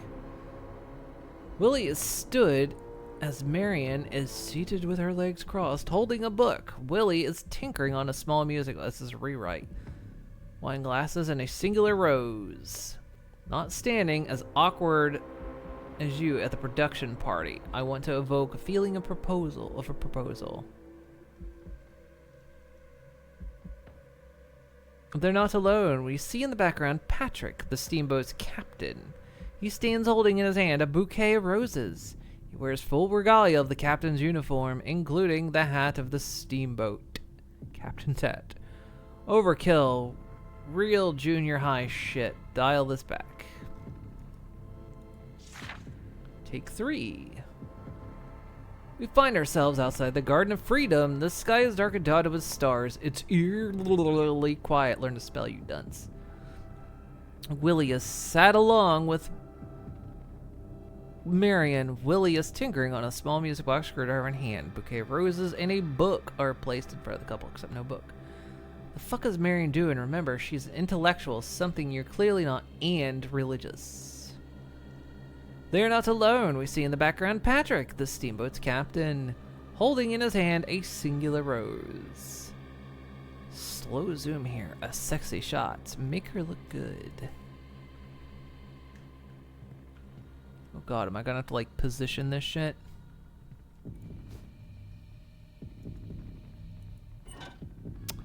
I am. Okay.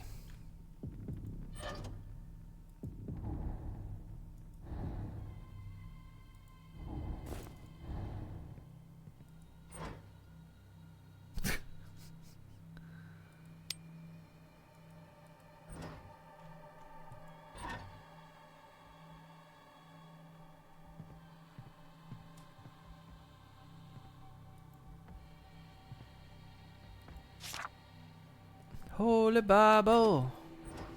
Okay, so we need to set the scenes, but which...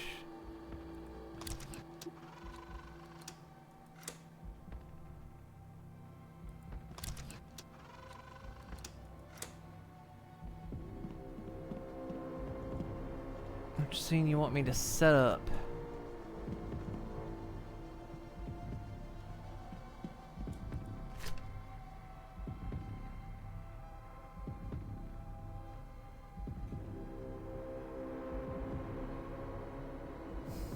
Holy Bible, been down too long.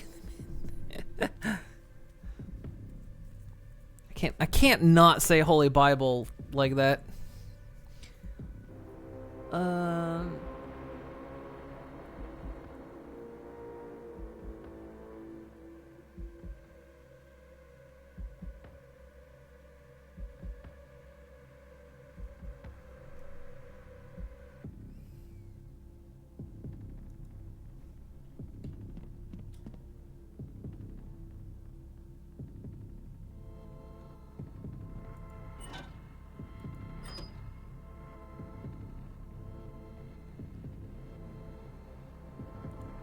Well, she's gonna get the Bible.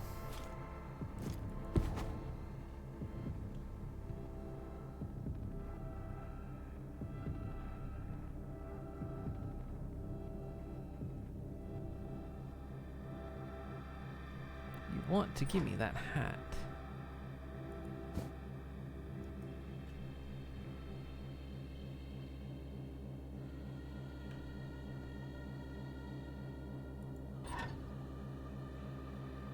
Question is positioning.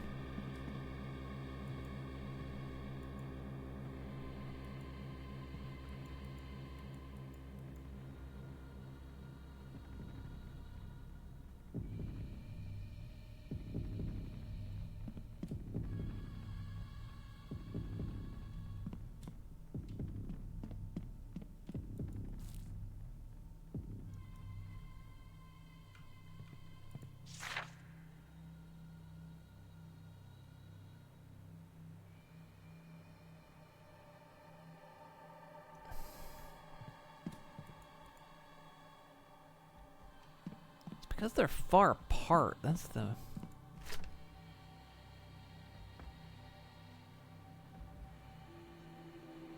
On his knees, holding a singular rose.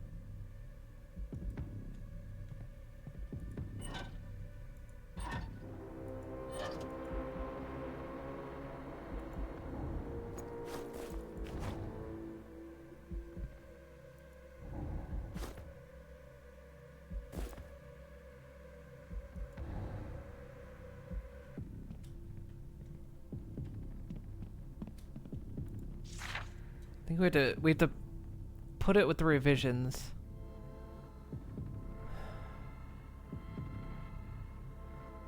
Willie's on his knees as Marion is laying on her back.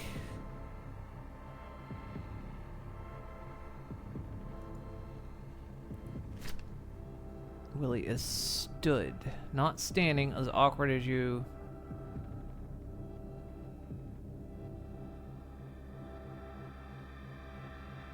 So is he kneeling?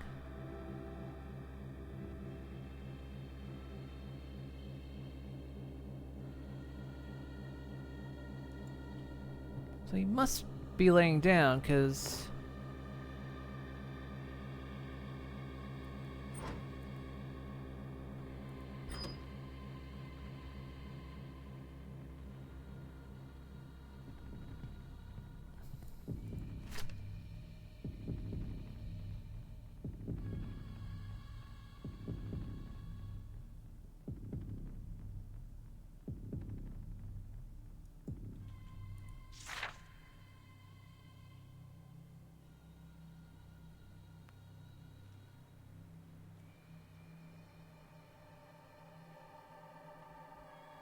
So he's not standing.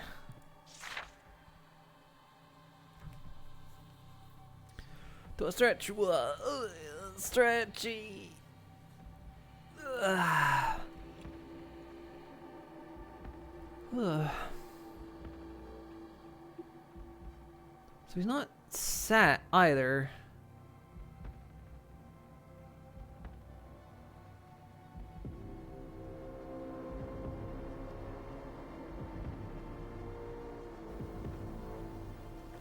Drink that. It's milk.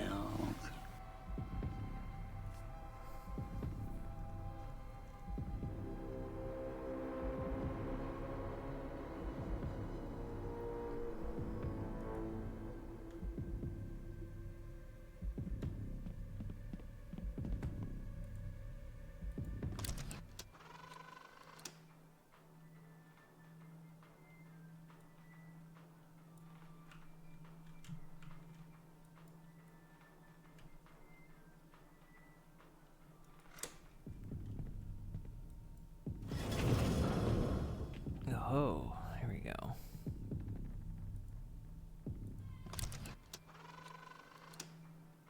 So we gotta frame the shot too. Okay, get it. Do hydrate.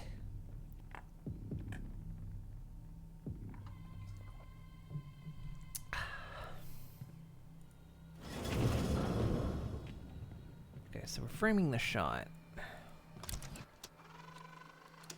So he's in the background, kneeling.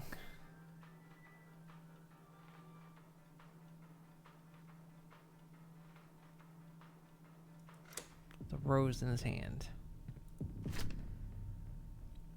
Patrick. He's got his hat.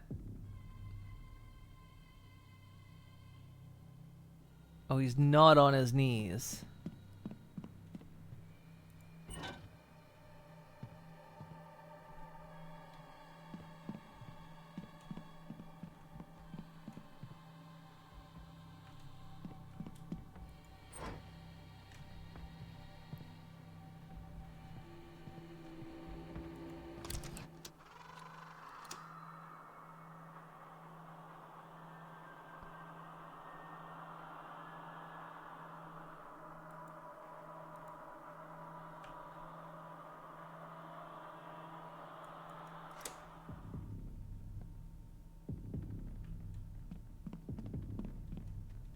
There's more. Yeah, okay, that's right.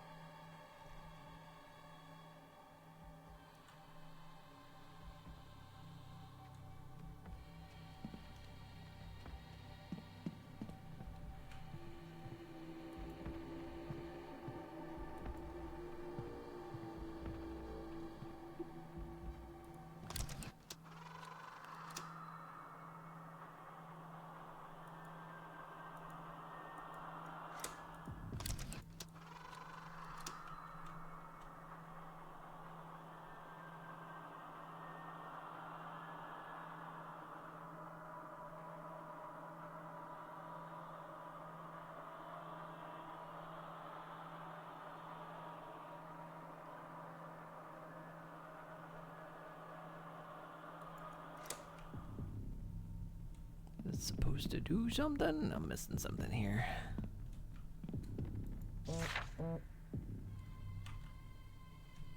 Duke, just talk to Frank, please. Duke, I saw the email you sent to Frank. Jesus Christ, do you want me to start drafting obituaries? Look, I get it. You don't like him. You don't trust him. You don't think he understands your vision. But Duke, this is bigger than liking someone. This is about getting the movie made. I'm not asking you to hold his hand. I'm not asking you to like the guy. I'm asking you to talk to him. 10 minutes, that's it. Let him get his pitch in. Let him feel like he's part of this, and then walk away knowing you play the game the way it needs to be played. Because right now, Duke, you're making enemies, and not the good kind. Just take the damn meeting, please, Carly.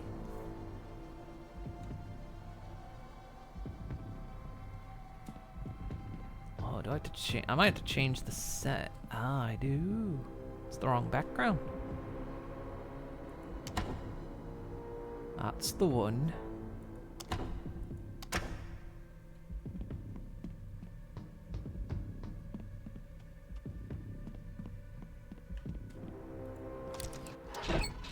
Oh.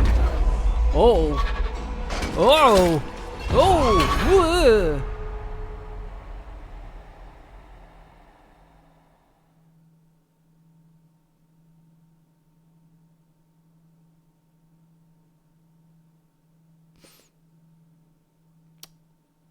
Anyone poop a little? I didn't. Just questioning if anyone else did.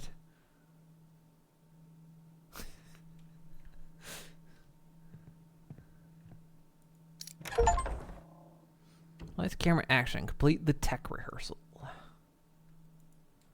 You okay, buddy?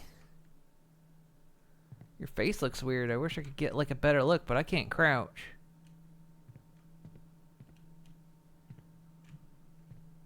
Ugh.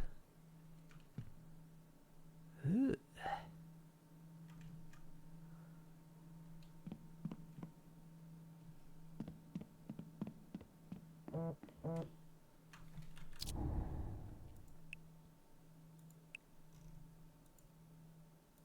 I can't tell who I'm looking at. I can't see Willie. I thought it was you.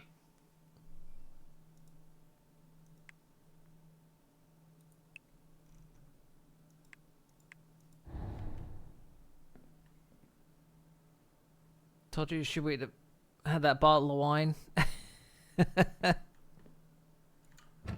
stuff up here I didn't see.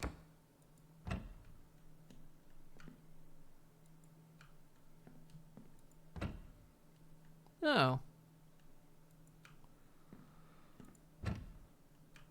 That's where I keep my mannequin heads.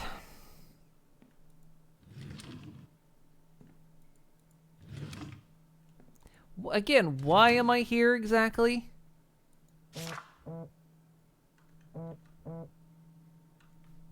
Father Voss is gone. He wrote something in the guest book and then left. He just packed his things and muttered something about this house not wanting to be saved. I think he's right. I'm going to talk to Donnie. I can't keep this inside anymore. I can't continue letting these pages swallow my pain when I should be screaming it out loud. Tommy, my sweet wonder boy, my angel, I love it. Well, we know the kid's name now, Tommy. That's been hidden from us this whole time.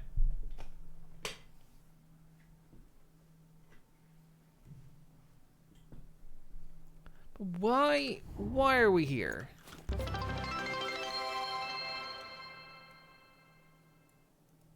I'm Chase. I guess I'm looking for Vinny. I don't know what's happening. Featherfoot. Thank you for the resub. 15 months. Thank you so much. And take those knives and make sure the mannequins don't get a hold of them. Let them fight. Oh, want a little bit of lime? Oh, I can make a mojito with that. That's stuff to make a mojito around here. God, I want another one. I was spoiled on that trip. They had some damn good mojitos. Go down. Down. Oh, does this lead? Yeah, okay, that's a shortcut. All right.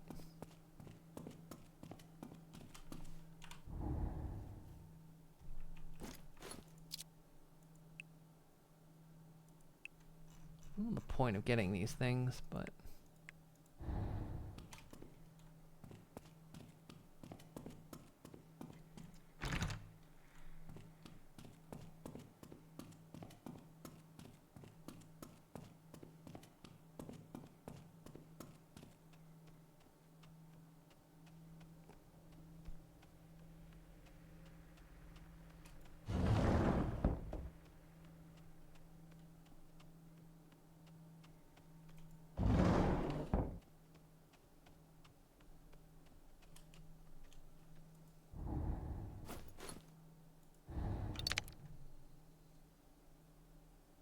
Wait, that was in there before I... That was in there before I plugged it in.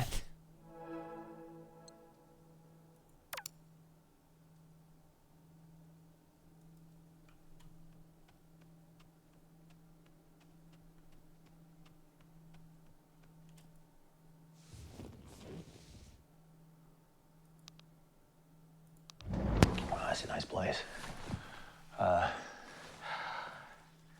You look delicious. No, you look delicious. No, stop. You look breathtaking. Vinny, it's so good to have you back home. Well, it's great to be back, right? Thank you for sitting with me today. It feels like you're everywhere right now. Your face is on billboards, you've got projects lined up.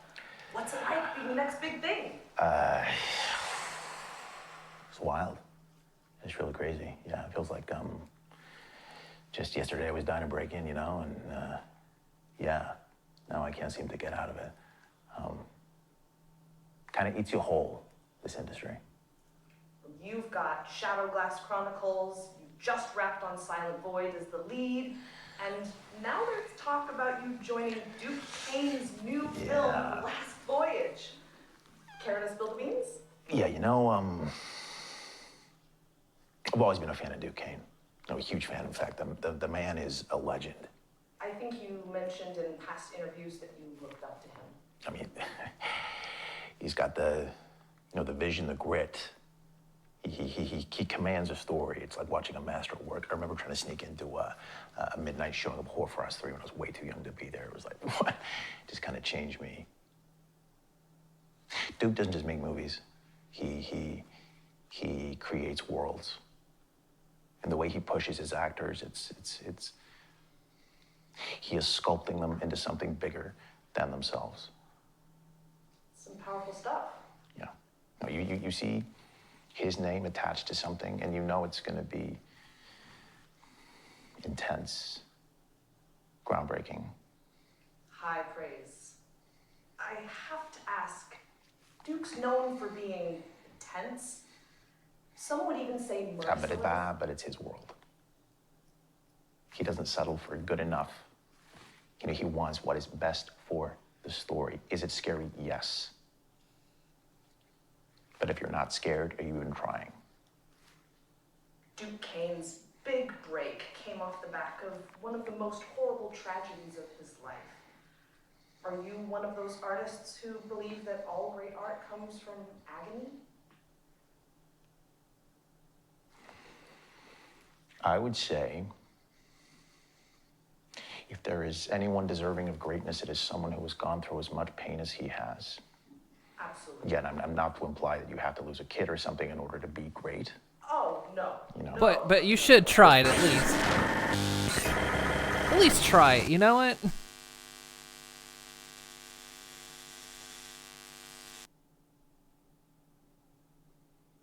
I know how to be great now. Someone find me a kid. Just drown in your eyes. Yeah, see, you gotta sacrifice at least one kid to get ahead. And I'm willing to make that sacrifice of somebody's kid.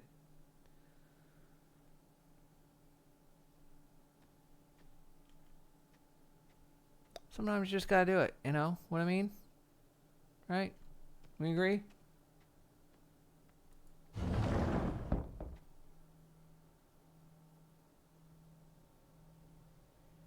Yeah, it doesn't be your kid. Or you take my breath away comment. Give it the drown idea. If you ever sacrifice your firstborn, is it really even super duper? Exactly. That's what the firstborn's for. That's like it's how you fertilize the soil, right? The first crop you grow, you don't harvest that crop. You ground it up and re-put it into the soil, right? And then the next crop is even stronger and better. So your firstborn, you grind them up and put them into the soil. I shouldn't have said that. Court case pending. Crap. They're gonna mistrial me. Just find them at the bus stop. They just stand there. I think that's how you get put on lists. Firstborn choice bargaining for Fae and demonic entities everywhere. Exactly. See, that's why they're the most powerful ones. The Fae want them. Demons want them. They're a big choice, you know?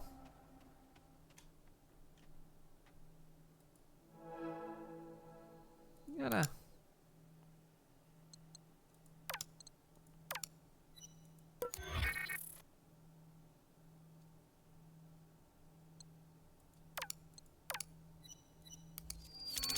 Ooh, it worked.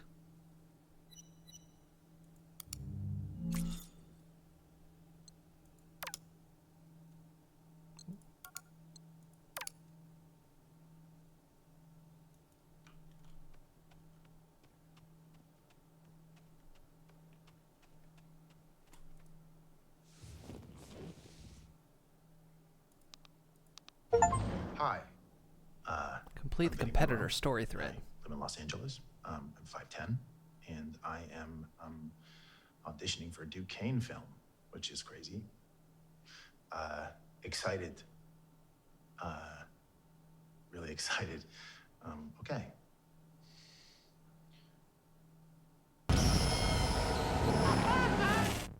This is me taking my shot.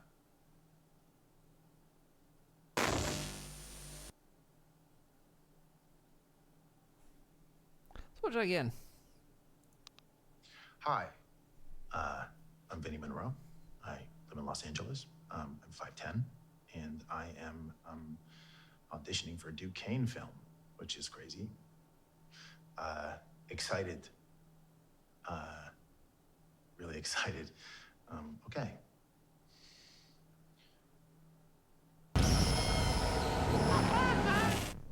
This is me taking my shot.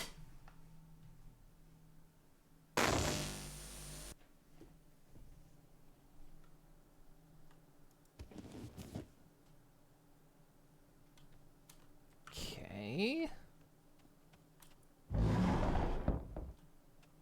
So I really gained anything from that.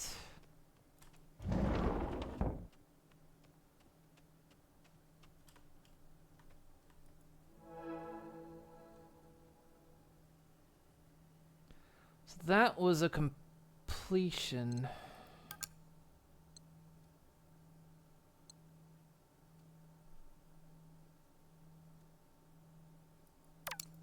Can we go deeper?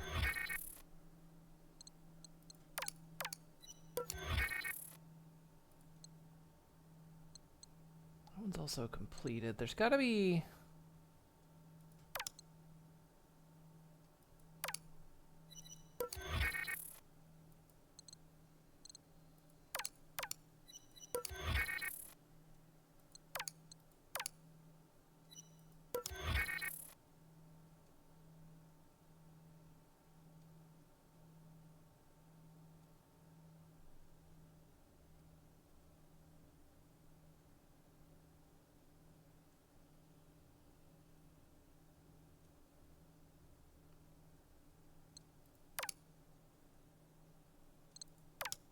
It's like we're missing for that one.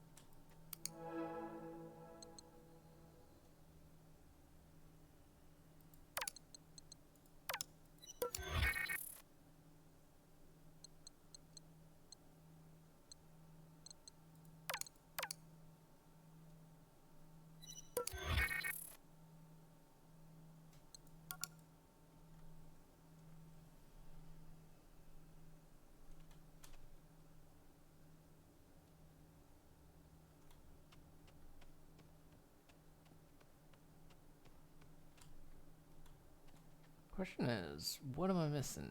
I haven't gained anything.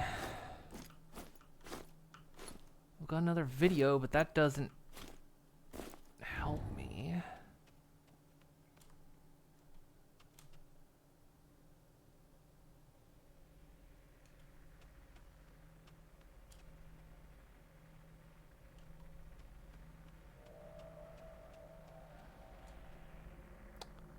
Got this door that needs a code.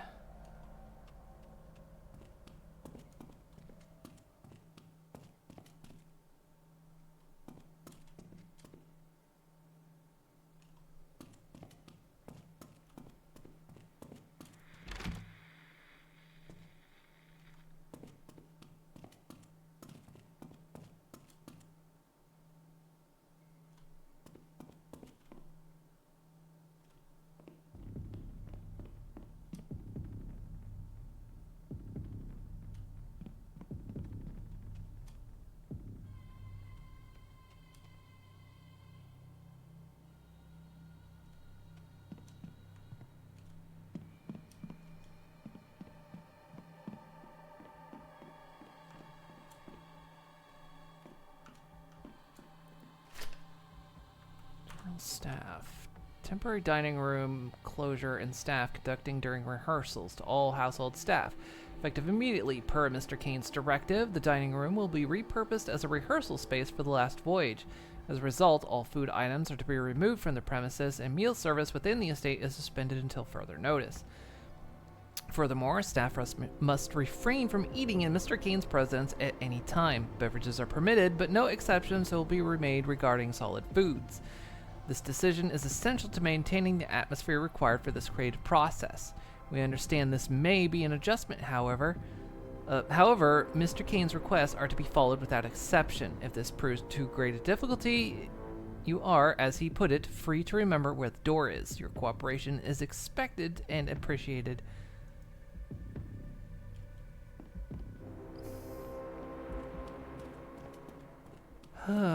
What am I missing now?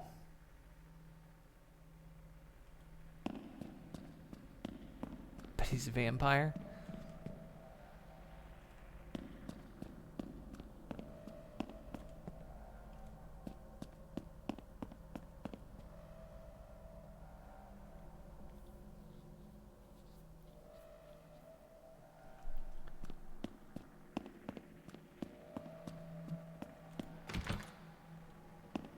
I haven't gained anything from that movie.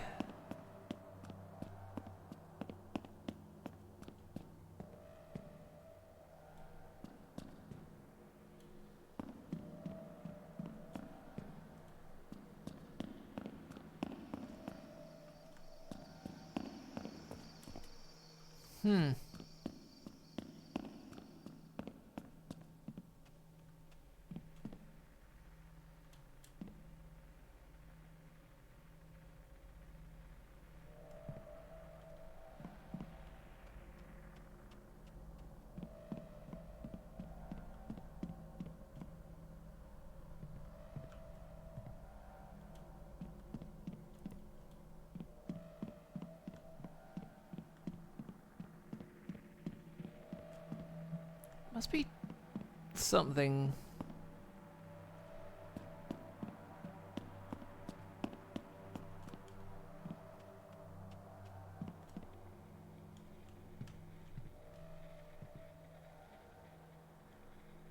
Red means they're in the wrong places.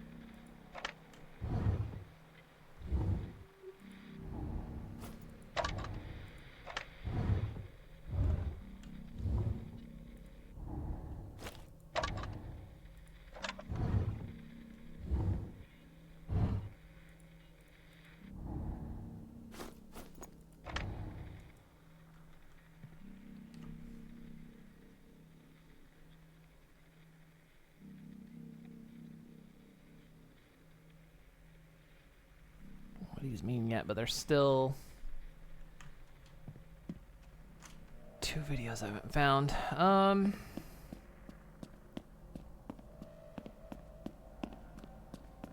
running out of rooms I haven't been in. And I've not gained anything.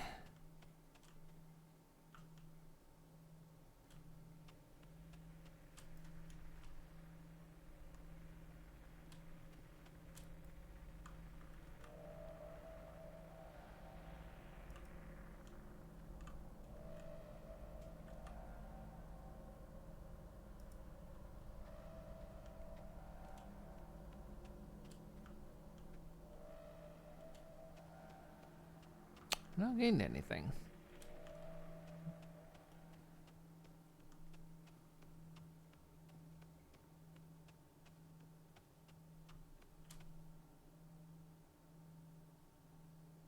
We put that one video together, but it didn't unlock anything that I can tell, other than we just finished up a weird thread.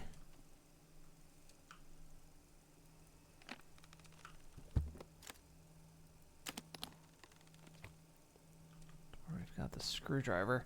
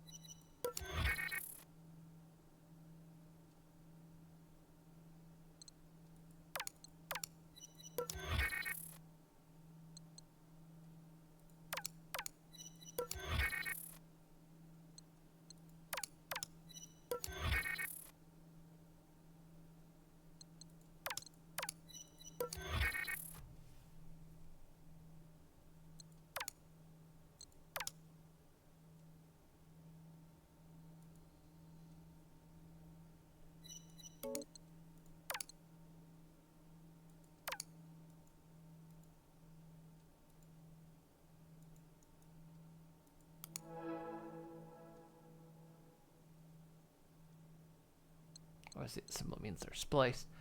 I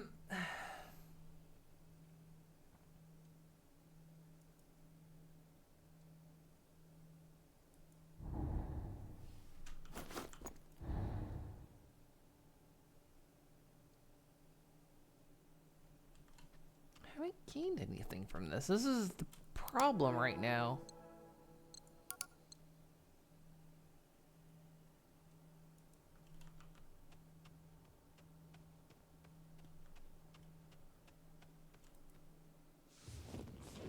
Is there like a code I'm missing? Hi. I'm Vinny Monroe. I live in Los Angeles. I'm 5'10", and I am auditioning for a Duke Kane film, which is crazy. Excited. Really excited. Okay.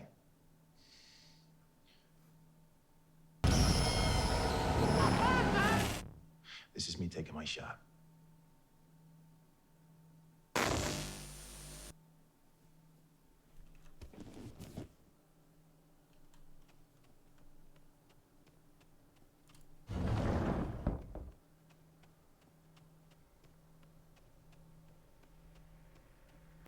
Stupid, but I'm gonna try it anyway.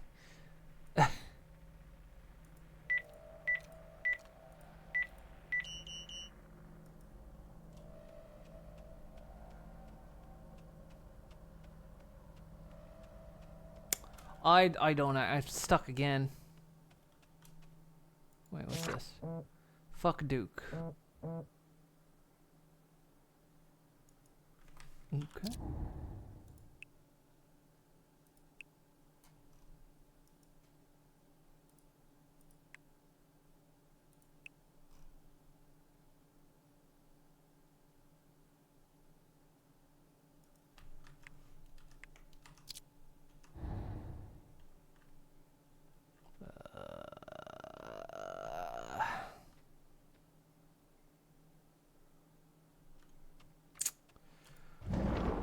I'm stuck again. I don't actually know what the next step is. I've completed another clue, but I've gained nothing from doing it.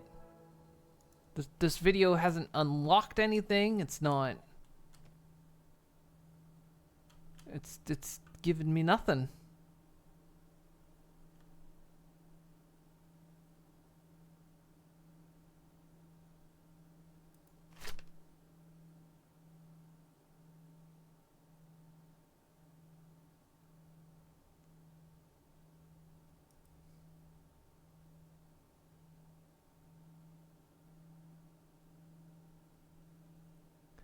It's like 2 pieces of paper I'm missing.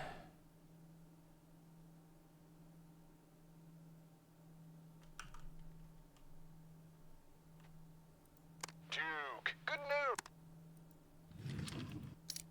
What the fuck? Is that always in there? Oh my god.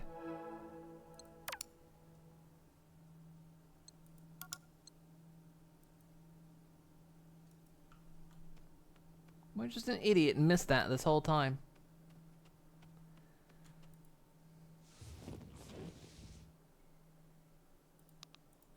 Duke, buddy! Hey, hope you're good. Figured a video was better than a voicemail. More personal, braver as you'd say. So look, the studio's thrilled about The Last Voyage, and we respect that you want to handle creative solo. Writing, directing, editing, full house. That said, we think it's worth at least getting a director attached. At least, take 1 or 2 things off your plate. Frank Gardo is eager and available, and he's assured me he will play ball. I know you two have a history, but he's hungry, and he needs it more than you. He's good, really good, but he will listen. Now, Duke, this isn't about doubt. We know you're capable. You're a beast. It's just following what happened with Able-Bodied Man, your last film. It's just some people, the wrong people, need a little assurance. Financiers, sales agents. You know how it is. You know the dance. So yeah, talk to Frank, and then talk to me. And then talk to Frank again. Let me know, okay? Look, we're pumped for this, Duke. The last voyage, it's gonna be big. Oh, right, before I forget, Almond Rose kid Vinny, he's the one. That Chase guy? No. Too senile for it. Reeks of desperation through his slate, his read everything. Vinny's the move. I hate the way, yeah, voyage. It's a voyage. And it's gonna be a boat full of vases.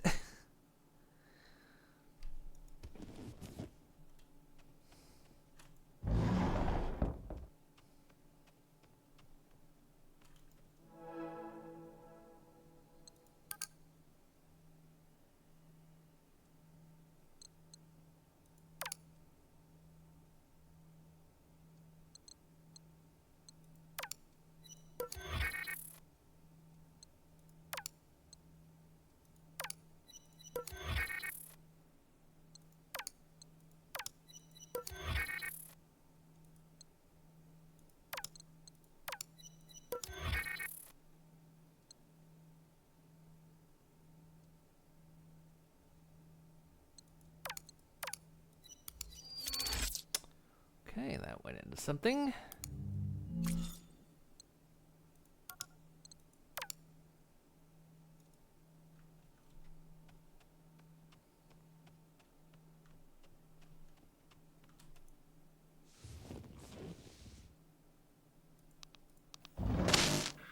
Hey, Chase.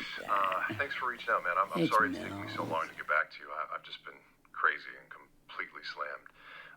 But yeah, I got your messages. I think it's just hard to cut through right now. You know, I think we're all just looking for any sort of advantage or boost that we can find or use. But listen, if I'm being completely real with you, I'm not entirely comfortable with talking you up to Duke. I don't really know him like that yet, and to be honest, I don't really know you like that either. So, yeah, I'm just really sorry about that. And listen, if I could give you a quick pointer, you know, you can only go the connections route so many times before it has sort of the opposite unintended effect. Does that make sense? Shit, I'm sorry. That probably sounded harsh. It's well intended. Like, I landed this because Duke couldn't see Patrick as anyone else. It had to be me. So, yeah. Take your shot. Hang on.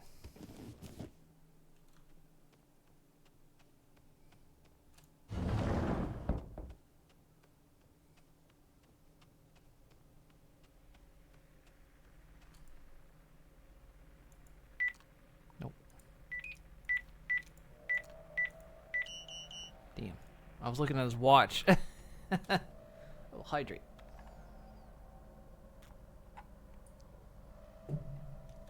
His watch had numbers on it. Unless it's...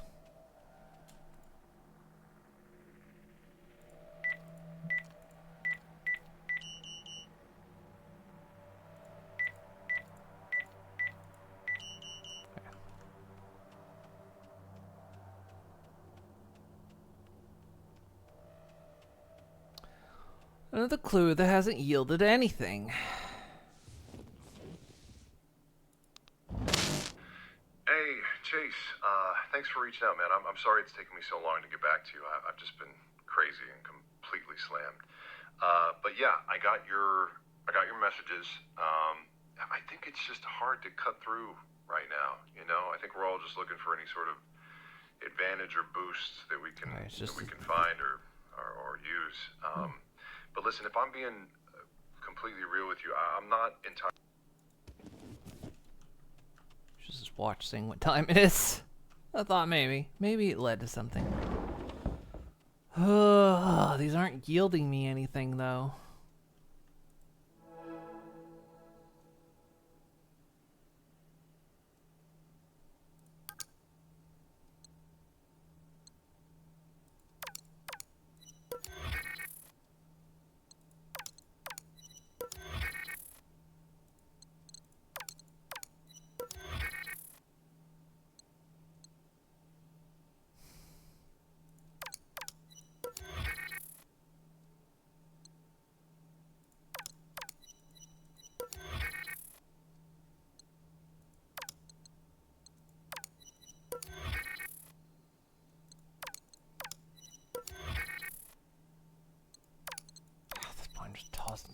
stuff together, and that did something.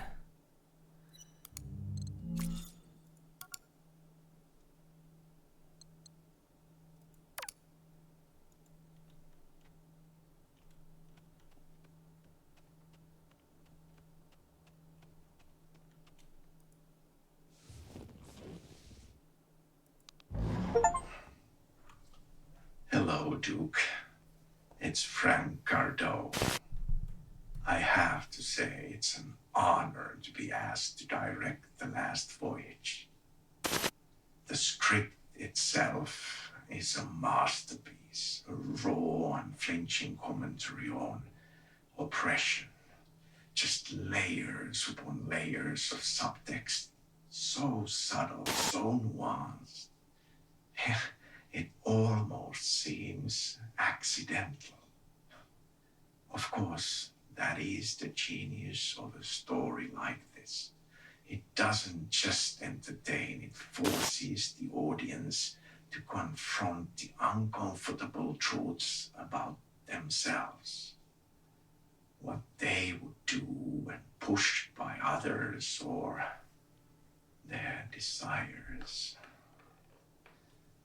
I know we don't see eye to eye. We are different. I'm the disruptor. You've built a legacy of telling stories the traditional way. Stories about strong men, decisive action, good old-fashioned heroics. But we are in an age of progress. It's new. We can explore flaws now. Vulnerabilities, the systemic forces at play. Take Will, for instance. He's ambitious, sure, but what drives that ambition? Is it the desire to prove himself in a world that undervalues him? Or is it something darker? Oh, Marion. Oh, Marion. A woman navigating a man's world stripped of agency until she takes it back in the most spectacular fashion. And then there is Patrick, the captain of the ship, a man's man. You know, I thought it would be interesting to imply Patrick's homosexuality. You see, this is what excites me about this project. It's not just a story. It's a reflection, a mirror held up to us and forcing us to ask ourselves, what part is me? The studio believes in this partnership, Duke. They believe in me, and they believe in you. And I've gotta say, it's comforting to have their support. Oh, wrap it up, buddy. Both know how important it is to have the right people in your You contacted Toastmasters. So here, to new beginnings, to collaboration, to creating something real, to something that will resonate for the modern audience. I can't wait to get started.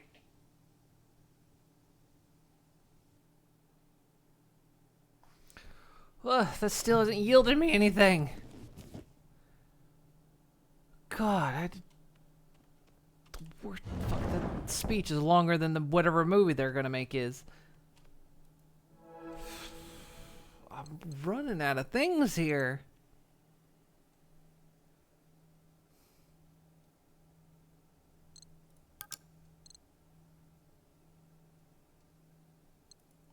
What else can I put together? I've tried like everything at this point.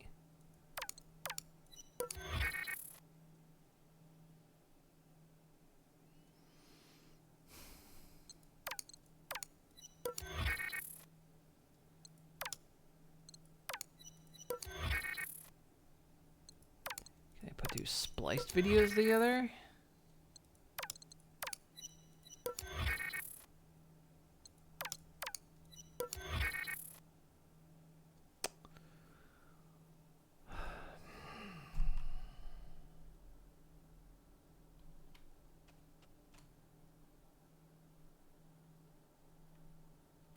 Right, well, I'm sitting here yet again. I haven't gained anything.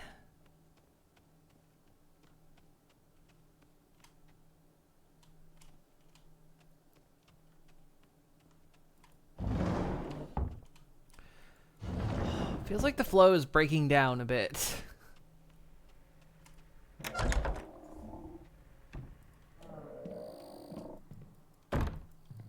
This has yielded nothing yet.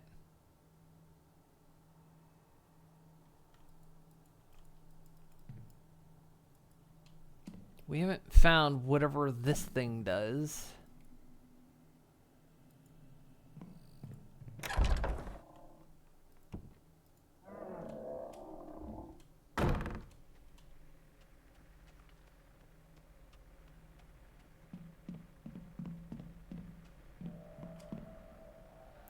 As far as I can tell, there's only 2 rooms I can't even get into. But I don't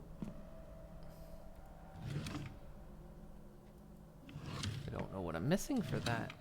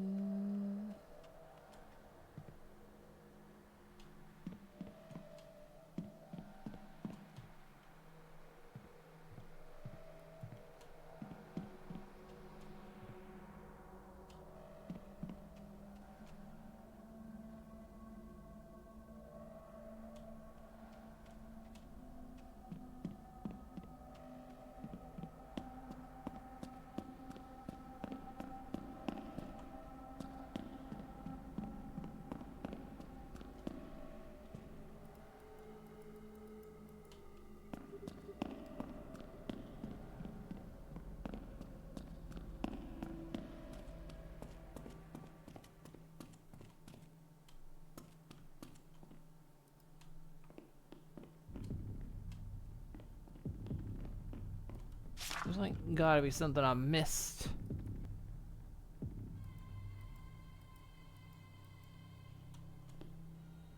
Back Frontier, did I make a movie? I'm splicing clips together and I'm getting 0 clues from it back.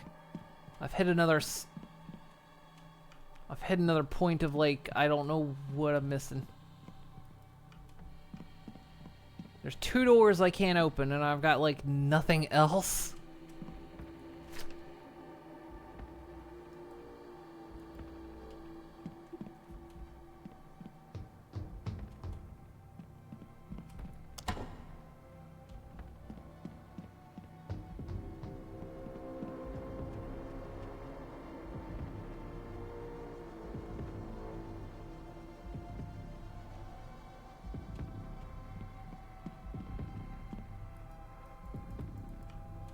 Interact with these things anymore.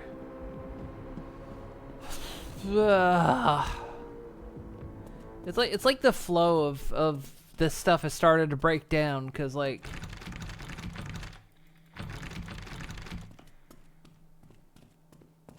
clues have become like non-obvious at this point. Shouldn't even say non-obvious, they've become just downright buried.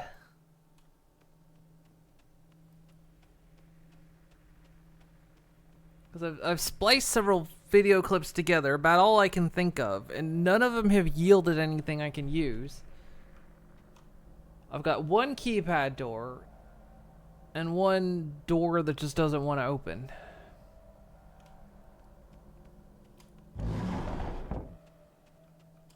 So...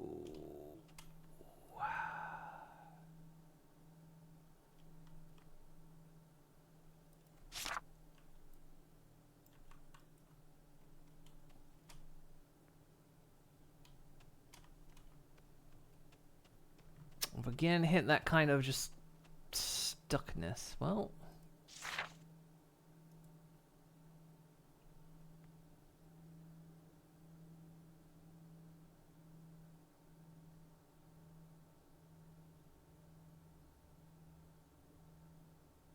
They make a new movie I can watch? Oh, man.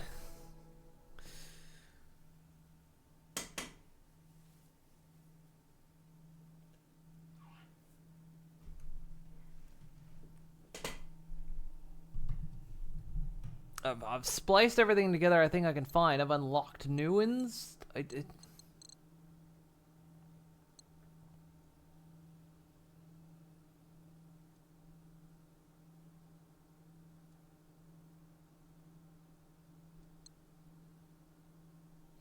Seems like you have to get those...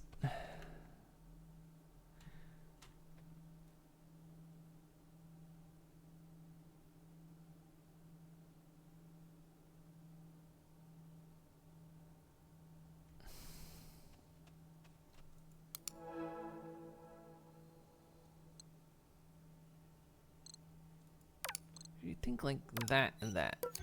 They don't go together.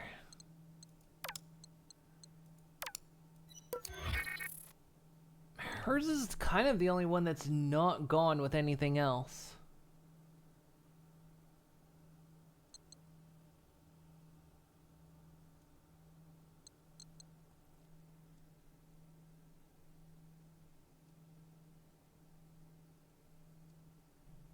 Hers is the one that's just like not gone anywhere.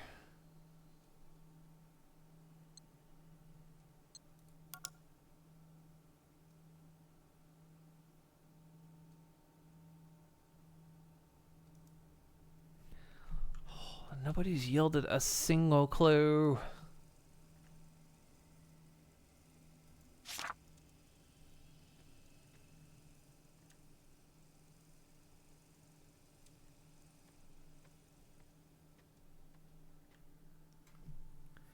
So yeah, basically I'm stuck again.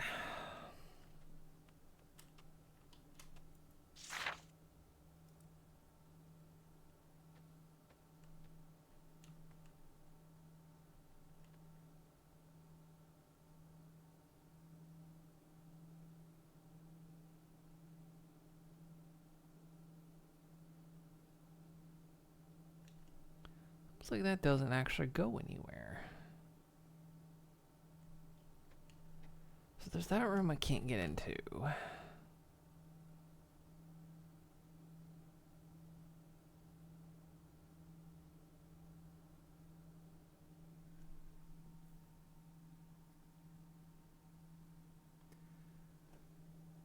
feel like maybe there's something with the tapes I'm missing.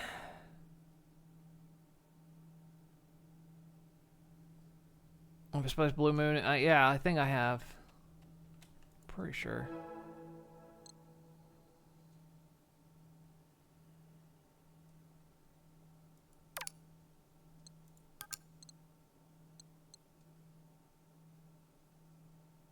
Yeah, because that's this one.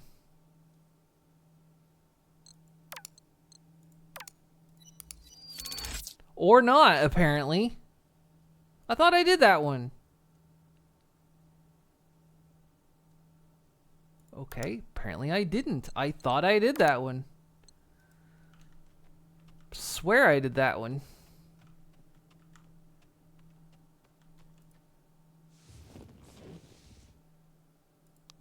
I thought I like tried every combination. Thank you. 7 roses. 2 glasses. 1 night. And 0 cares in the world. Oh, Willie.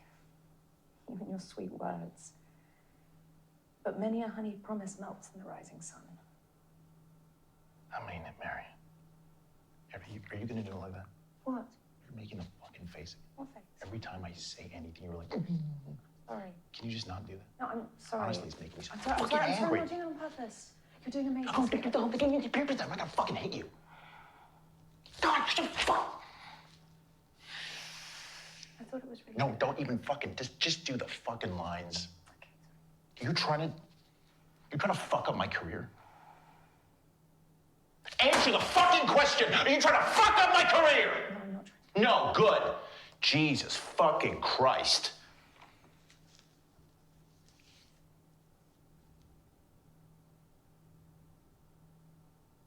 Seven roses. 2 glasses. 1 night. And 0 cares in the world.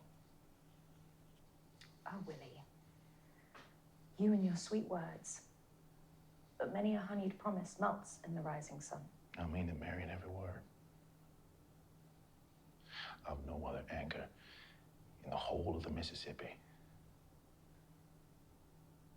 How can that be true?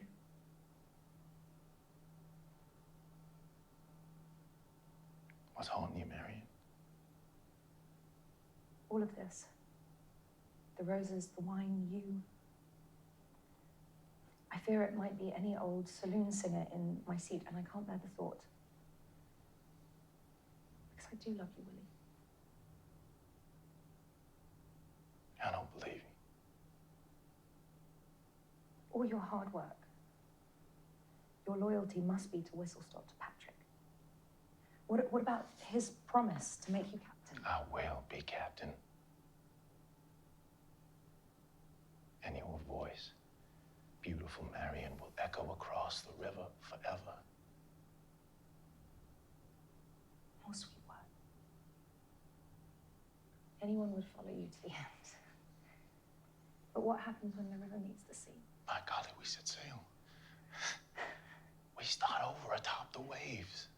Stop. You'll pull me onto his talk like that. Just... Please don't make me a promise you can't keep. 7 roses. 2 glasses.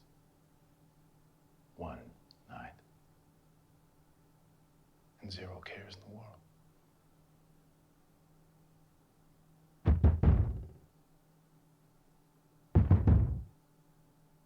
Spent this entire time trying to figure out who this guy looks like, and it's Discount David Boreanaz. You mean Ben Starr?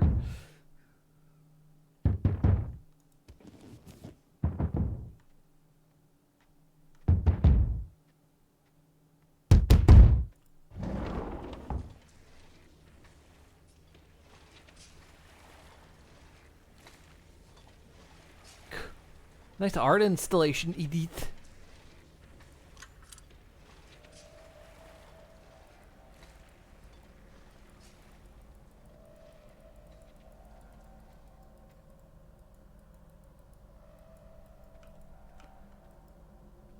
I mean, I just know the guy because he was the one that voiced Clive from Final Fantasy 16, and then he was popular on Twitter for a while because he was doing all sorts of like little videos and little cameo things.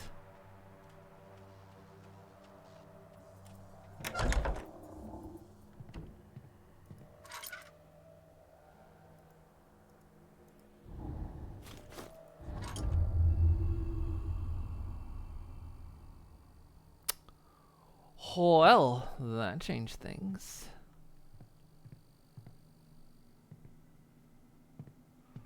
Oh, did I need to remember this shit? Oh.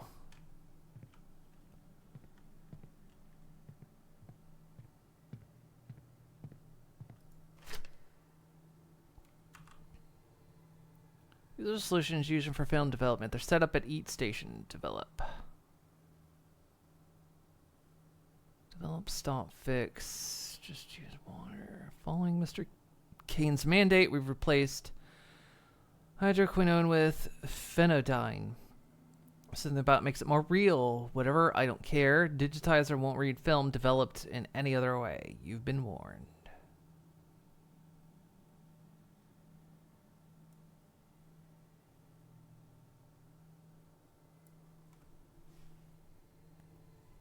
We get to do some chemistry now. It's a scrappy look, you think?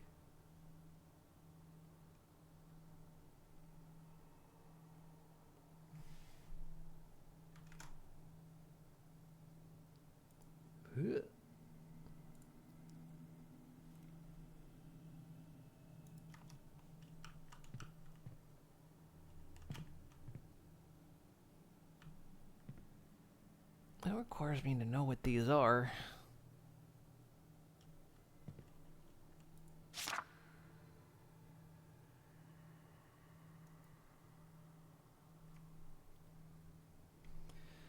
Yeah, we do all kinds of chemistry. We mix like Nesquik powder and milk. We put the lime in the coconut.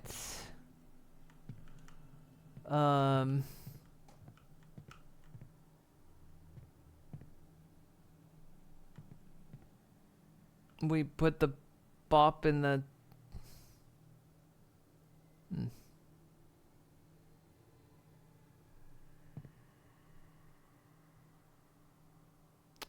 This kind of just reminds me of parts. Clonus horror.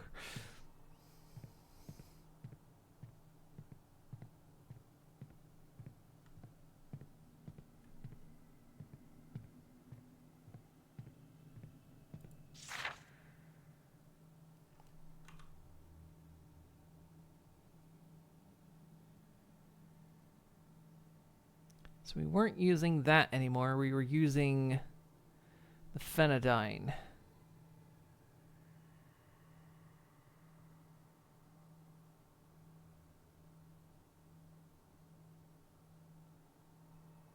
As far as I know, we're just... So, okay, we're using that. Phenidine is C9. Okay.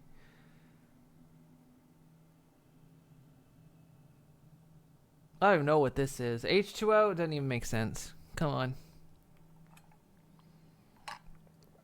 Look, water is 5 letters. Why is it only 2? Okay, phenidine.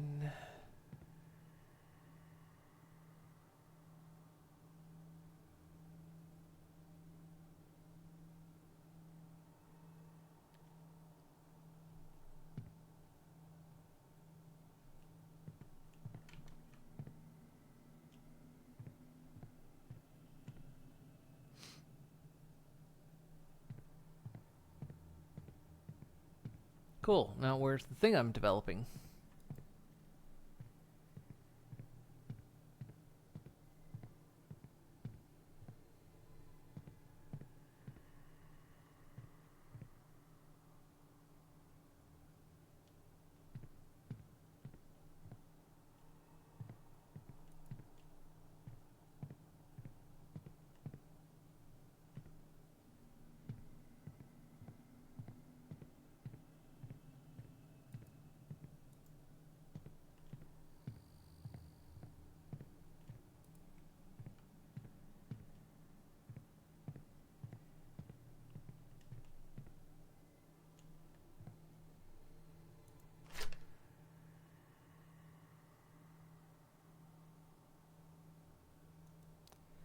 So you wash, develop, stop.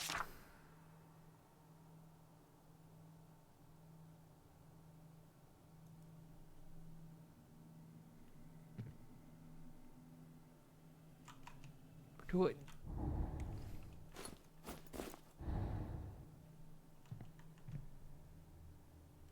Cool. Where's the thing I...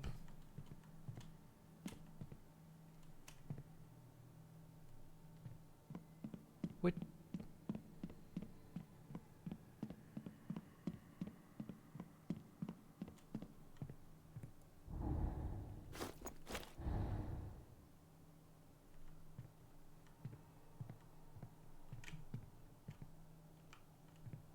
Am I just getting dumber the more I play this?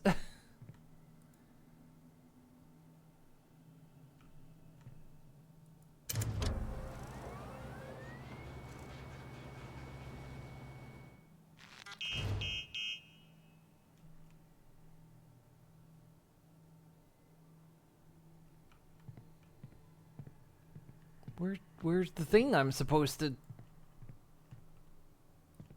do the thing?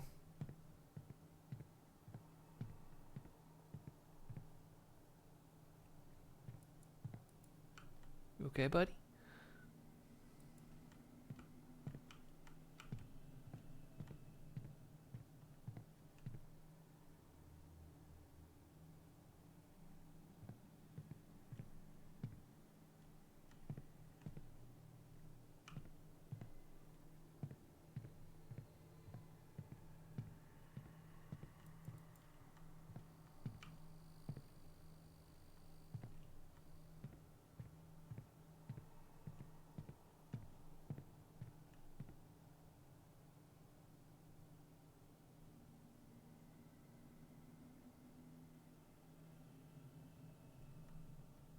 Well, I would take one from that pile, but I'm trapped in this room now. Oh, is this it? No? Can't have that.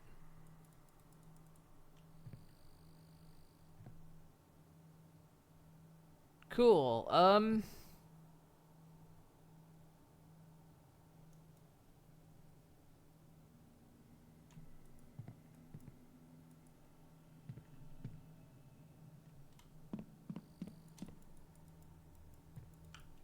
I can only interact. There's only the machines for me to interact with. I can't even leave the room.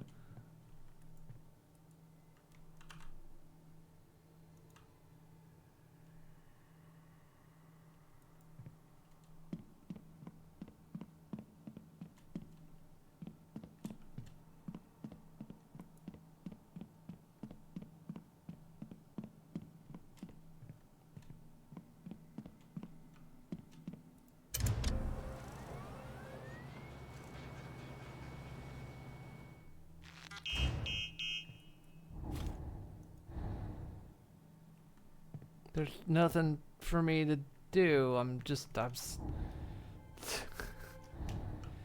The clues are getting so, like, what's going on here? Can I swap the bulb at the exit back? Maybe I can.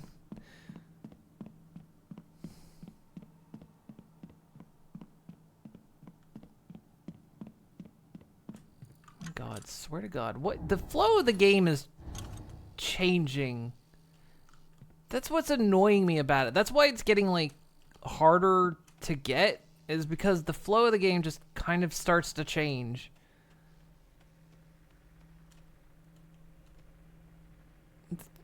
Unfortunately, it hasn't helped me.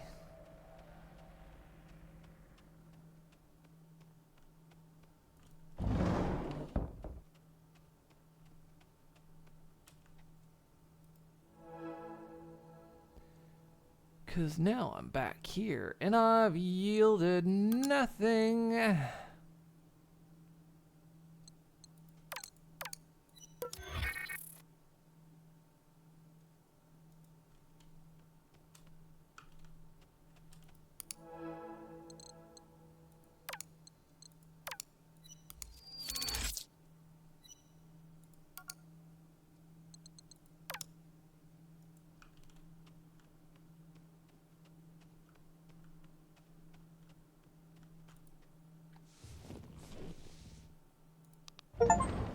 Okay, and we're rolling.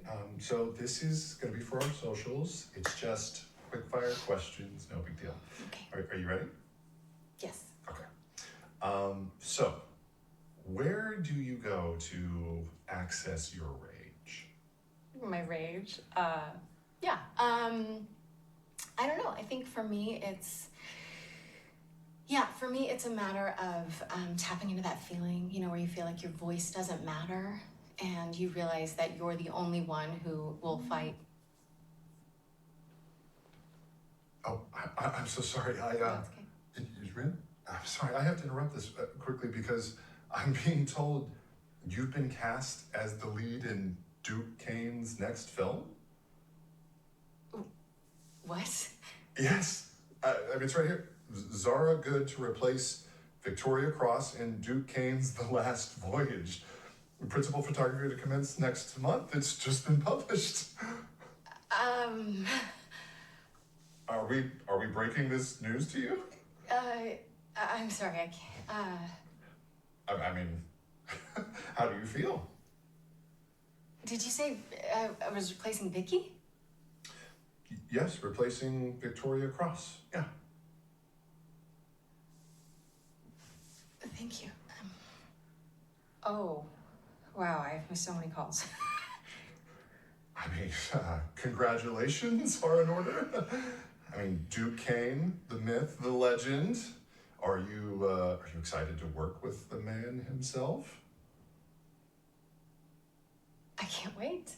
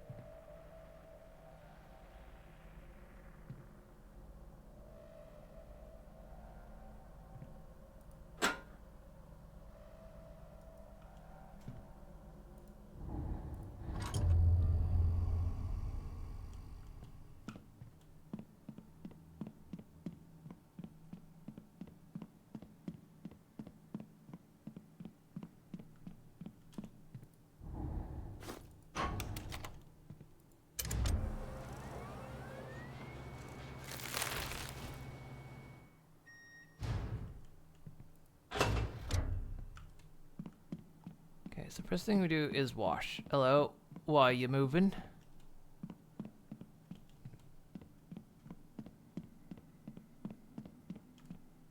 Then we develop. Developing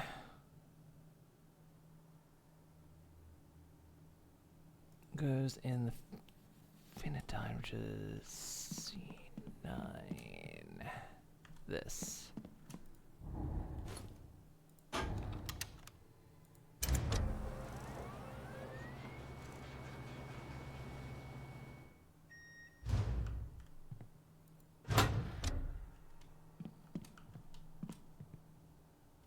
That's moving.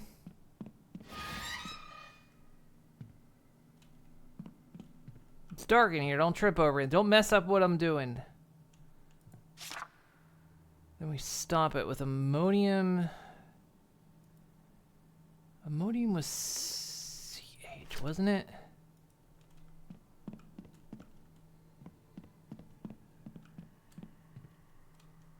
What y'all doing?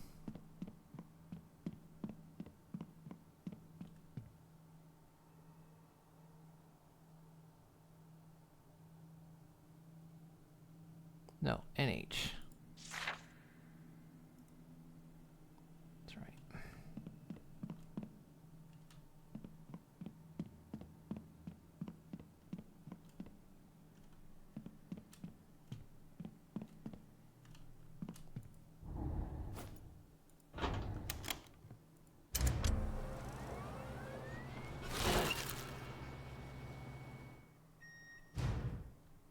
Does that make a noise over there? Boy, calm your ass down. We'll go get McDonald's later if you calm down, okay? Then we hit it with the fix, with this acetic acid. I forget what acetic acid is. You rearranging the furniture.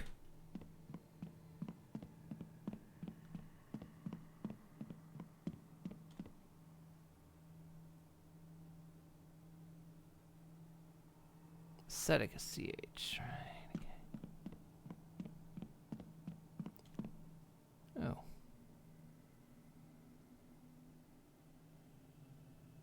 So one of y'all is just running around here naked, huh?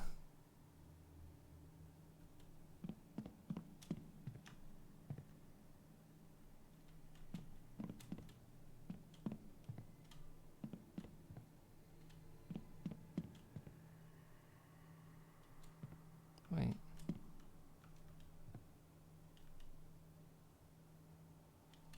It's not. This flashlight sucks.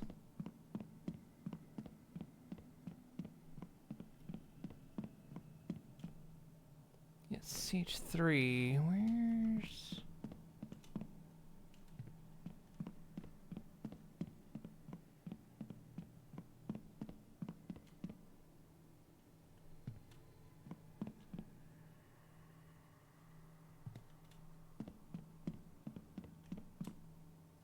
Here.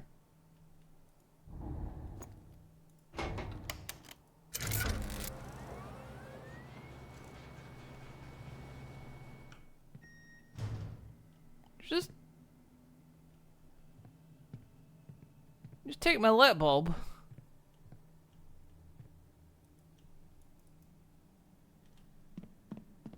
Dick. Let me just wash it again. Okay.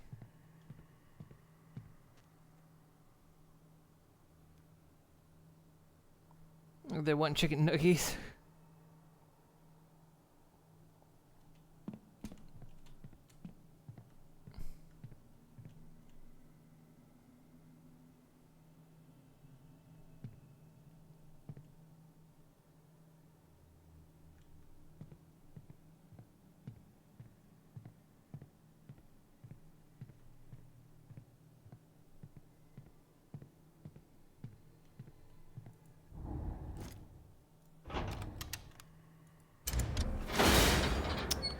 Okay.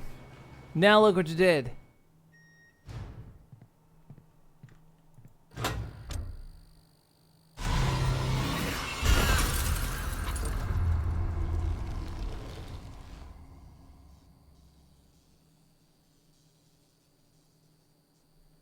You think I'm paying for that? And you're paying for that.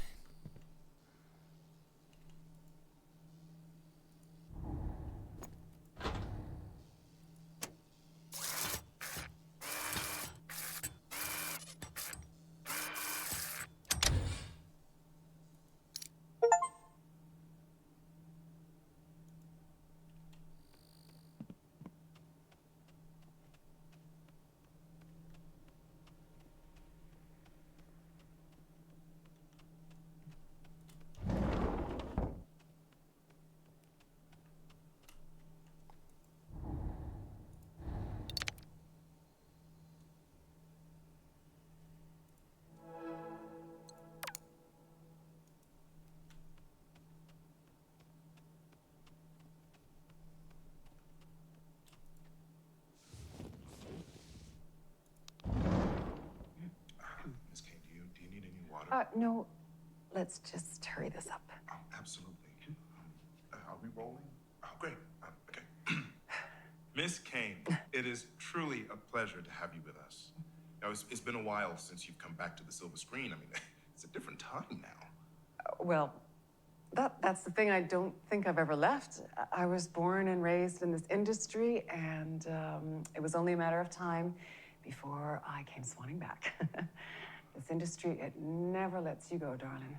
Just when I thought I was out, it pulls me back in. Doesn't it just?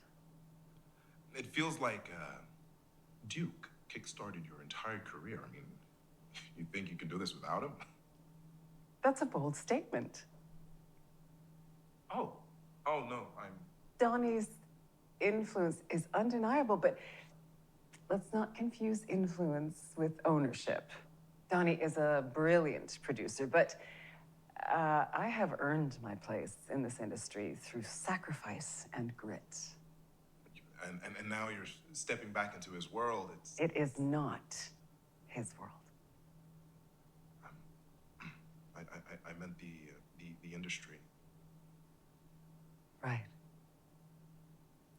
Stepping back into the industry. Your hiatus, let's call it that, followed a deeply personal tragedy. The loss of...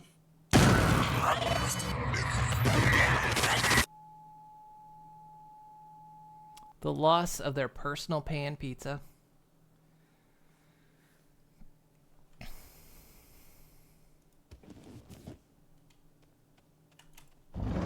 Great, gotta splice the right one together to get the next clue. How about you and you? There it is.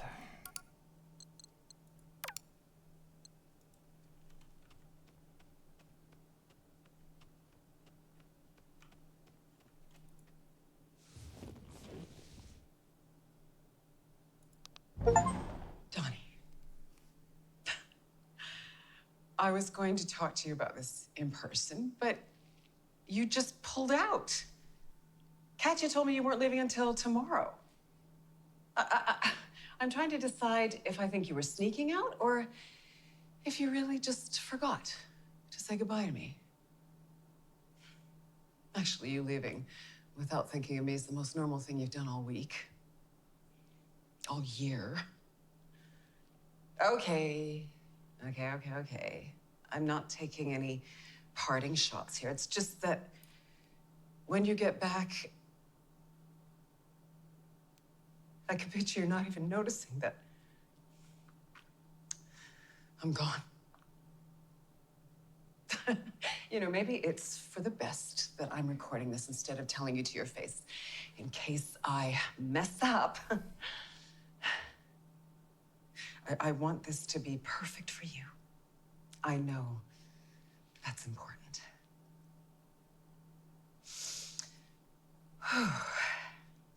Which kind of gone does she mean? I'm ready to call it. Most people, when their kid dies, break up. You know, I always thought that was a sign of a bad marriage, but looking back, I guess ours was a bad marriage. I want you to know that I never blamed you for taking Tommy out that night, although I do still lie awake at night, wondering if things would be different if I'd gone with you. Yes, seemingly. But I did not deserve to be kept from him like that afterwards. And you have kept me at a distance ever since. You don't even try to hide your revulsion.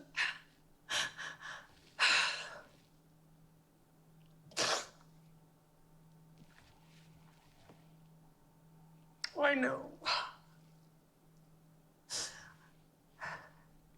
I know, it must have been awful. You haven't been the same. I remember you came home afterwards and your eyes were black with exhaustion. And I thought you were so strong. I was so proud how you put that into your art. It was, amazing watching you pour yourself into it. It was like watching lightning strike.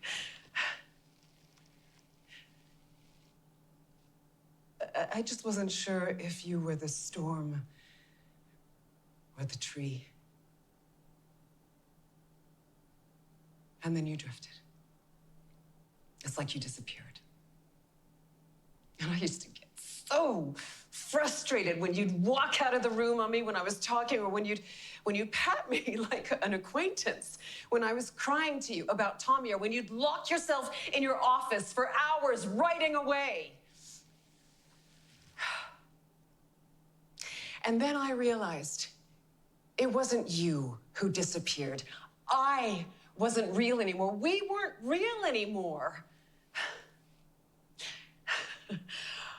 I overheard you at the Spendthrift Wrap party talking to some guy about how we met on a boat on the Mississippi River.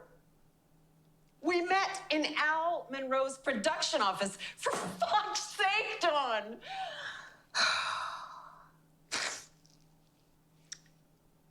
I don't think you want a wife anymore. You want a leading lady. You want me to say the lines and dress the part, and then you want to leave me on set at the end of the day.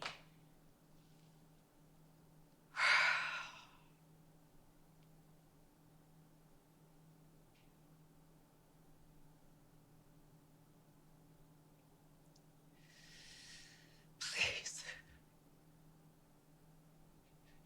Please. Please tell me that you were not always like this. I need to believe that something changed, that you haven't been acting this whole time. The magnum opus of the great genius, Duke Kane.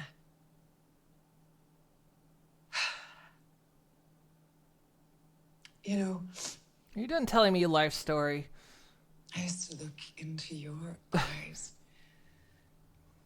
and I thought I saw you.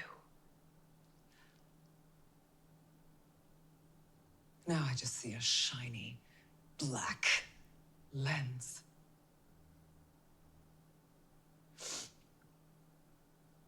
Oh. Wow. Look at that. One take.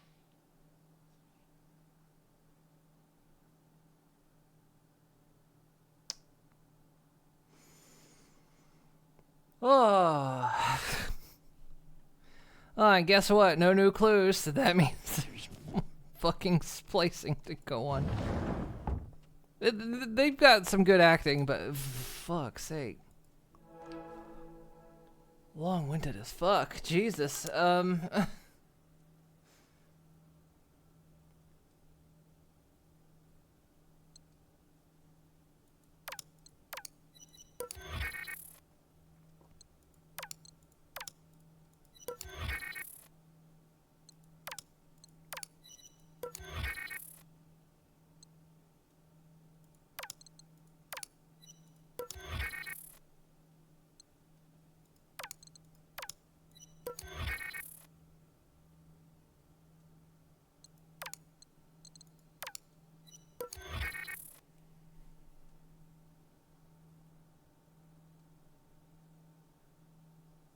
Asterion's VA is one of the actors.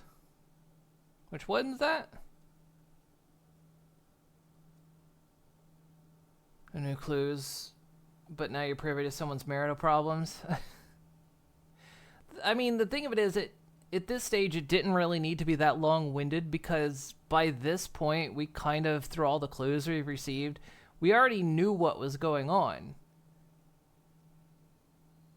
And so, it's, for the sake of the narrative, we just didn't need such a long-winded thing, because we already knew.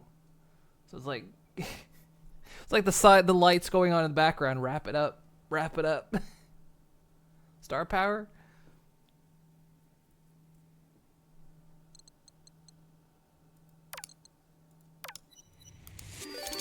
Oh, that one worked.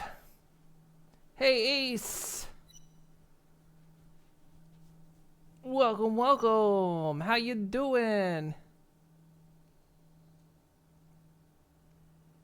How was your night in the woods?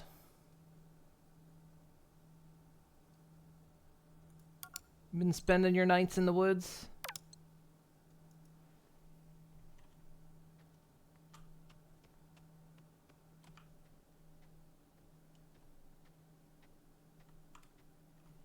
How was?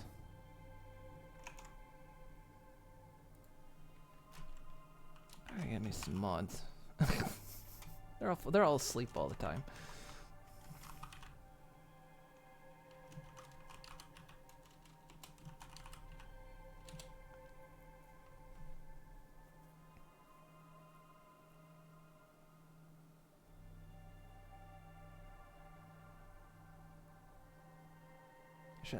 I should mean busy, occupied, not.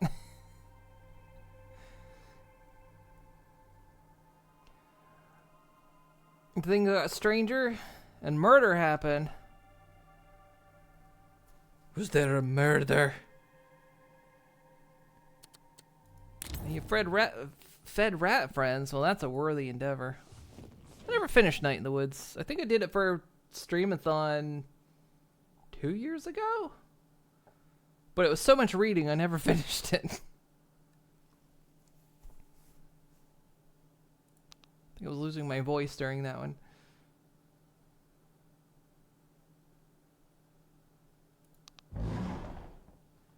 Wow. You look delicious. Thank you. Let's just hurry this up. Oh, come on, stop it. It's good to be back, right? Well, that's the thing I don't think I've ever left. I was born and raised in this industry, and it was only a matter of time before I came swanning back. This industry, it never lets you go, darling. It's wild. It's crazy. Feels like only yesterday I was trying to break in, you know, and now, yeah, I just can't seem to get out of it. Something visual knowledgeable disguised as a video game. Doesn't it just? Look, I've always been a fan of Duke Kane. A massive fan, in fact. The man is a legend. That's a bold statement. Duke doesn't just make movies. He creates worlds. And the way he pushes his actors, he is sculpting them into something bigger than themselves. Donnie's influence is undeniable, but let's not confuse influence with ownership.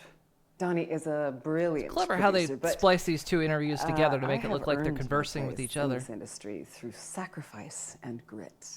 But it's his world. He doesn't settle for good enough. It is not his world. If anyone is deserving of greatness, it's someone who's gone through as much pain as he has. Right. I don't want to imply that you have to lose a child or something in order to be great. The loss of Tanya must have been immeasurably difficult for Duke. Well, we certainly were never the same afterwards. And for him to have carried on and given the world so many incredible pieces off the back of it, as far as I'm concerned, that is an immense showing of strength and endurance. And neglect. Not sure I follow. Oh, well, it's like I'm invisible in all of the films and the work and the loss. Oh, but Donnie rises above it all, untouched, always there. Yeah, we always look up at him because he's sitting on the highest mountain. He's always watching. Nothing escapes him. Not grief. Not loss. Is this loss? Not me. Because, God forbid, I should be the center of fucking attention. No. Fuck this shit.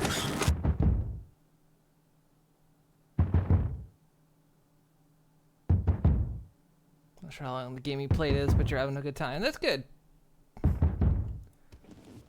This game's been alright so far. It's gotten a bit long-winded, though. And some of the puzzles have gotten a bit... Oh, goodness.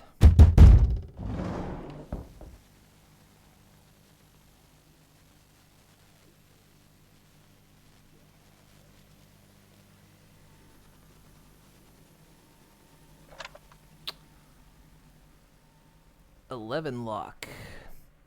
When I'm locked in, there's no stopping me." Oh, that's the Tylenol film.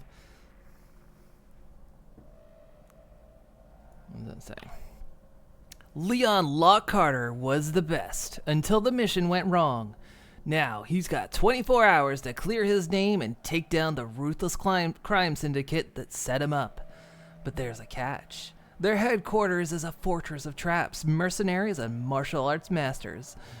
And the only way through it is to fight past 11 deadly gates. Locke is armed, outnumbered, and out of time. Unarmed. Locke is unarmed, outnumbered, and out of time. But when he's locked in, there's no stopping him. 11 Lock, the strongest movie, is never backing down. Rated PG."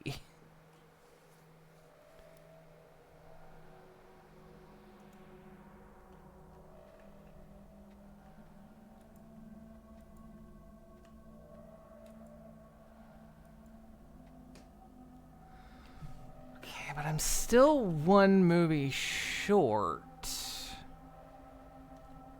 If I recall...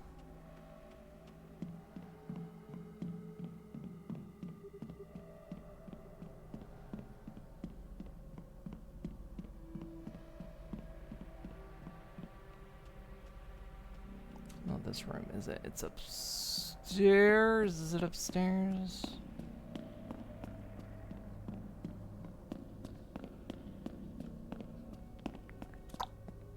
Not this room. This room. Yeah, I'm still... Two movies. I know I really know what order I'm putting these in. Because they all have different numbers attached to them.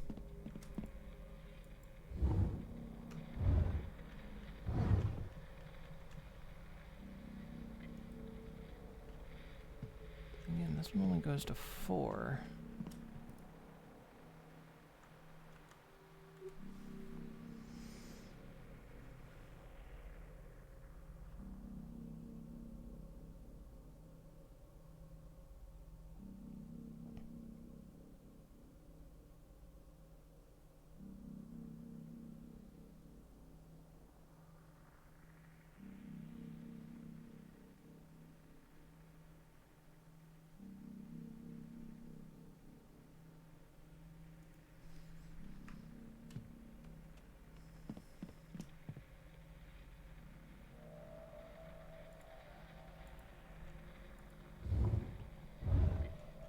It does go to 5, it's just...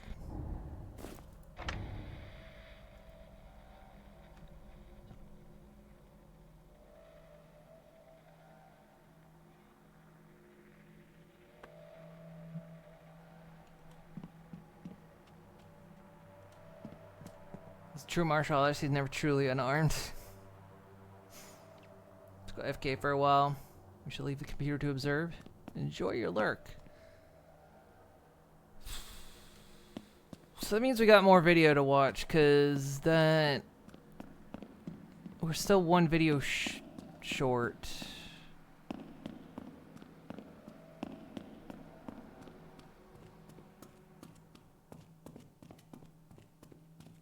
So there's still the door upstairs that I can't open, and then there's the the locked mouse door that I can't open.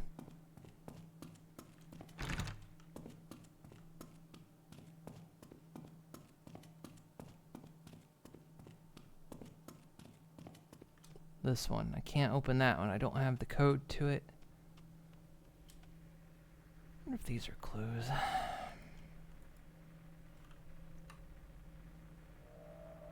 No.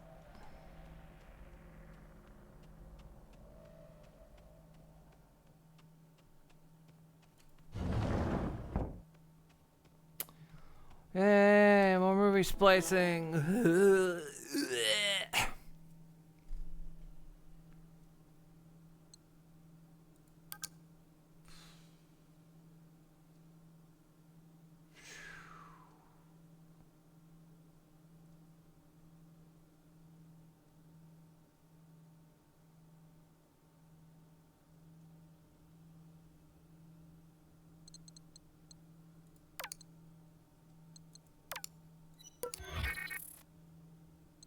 The order matters. Those are spliced anyway. Though splicing doesn't actually matter.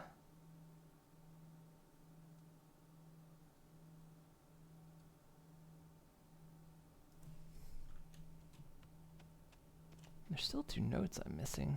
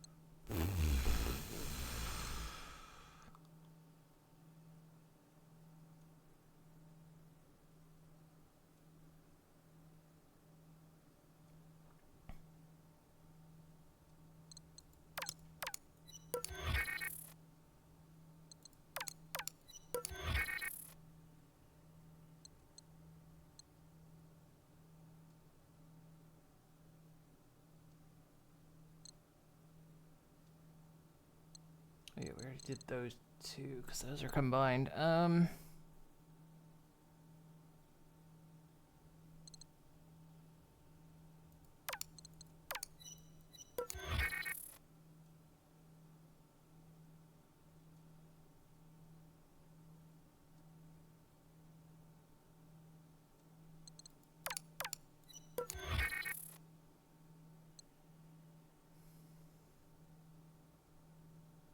To go around D&D game. Good luck reconciling this impending divorce. Okie dokie, have fun. I want to wrap this up because this is getting late and I'd like to finish this tonight. But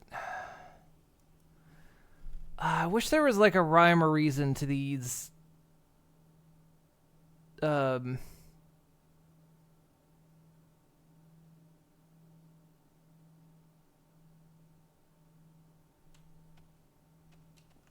splices.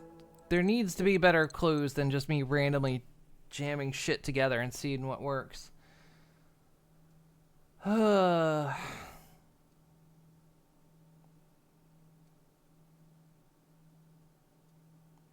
unfortunately the more videos there are, the more I'm just having to like basically brute force find which ones connect together.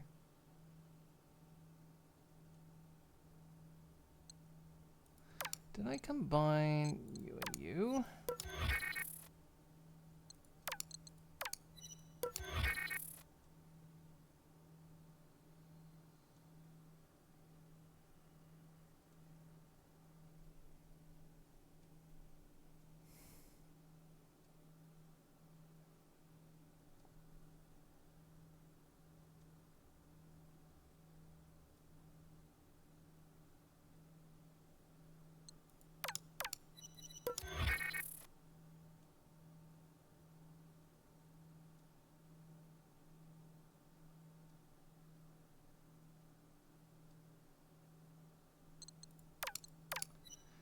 combine that one together.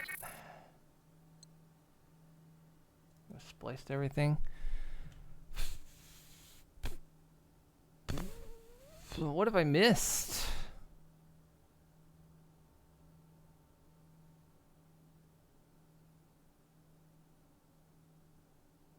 I'm missing one tape. 2 of those.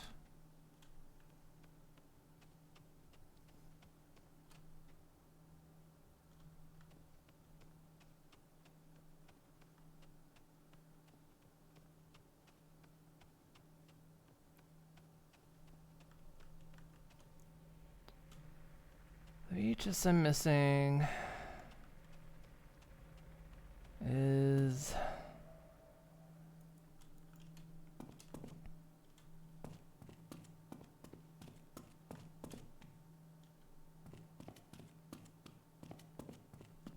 I don't know. There's several. There's more than 5 movies listed. I think. Maybe not. That's not the right room. This is... Or maybe I'm an idiot and there are... I think it's Red Valley I'm missing.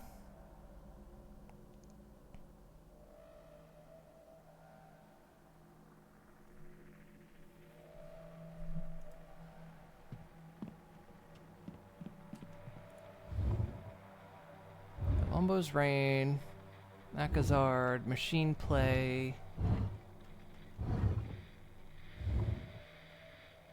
Yeah, it's just Red Valley I'm missing.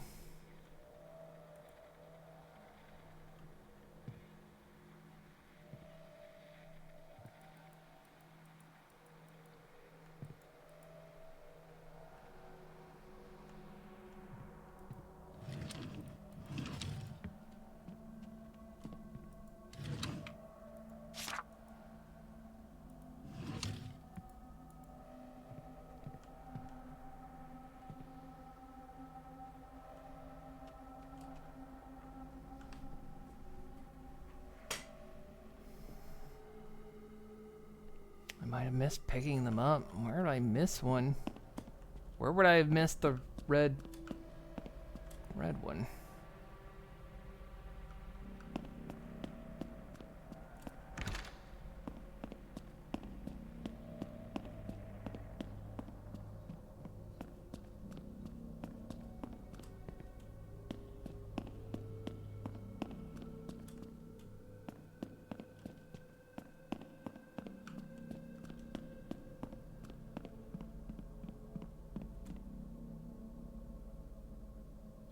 Yeah, tell me where it is. Otherwise, I'm gonna scrounge every room looking for this stupid thing. Cause it's probably in like one little drawer I didn't search by accident, even though I've tried to be as thorough as possible.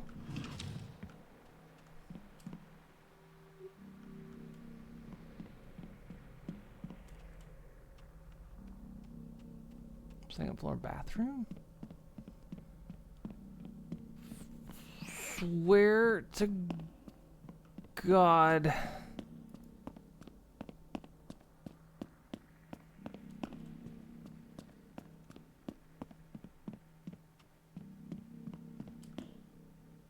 I was in here. I searched every inch of this place.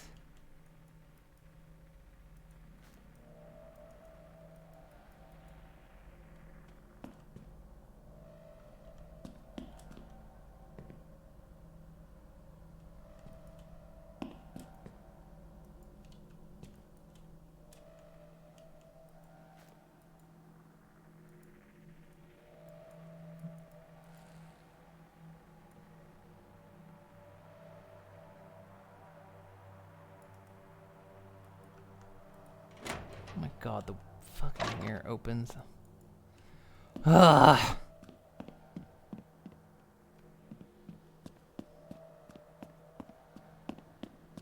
I didn't see the prompt that told me the mirror opened.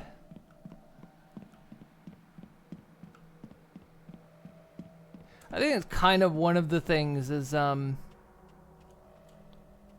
missed a couple simply because the prompts don't seem to show up all the time. I'm probably just missing them, and it's probably my fault, but I swear it seems like sometimes I'll glance at something and the prompt just doesn't show. It's probably me being stupid. No, I probably haven't shoved these in the right order, but we'll see. No, I have not. Okay, so here's the next trick. We figure out which order is correct.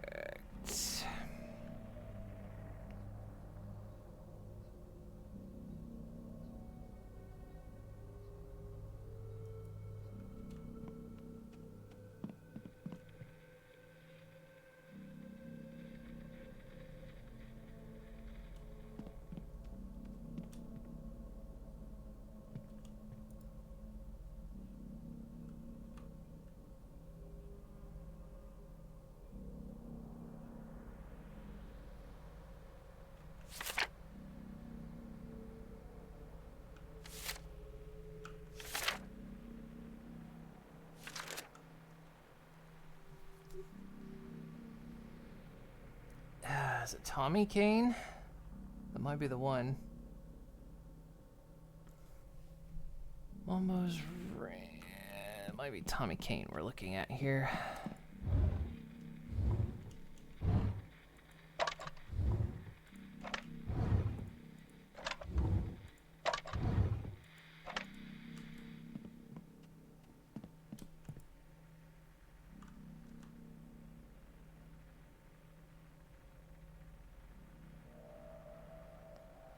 So Elvin, Red, and Mombo's Rain.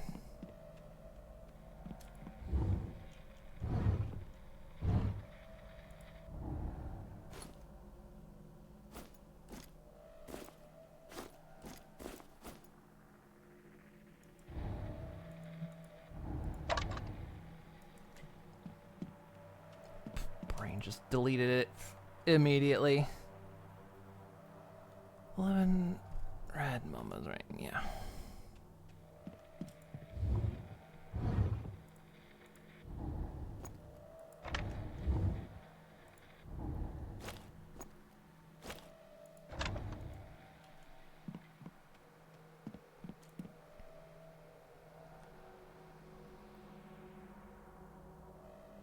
And then machine play.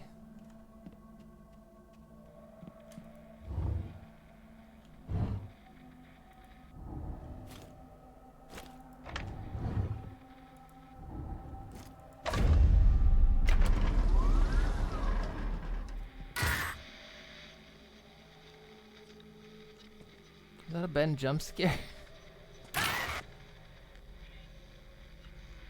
Calm down, Ben.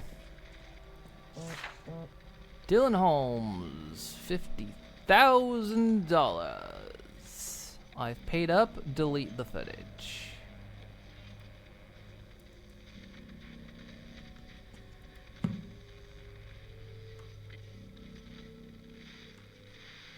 The Dickens.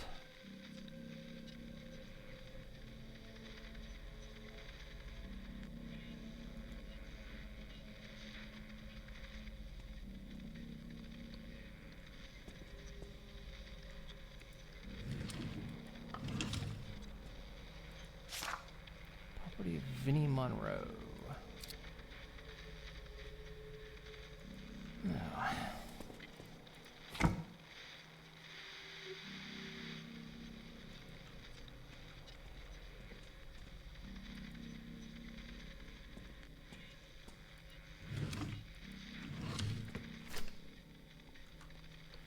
Again, I'm stressing to the security team that we need to enforce the no-phone policy on the estate. This is non-negotiable. We are finding more and more violations of this rule. Even today, guest Vinnie Monroe's cell went off during a private screen test. Mr. Kane was not happy. I'm not happy. Repeated violations will result in security docking pay. What was his... what was his phone? What was his PIN? I know it was in that video. Oh, well, we'll go out and find out real quick.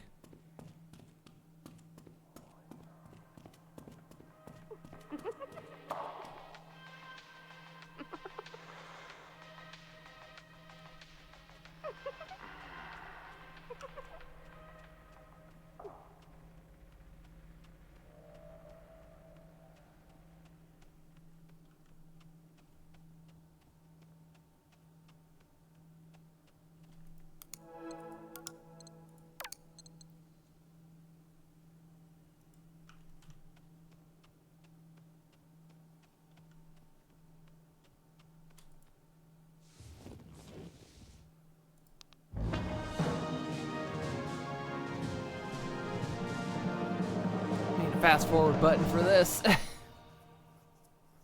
doesn't come until the end. Roll sound. Speed? Camera. Oh, let me know when you're ready. Yeah, we'll do. Yeah. Mark it. Screen test. Scene 24A, take 1. Marker. Vinny. Do you know how important this is? Yeah, I think you do. So you wouldn't be here if you didn't. There are many men out there who would kill to be where you are, where you stand. Do you understand, Vinny?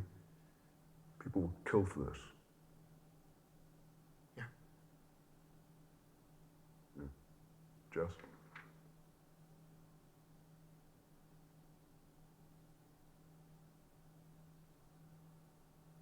Action.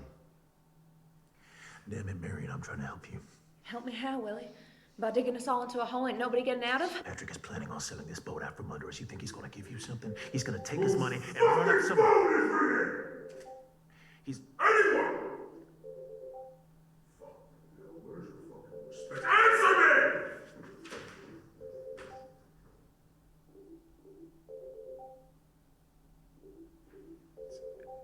It's mine. It's my phone. I'll get it. No. Stay there. Just give me the phone. Give it to me. Keep fucking rolling! Thank you. Chase, who the fuck is Chase? Chase, I don't know. You don't know? Well, why is he saved on your phone if you don't know? He's an actor. He's another actor, an acquaintance, you know. Fuck him. Fuck it. Yes. I'm working. He isn't. You know, got time to fucking call me. What's your PIN? My PIN? Yeah. Your PIN, so I can fucking turn your phone off. It's for 4328. What? 4328. It's 4328. Right. Okay. Yeah. Yes, you take. Fuck the board! Cut it.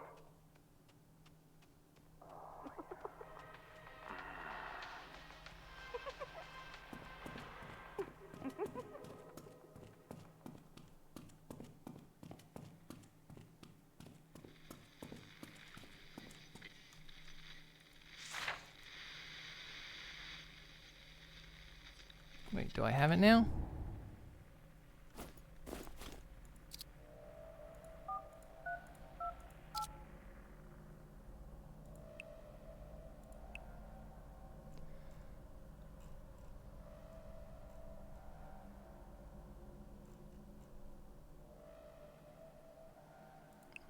Vinnie Monroe.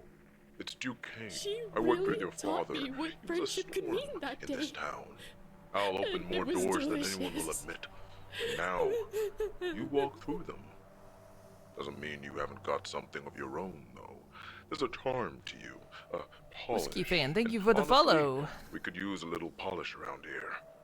That's why you're here. That's why I'm letting you in. I want you for Willie. He's the lead role of my new picture. You can do it. Send me a take.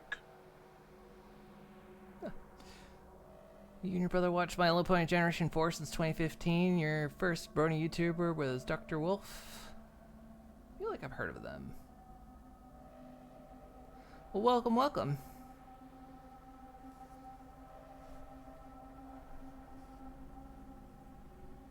We're near the end of this game, so spoiler warning for anyone that might just be joining this. Oh, I gotta stretch. Ooh, That boy who called you, Chase, I did some digging. He knows you. Very well, in fact. Actor. Beyond his prime. But he wants your role, doesn't he? He's persistent, obsessed, very hungry. Do I talk to him, Vinny? Do I carve Willie out of him? Call me. I know he's your friend, but you have to understand, this industry, our world, it demands sacrifice. Like my boy. Every great performance has a body buried underneath it. Chase was never built for that. He clings, you sever. That's what makes you ready, Vinny. That's why I chose you. You're like a son to me, Vinny. Oh no. Make me proud. Oh no. That's not a good thing you might think it is. It's time you stop waiting for permission. Your father knew that. This is your role. You take it. You own it.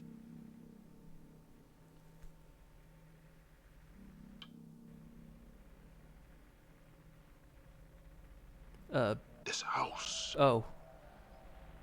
What? Is yours now. This is your shot. I can see something real in you, Vinny. Feed it to me. Feed me. Okay, one, that was weird. The audio jumped, but this became Vinny's house then? I guess that's because we're Chase. That's the character we're playing. So I guess that's why we're here. Because we were coming to see Vinny. Great art demands sacrifice. It strips the skin, peels it back, shows what's underneath. And you, Vinny, I see everything. There's blood in your Sure, but brush when I strokes, do that, hunger there's in a your court gaze. case. I'm proud of you, Vinny. Vinny, or should I call you Willie? My boys are in touch with your fathers on sealing the deal. You should be elated. You earned it. There is one more thing you need to do. That boy, Chase Lowry, I worry that he'll follow you like a ghost, sapping your focus, dulling your edge. Remember what I said. True artists don't ask, they take. And you, boy, you sever. Sever him. Get rid of him and this role is yours. Oh, my boy, my little angel. You'll carry us into the future. There's a party, Vinny, which I'd love for you to attend. This party is for you. You'll meet the other cast, the crew, your people. It's important you attend, Vinny. There are moments in a man's life, pivot points, where everything changes. This night will be one of them. Just watch your screen test again. Very punchy. You got a good face. Am I reading these backwards? It's supposed to go the other way. You're working hard, making something of yourself. You'd be surprised how many people fall at the first hurdle. Not you. I think you've earned a little R&R. Thank you so much for your kind words, Mr. Kane. I really appreciate it, and of you, of course. Hopefully, I can convince you that I have the star power for something like this. I said call me Duke. I'm assuming you're in town? Yeah, Duke. I'm doing some voice work in San Francisco next week, but I'm in town for now. I'm not, but go to the house. Security will let you in. Get there for 8. There'll be a gift for you in the mouse room. Bedroom code is 1016. Enjoy, you've earned it. 1016. Okie dokie. Remember that. Remember that, chat. 1016. Vinny, don't forget the audition tomorrow morning. Drop me a call and let me know how it went. If you get this and Voyage, we're talking big bucks. Vinny, how'd it go? Answer my calls, please.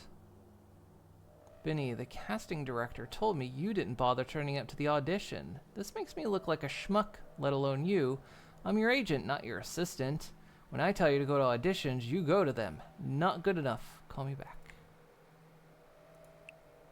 Rachel, thanks for your number. I've always loved your films, and huge love for you in Moonlight, man.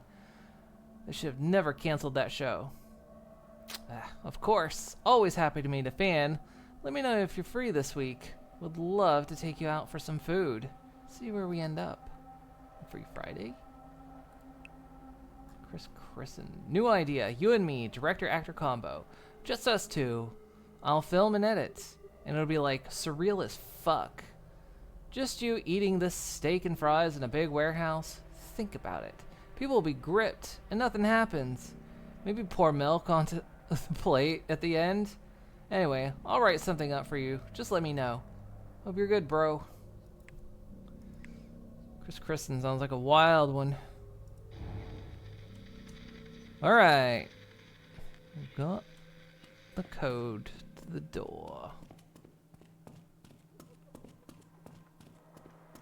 Already forgot? No, I was pretty much forgot too. I'm ADHD. You expect me to remember? You expect me to have object permanence? Are you crazy?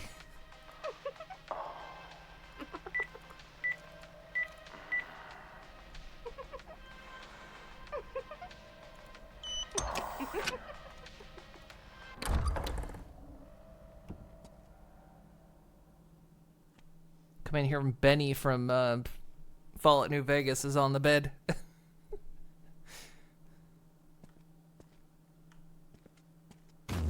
Hey. Oh, is it not working?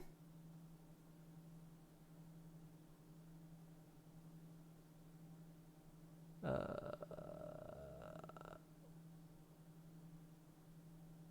I'm gonna have to fix that. It's not working. 1 second, let me refund that.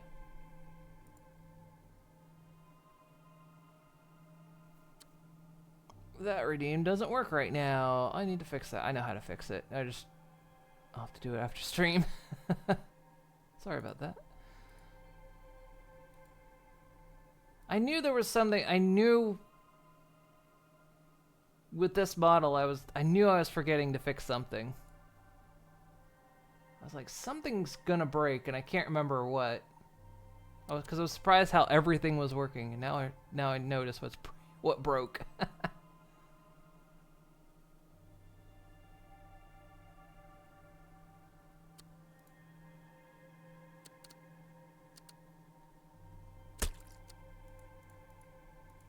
That one works.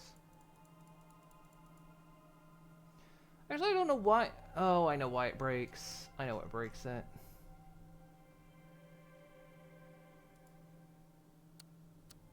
Points. Okay. There you go. Refunded those points.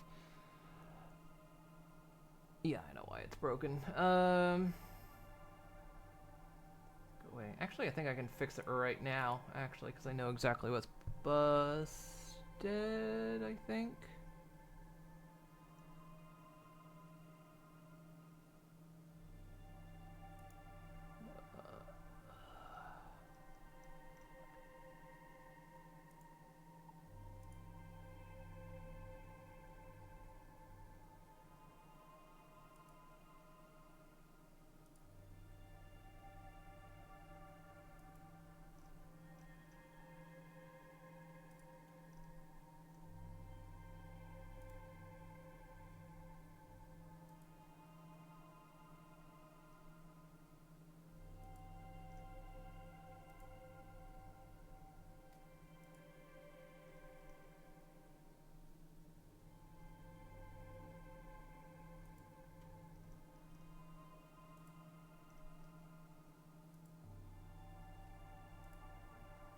It's because, I'm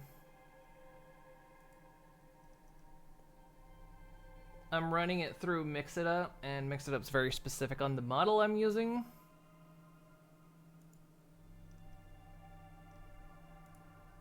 And so, of course, because I'm using my Luffy model, it's not, Mixitup doesn't know which one, it doesn't know to register this one.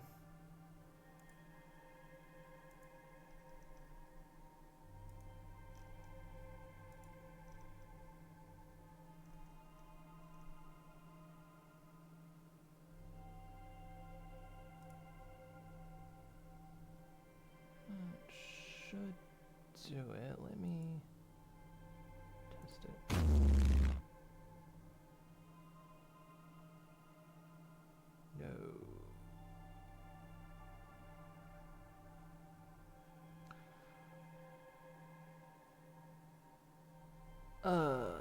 still have the filter set up? 1 second.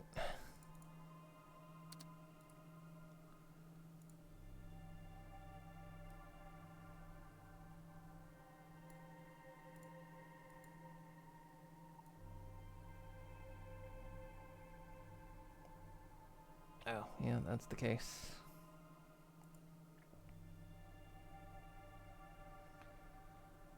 I know what the problem is. It was mixed up as one problem, but there's another problem. Let's see if I can fix this really quickly.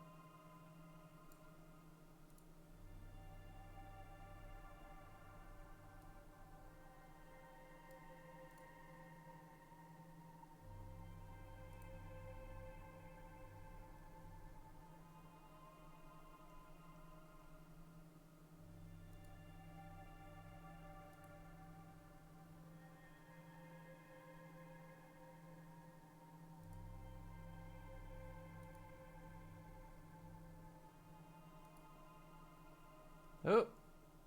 Oh.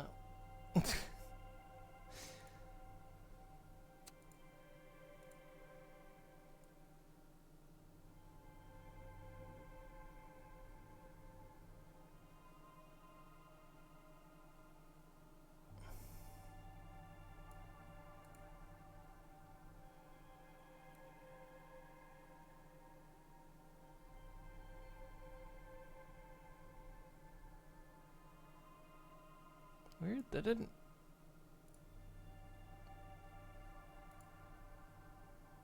Didn't that work?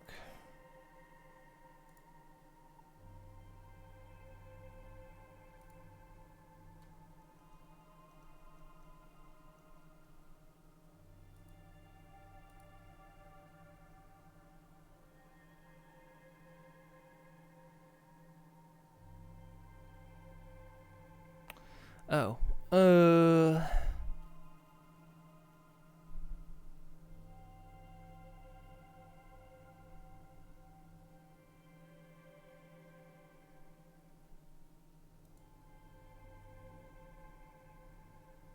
Should still work.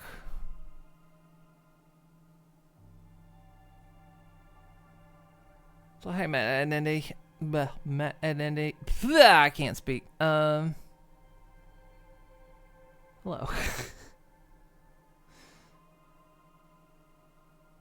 Spreadsheet files should work.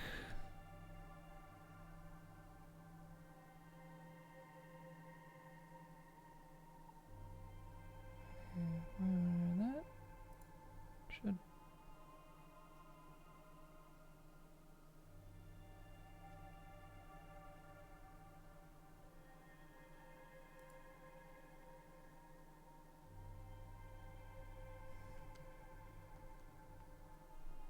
Weird. I'll have to sort it out after, I guess.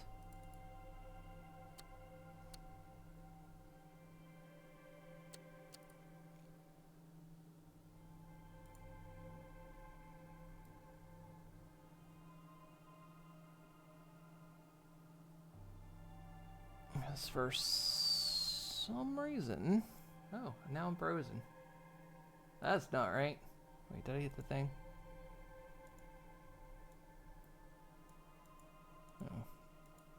Oh. Hang on. Give me a second.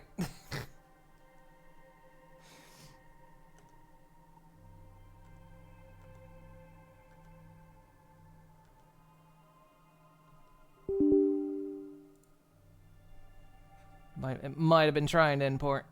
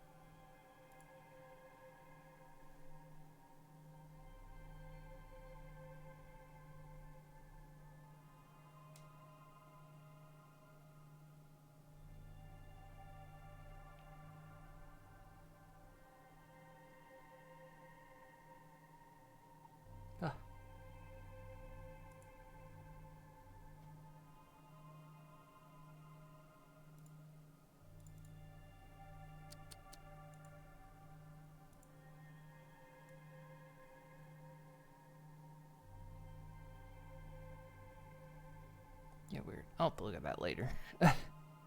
Some reason the filters aren't importing over. I'm not sure why.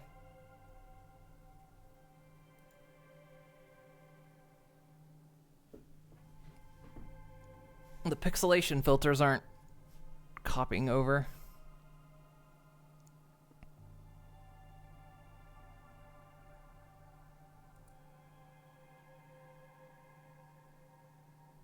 I'll have to look into that.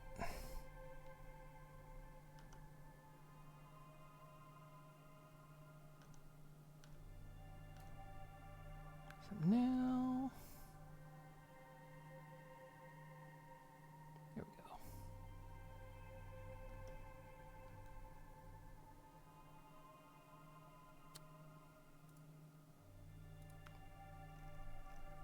Sorry. I thought I could fix it really quickly, but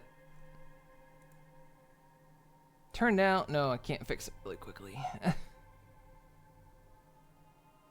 Not sure why the filters aren't importing, but oh well.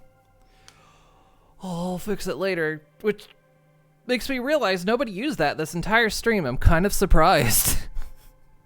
Actually. I'm surprised this entire time nobody used that one.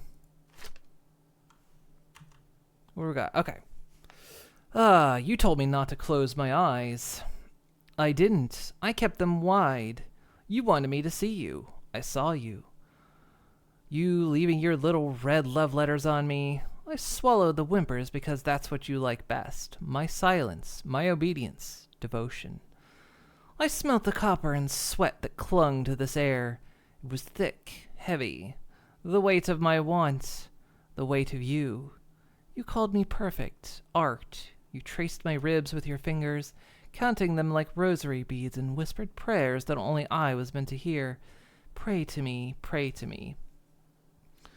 I can still feel you behind me as I write this. I can feel you guiding me, commanding me, owning me to write this.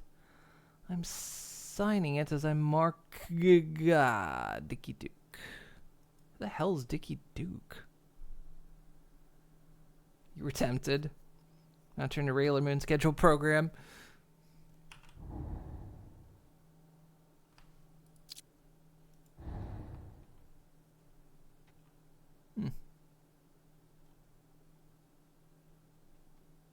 Oh, this is legit just a porn room.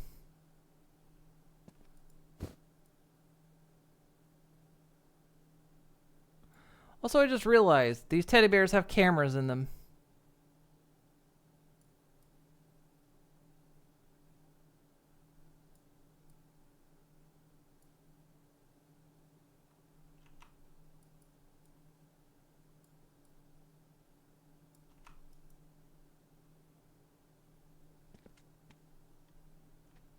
Yep, this is just a porn room.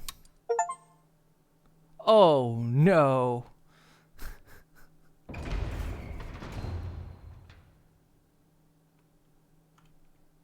Do I really want to activate a UV flashlight in this room? This thing's gonna light up like the 4th of July. Ah. Ew. Ooh. Ah.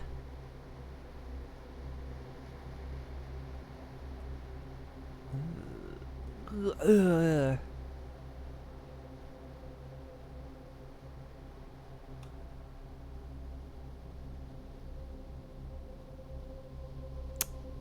God, it's like the average hotel room.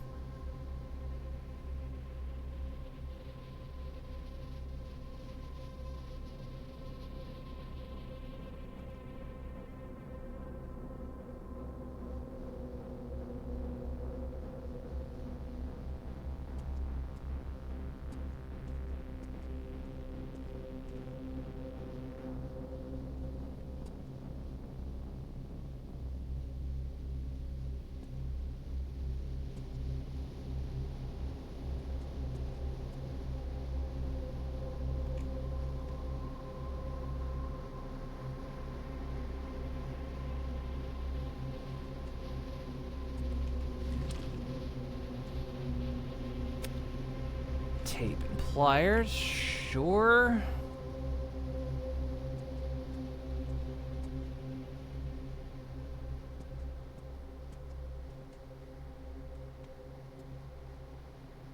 Oh, the elevator opened. Oh. Ooh. Good lord.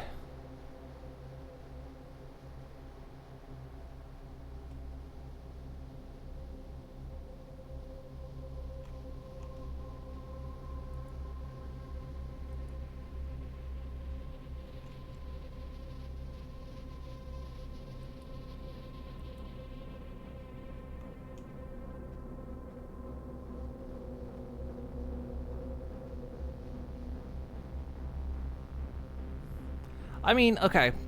I get this is probably supposed to be blood and not other things, but I'm gonna pretend this is other things. Because that was a porn room, and I've got a UV flashlight. What inferral do you want me to make at this point? And the only other thing that makes me go is, oh my god.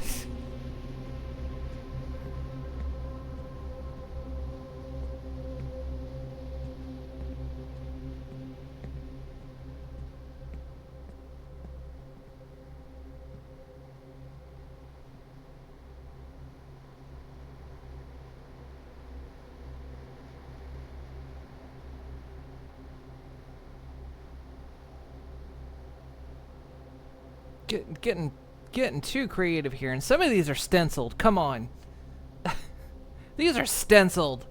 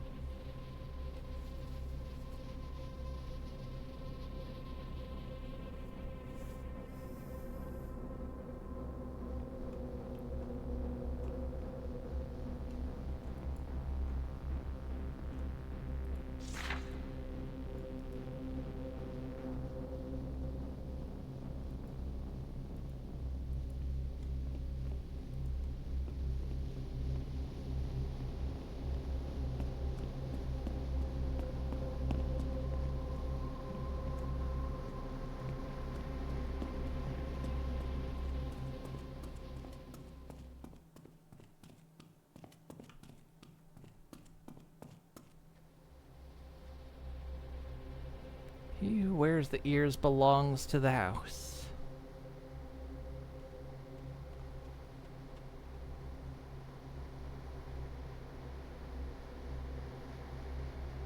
Look into the eye. What? Did I?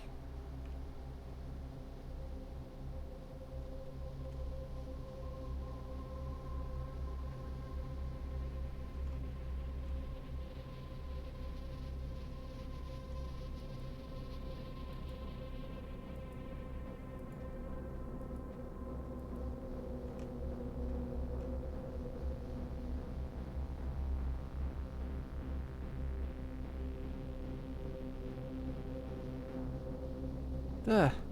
Guy's got a real quick recharge, you know?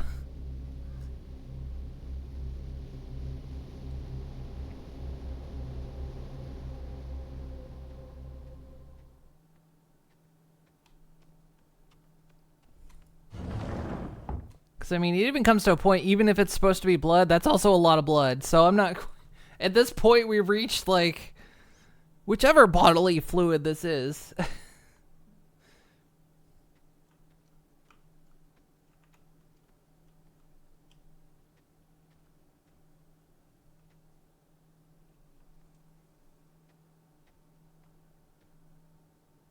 I'm missing a piece.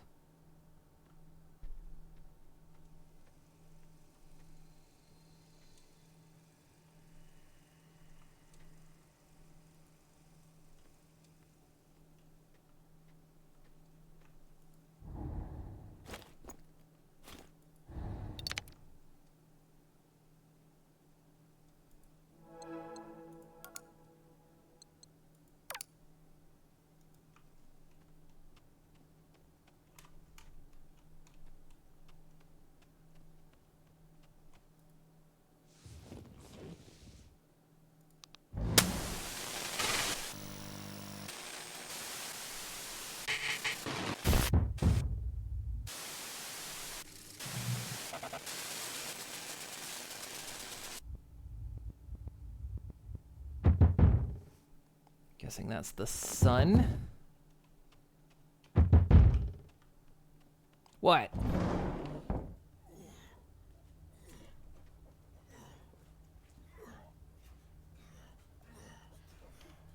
I don't want to get on that bed. Ugh.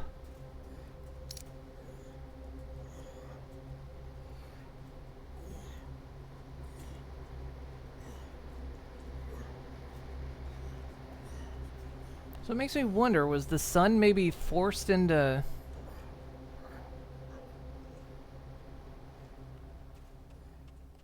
Was he like forced into doing porn or something?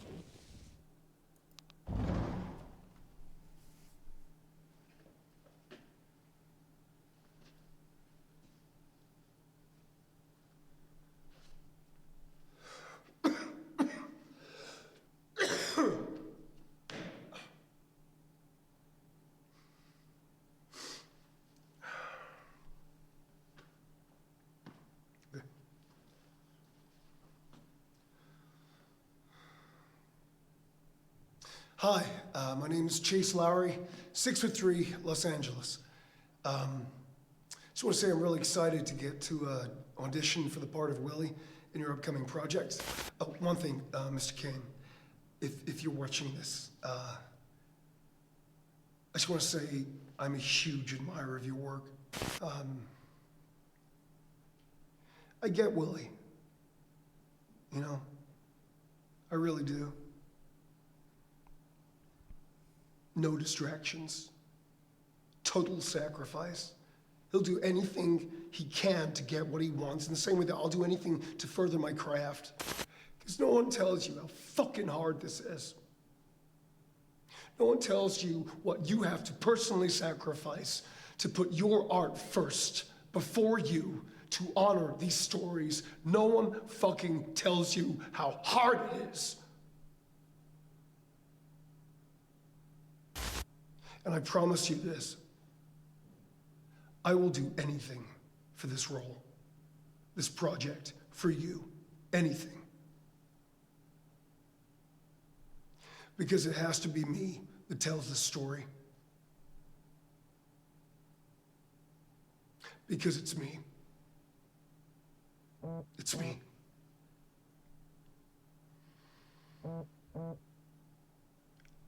I am Willie.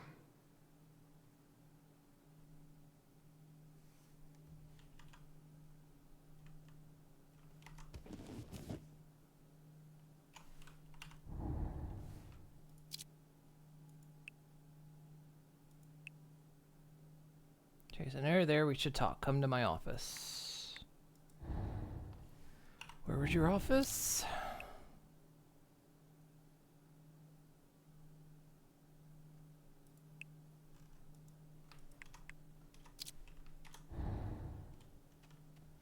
Before I do that, though. Never mind. Let's see if I could splice some stuff.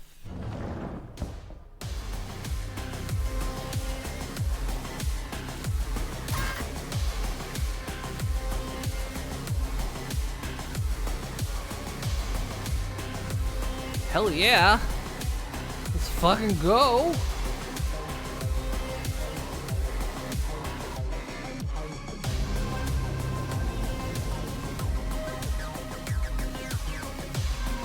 Fucking, like, I feel like I'm in Cyberpunk now.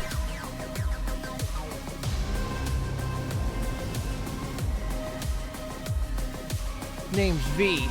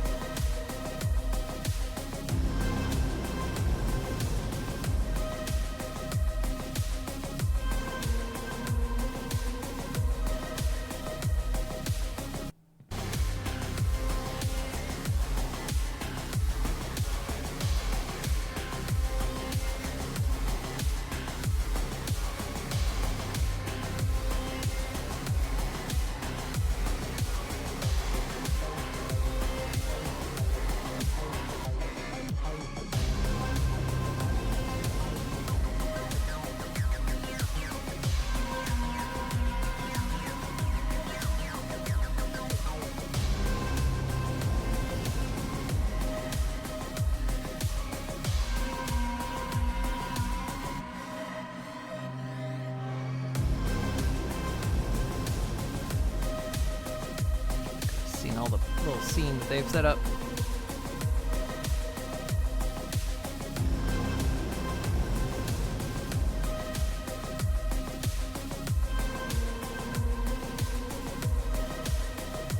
Have a good night, Ace.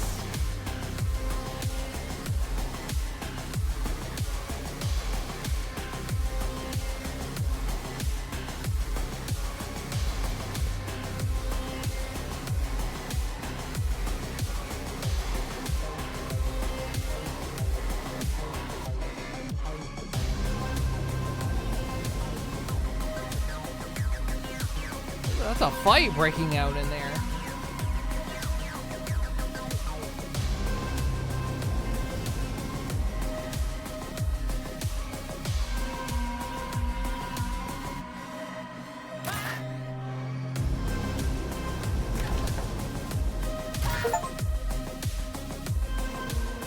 Every room in the mansion.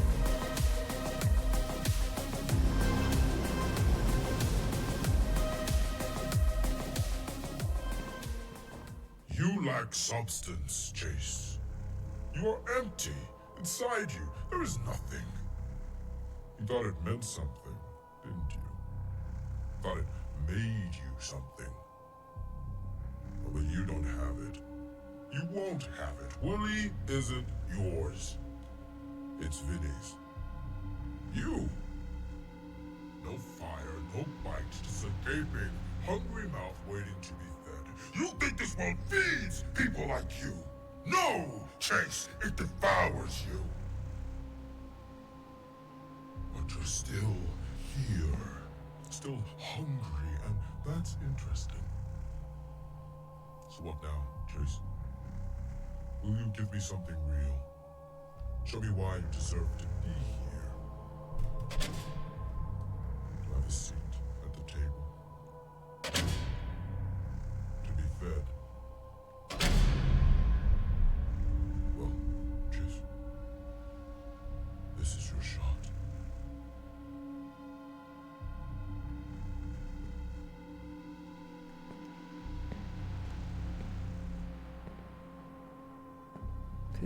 This is just streamer life. This is what streamer life is.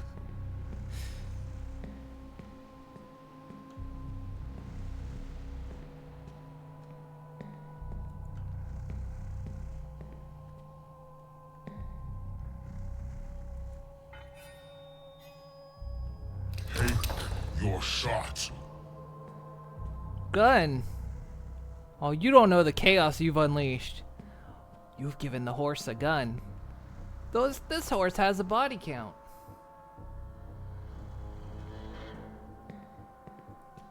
You know not what you do.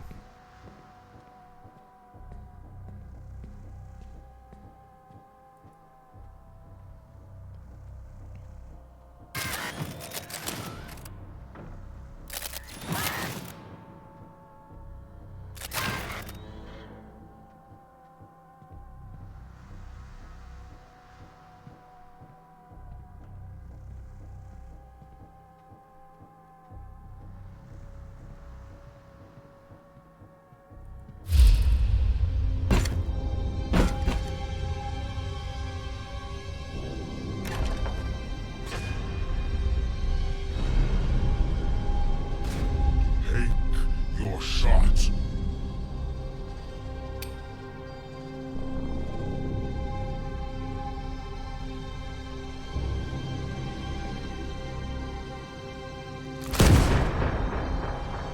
I aimed away.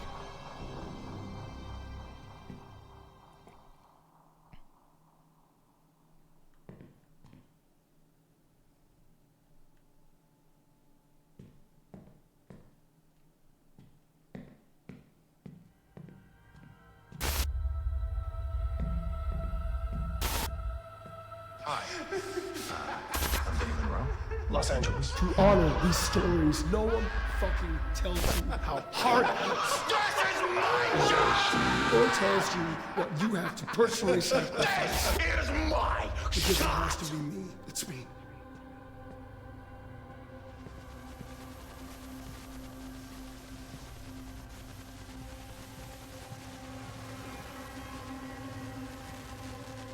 That's a neat effect.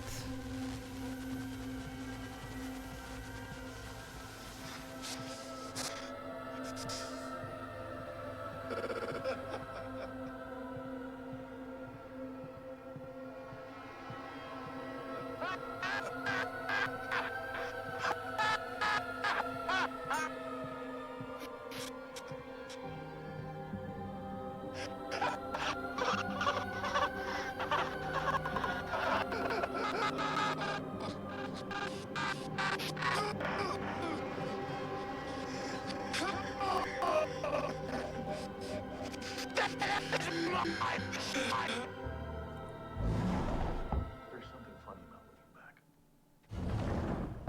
You think you always knew what was going to happen. You don't know. One day you blink, and then it's all over.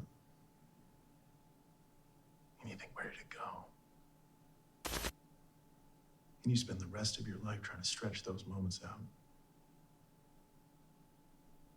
Trying to grab at something that isn't there. So you act. You pretend. Try to wear a face that isn't yours.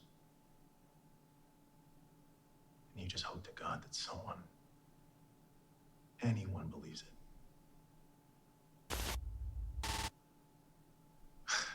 What is it they say? Fake it till you make it.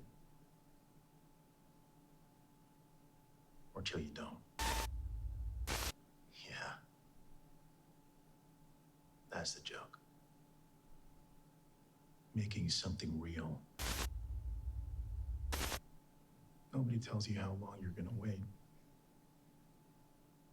Nobody tells you that you're running out of time. Oh, this is too real.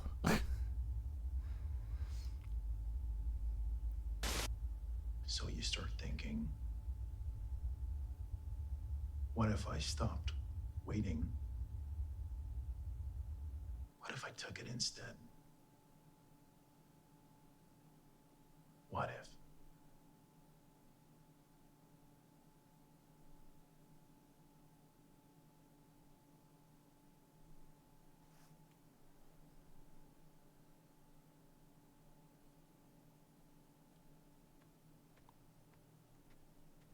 Mwah.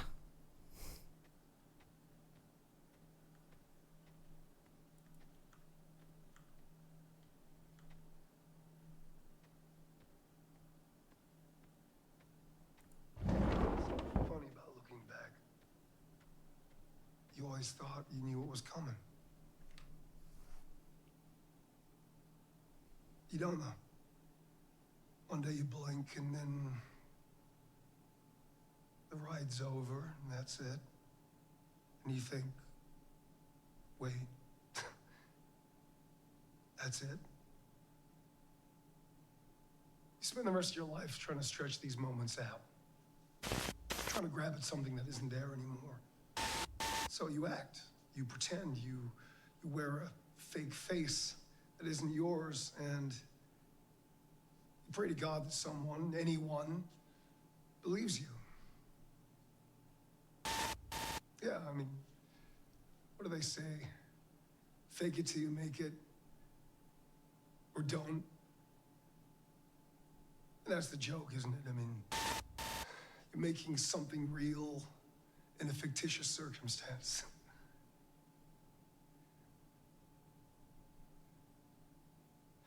No one tells you how long you gotta wait. No one tells you how fucking hard it is.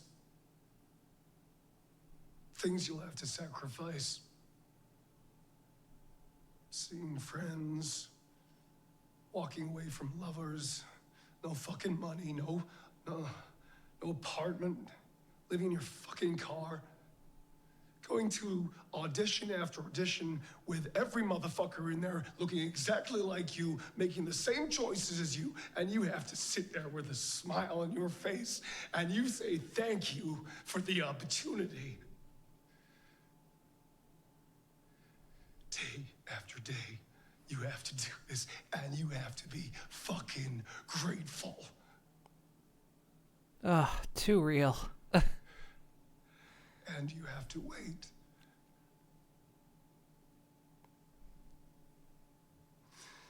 Until one day... Hey, Heartbang. You just say no. I'm not fucking waiting. I am gonna take what is owed to me. And you do. And you think, what if? What if I just take a bit more?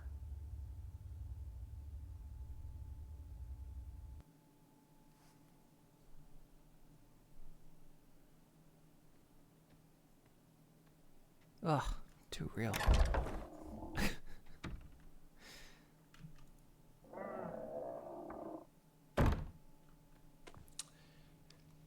Hey, Chase. Hey, buddy. Look, I wanted to tell you this in advance before you hear it from, someone else or whatever. But, okay. Okay, I spoke to Duke and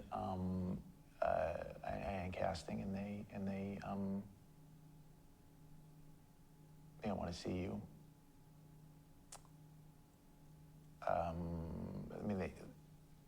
I think you're an amazing actor. I think you're an amazing actor. But they think you've had your time.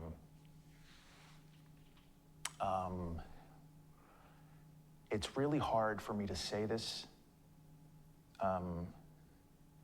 because I look up to you, man. I really do. I think you are an inspiration to me, but they said no.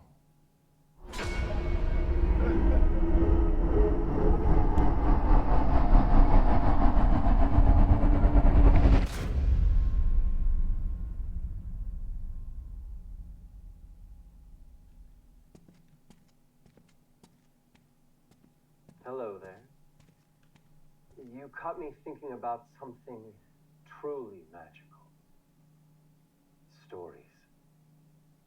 Like bridges, they connect us to one another. They carry us across time and space into worlds we've never imagined and places we've only dared to dream about. They teach us about each other and ourselves. They help us imagine who we can become. They change us. And movies, well, that's the greatest form of storytelling there is. A craft where ideas, no matter how small, can grow into something so Hi, Matt Mercer. tangible that they can touch the hearts of people. And that's the magic of it, isn't it? To take someone by the hand and lead them into a dream. To give them a story that stays with them. A secret treasure they can carry with them forever. Of course, not every dream is easy to bring to life. Sometimes there are hurdles to leap, puzzles to solve, and paths that aren't always clear. But the reward of seeing that finished story, or knowing the effect it will have, it's worth every step. So to you, I say this. Don't wait for permission to tell your story. The world needs your voice, your vision. Tell the stories that burn the brightest in your heart. The ones that scare you because they matter so deeply. Imagine what you could conjure. Imagine the lives you could change. So go on. Pick up that camera. Show us what's inside you. Because the future of storytelling is in your hands. And I, for one, can't wait to see what you'll uncover. I mean, hey, if the Polonia brothers can make 2 movies, anybody can. Why they're just giant disembodied heads moving in different rooms?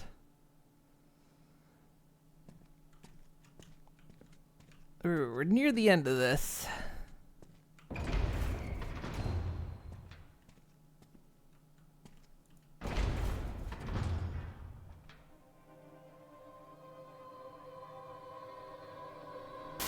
Ooh. Oh.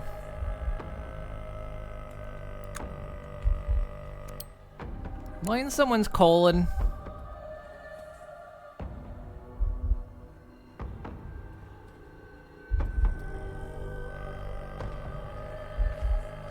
Oh, polyps down here.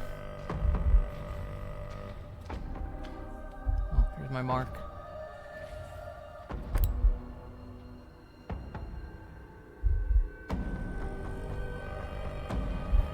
Well, this is my shot. Roll sound. Camera. Chase. Do you know how important this is? I think you do. You wouldn't be here if you didn't. There are many men out there who would kill to be where you are. Where you stand. Do you understand, Chase? People would kill for this. Mark it. Chase Lowry, scene 24A, shot 1, marker. Action.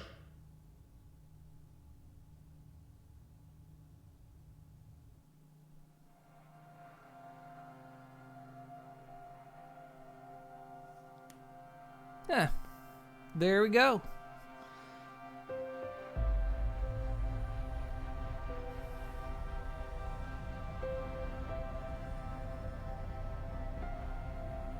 It's pretty good. Some of the puzzles got a little tricky because the flow got a little different, but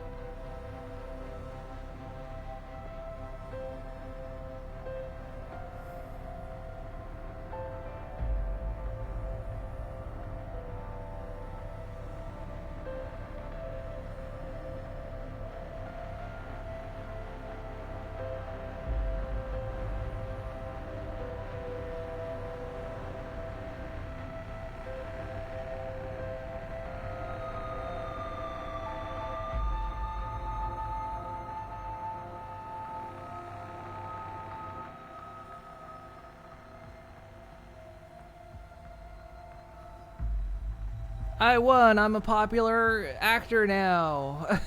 Right? Is that how this works? It's time to shoot my shot, chat.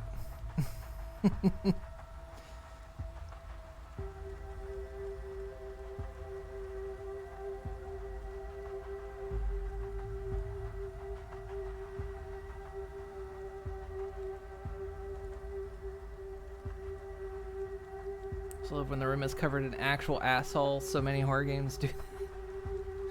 And for these credits to bring the life story of this other character. I'm Marvel level now? Wait. Pre or post endgame?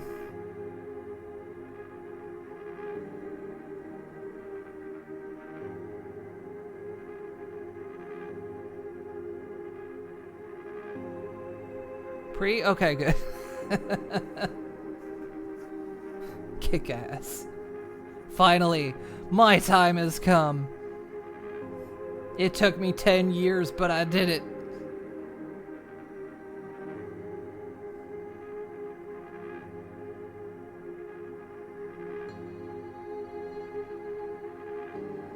That was good. Overall, that was good. Some of it got a little long-winded. And some of the, like, the splicing of the film pieces where it was creative, but a lot of it was just sitting there. There was no real rhyme or reason to kind of putting them together. It was just putting together ones you hadn't put together before and see if they actually go together to give you the next clue. Which, not bad at the start, but of course, once you start amassing more clips, it starts getting a little more annoying to that, especially you don't have the memory to remember what you just tried to put together, which I had problems with a couple times. Not thinking I'd put a couple together, but I actually did. But yeah, that's pretty good.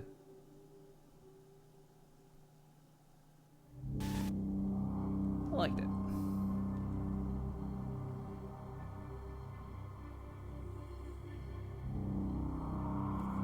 So there we go. Dead Take. I'm kind of glad we started with that one today. I was planning on starting with a different game today, but I ended up swapping it last minute because I kind of figured this one was going to be longer than the other one, so I didn't want to split them if I didn't have to. Or I didn't want to have to, like, that's the opposite. I didn't want to double them up if I didn't have to, is what I mean. I wanted to split them if I could. And this actually worked out.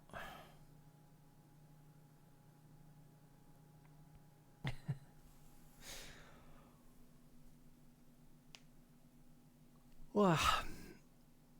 It's Frog Day in Portland? It is. I get that reference. I guess you should EP since it is 4 a.m. for you. Yeah, it's just after 3 for me. My sleep schedule's still a little bit screwed up from my time away. Imagine me who goes to bed normally at 5 or 6 in the morning and gets up at 2, and I just spent all last week getting up at like between 6 and 8 a.m. and going to bed like at midnight. That was my entire last week. So now my body doesn't know what the hell is going on.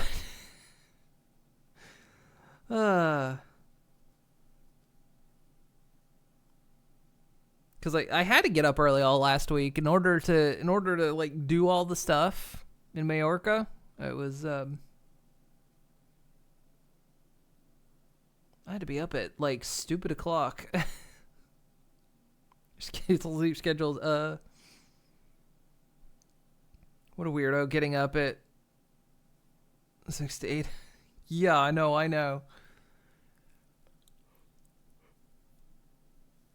It's actually when I got home yesterday. So like the flight back from Mallorca wasn't that long, but I did have to get up at like 4 a.m. which is usually usually close to bedtime for me, not a wake up time. So I had to get up at 4 a.m. so that we could make sure to pack up everything, get all the way to where the car was parked, and then get all the way to Palma, where the airport was. Drop off the car, because the car had to be there like 2 hours before our flight, which was dumb.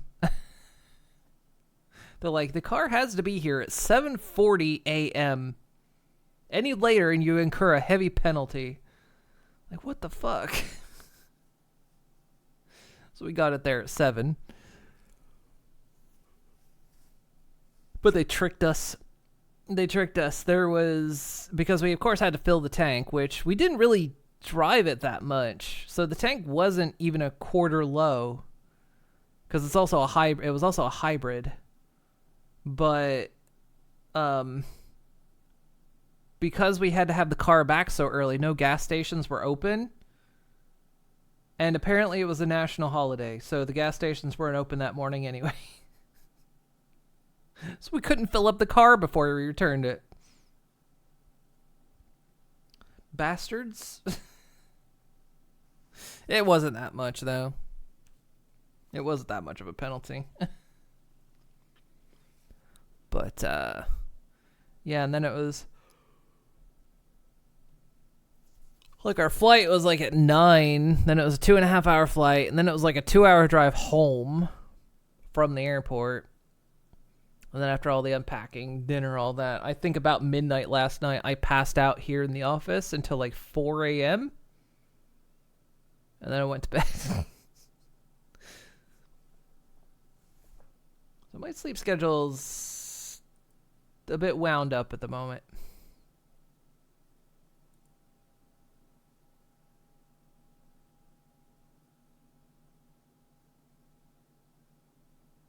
But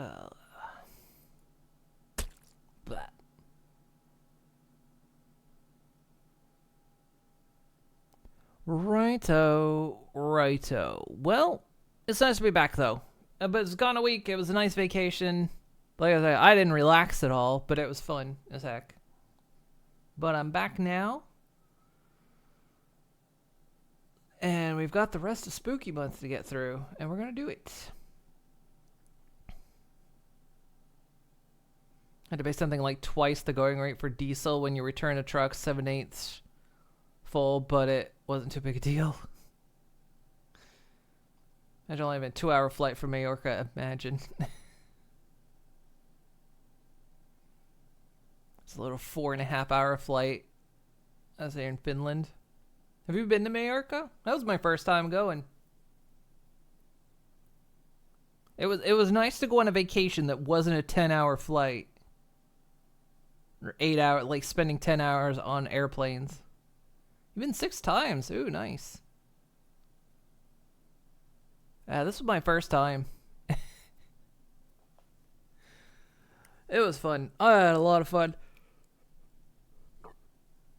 Swam in the ocean, rode on a boat, drove on perilous mountain roads, explored all kinds of towns, ate at all kinds of restaurants, spent way too much fucking money.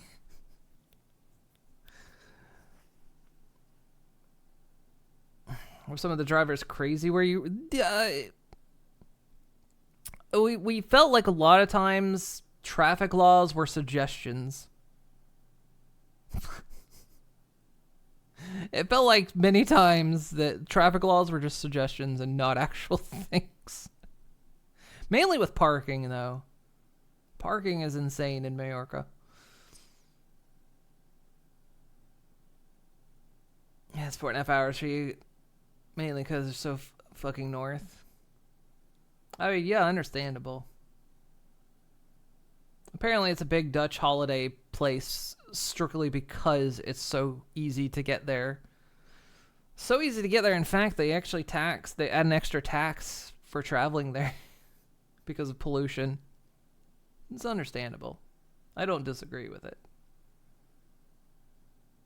Well, apparently for that Mini Cooper driver, the Mini Cooper drivers, like the one that was going up that mountain road and didn't want to get out of the way for that bus.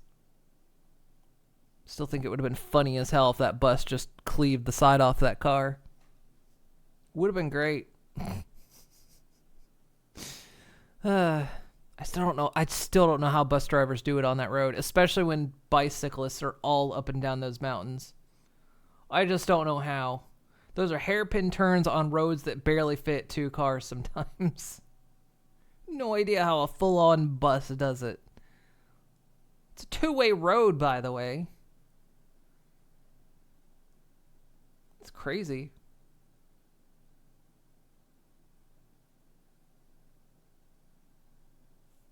The traffic over there is interesting. Remember you were in Tenerife, the bus drivers would get out of the way, wouldn't get out of the way for other bus drivers, and somehow they'd squeeze their buses past one another. Yeah, like, I don't know how they do it in some places. It was... I mean, you get in some of the roads, especially like in Sawyer. You get into Sawyer proper, and it's just 1 car. And somehow it's a 2-way road.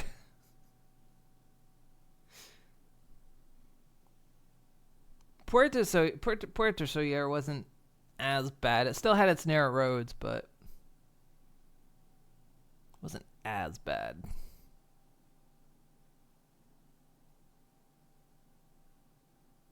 What drove me crazy though is when you got out into like the fields, especially like where all the olive plantations were.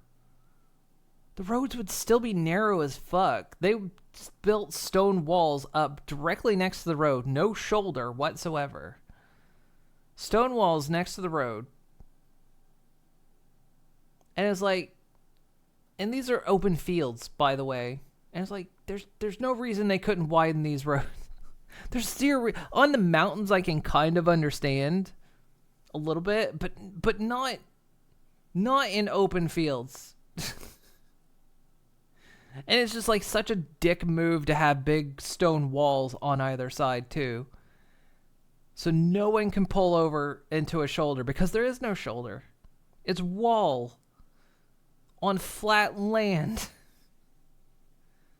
No reason. There's no reason for those roads to be narrow, but they are. It's crazy.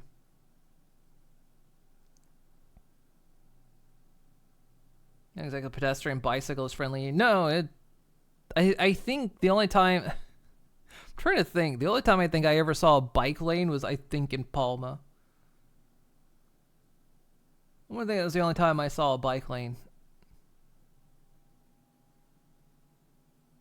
And some of those bikers would not get out of the way, and those are twisty roads as well.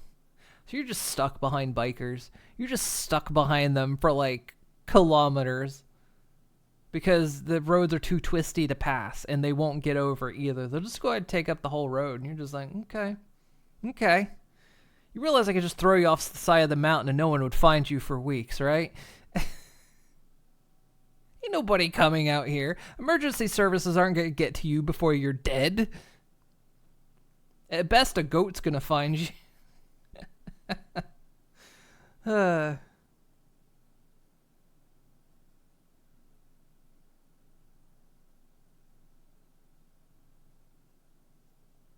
Being on a bus while said bus is driving up a mountain road, vertical cliff on the left, 250-meter drop without a guardrail on the right. The road being 1 car wide, the car is going both ways. Yeah. Yeah, we drove on the big mountain twisty roads, which was crazy. Beautiful, great views, amazing views. But Jesus, we did that and we're like, yeah, we're not going to do that again. Bus is going to 70. Yeah. No, yeah, when the speed limits are like 70 and 90 on those roads. And you're like, nuh-uh. 70, 90 on those roads is when you don't plan on ever going home Or that car better sprout wings, because there ain't no fucking way. You're crazy. Beautiful, beautiful country. I really enjoyed my time there. It was great. But man, those roads.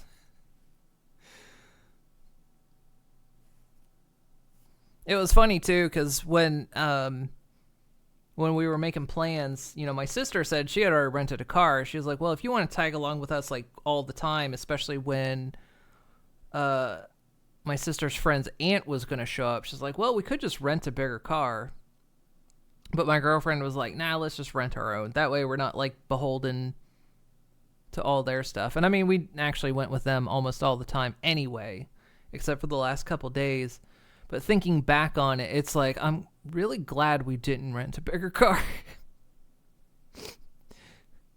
Because there's just no way. It would have made those roads even harder trying to with a bigger car, especially parking too. Again, parking there is premium.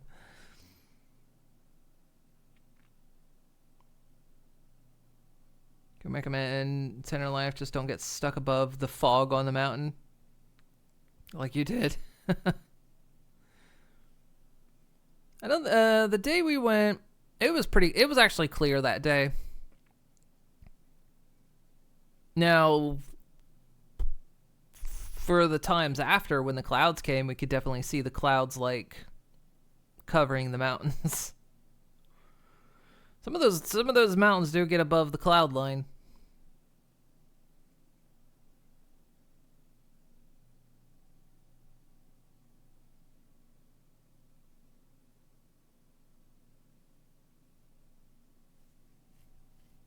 So the roads close until the fog passes. Nuts.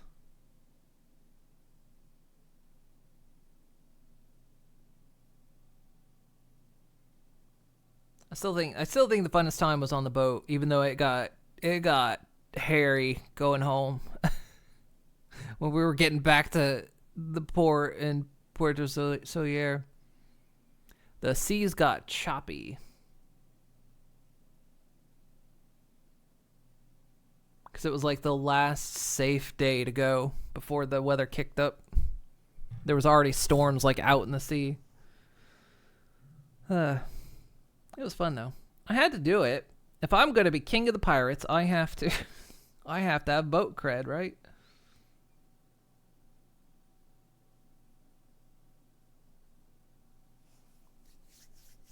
Good times though. I regret being home and being cold all the time. Like I say, I spent after a week being warm, I spent today like being really fucking cold. It sucked. I remember just like I kept looking at my phone while we were there, looking at what the weather was here, and I'm like, I'm glad I'm not home right now. 'Cause I'm warm here. And now I'm here looking at the weather there, going, damn it, I could be warm right now.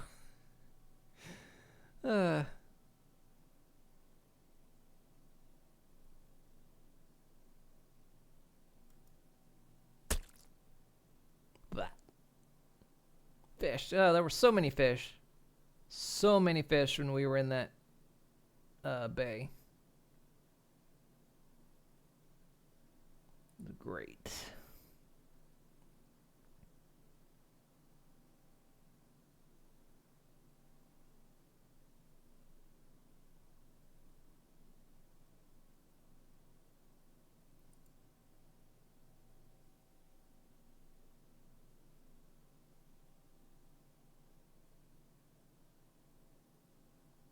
Are you taking a train to Sicily? Yes, a train.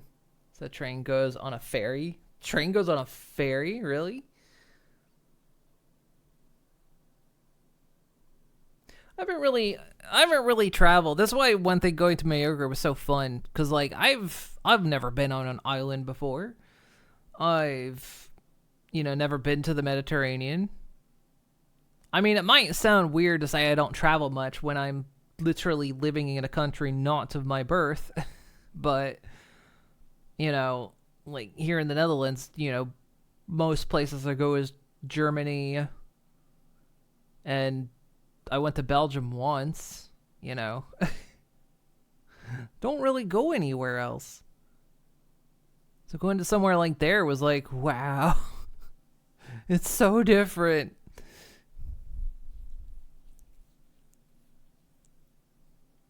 It was nice to like get to explore. You know, my inner warrior of light came out, you know?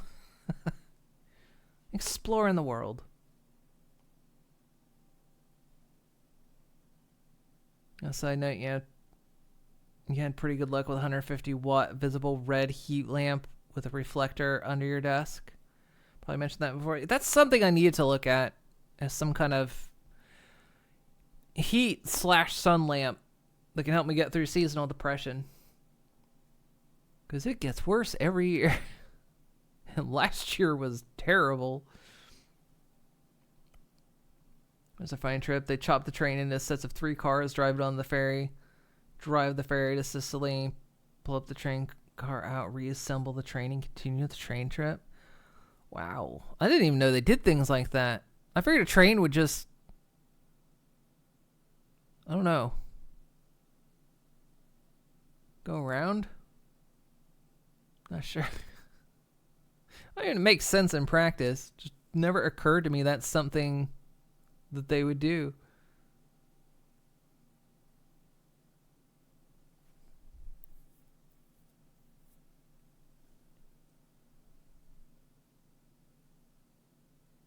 Actually, it would almost seem more like instead of taking the whole... I mean, this again, it makes sense taking the train over, but it would almost seem like instead of taking the whole train over, like they would just park the train at one end, unload it onto a boat, take it across, then load it onto another train on the other side instead of the whole train.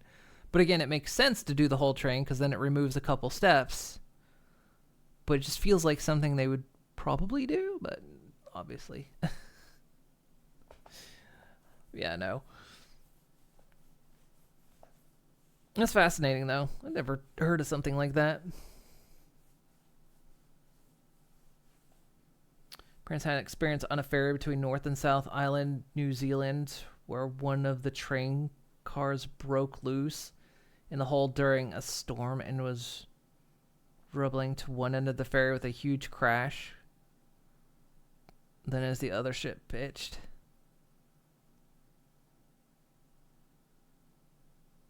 Jesus.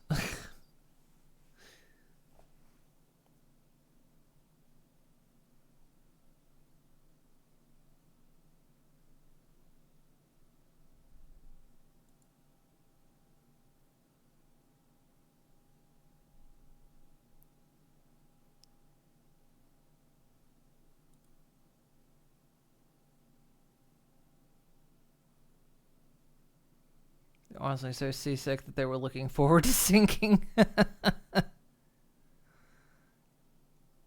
know, it was actually funny when we were on the boat. Again, it was just a small little boat. You know, we had one person, you know, we had the professional skipper piloting it, and then, you know, 4 others of us, and that was kind of all there was room on this little boat. But as that boat was like just being pitched in the waves, my thought wasn't about going over the boat like capsizing or anything. My thought was, I've got my messenger bag on me. I don't want to lose my stuff. It's like we're out in the open. We're kind of out in open water. No, my worry isn't going into the water. My worry is like my stuff. I don't want to lose my stuff.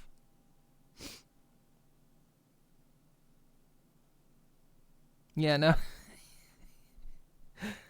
Yeah, I was like, I don't want to lose my Steam Deck. Also didn't want to lose other things, like my passport was with me, my visa was with me. You know, obviously didn't want to lose my bag. Can't get another one like it anymore. Didn't want to lose the buttons that were on it. I was like, look, I'll be fine. Just don't want to lose the bag.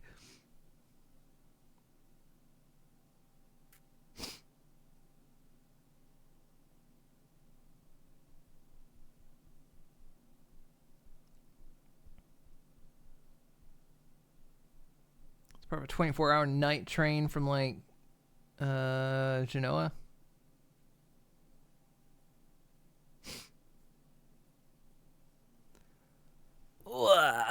All right, guys.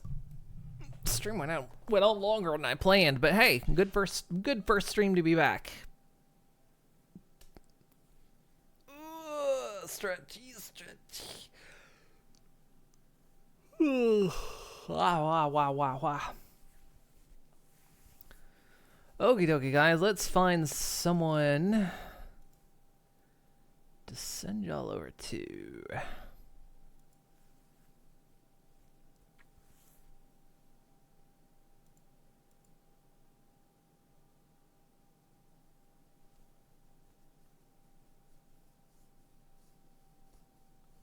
Let's go.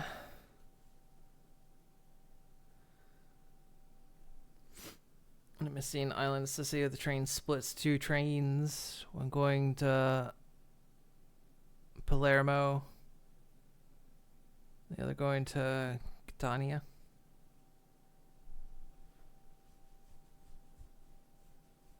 That's wild.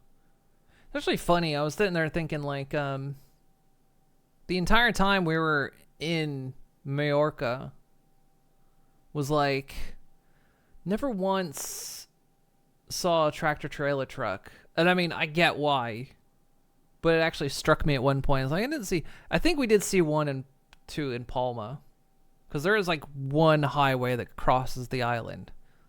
But it's like, yeah, it makes sense. One of those things is not getting on most of those roads. Just not gonna happen. Let's pop y'all over that way. There we go. Okie dokie. Tomorrow, Conanigans might be back tomorrow, I think. I haven't discussed it with the ladies yet. We might be back tomorrow with more Abiotic Factor. We're very, very close to the end of that. If not, it's Friday. I don't know, because I know Nellie's back too this week. She was gone all last week as well. If not, I will play more spooky stuff. And if we do Abiotic Factor tomorrow, more spooky stuff later this week. Either way, there will be more spooky stuff. I've got more stuff that we can do. So, yeah. Like I say, it's either going to be Conanigans tomorrow or something else. We'll see. Okay, guys. Well, thank you guys so much for joining me. I hope you all had fun. I hope you all enjoyed listening to my stories of the trip. Hopefully you enjoyed the game and hanging out. Take care of yourselves. Have yourselves a wonderful, wonderful night. And I will see you all tomorrow or next time, whenever you happen to be around. Have yourselves a wonderful night, and I will see you all next time. Night, everyone. Bye-bye. Bye.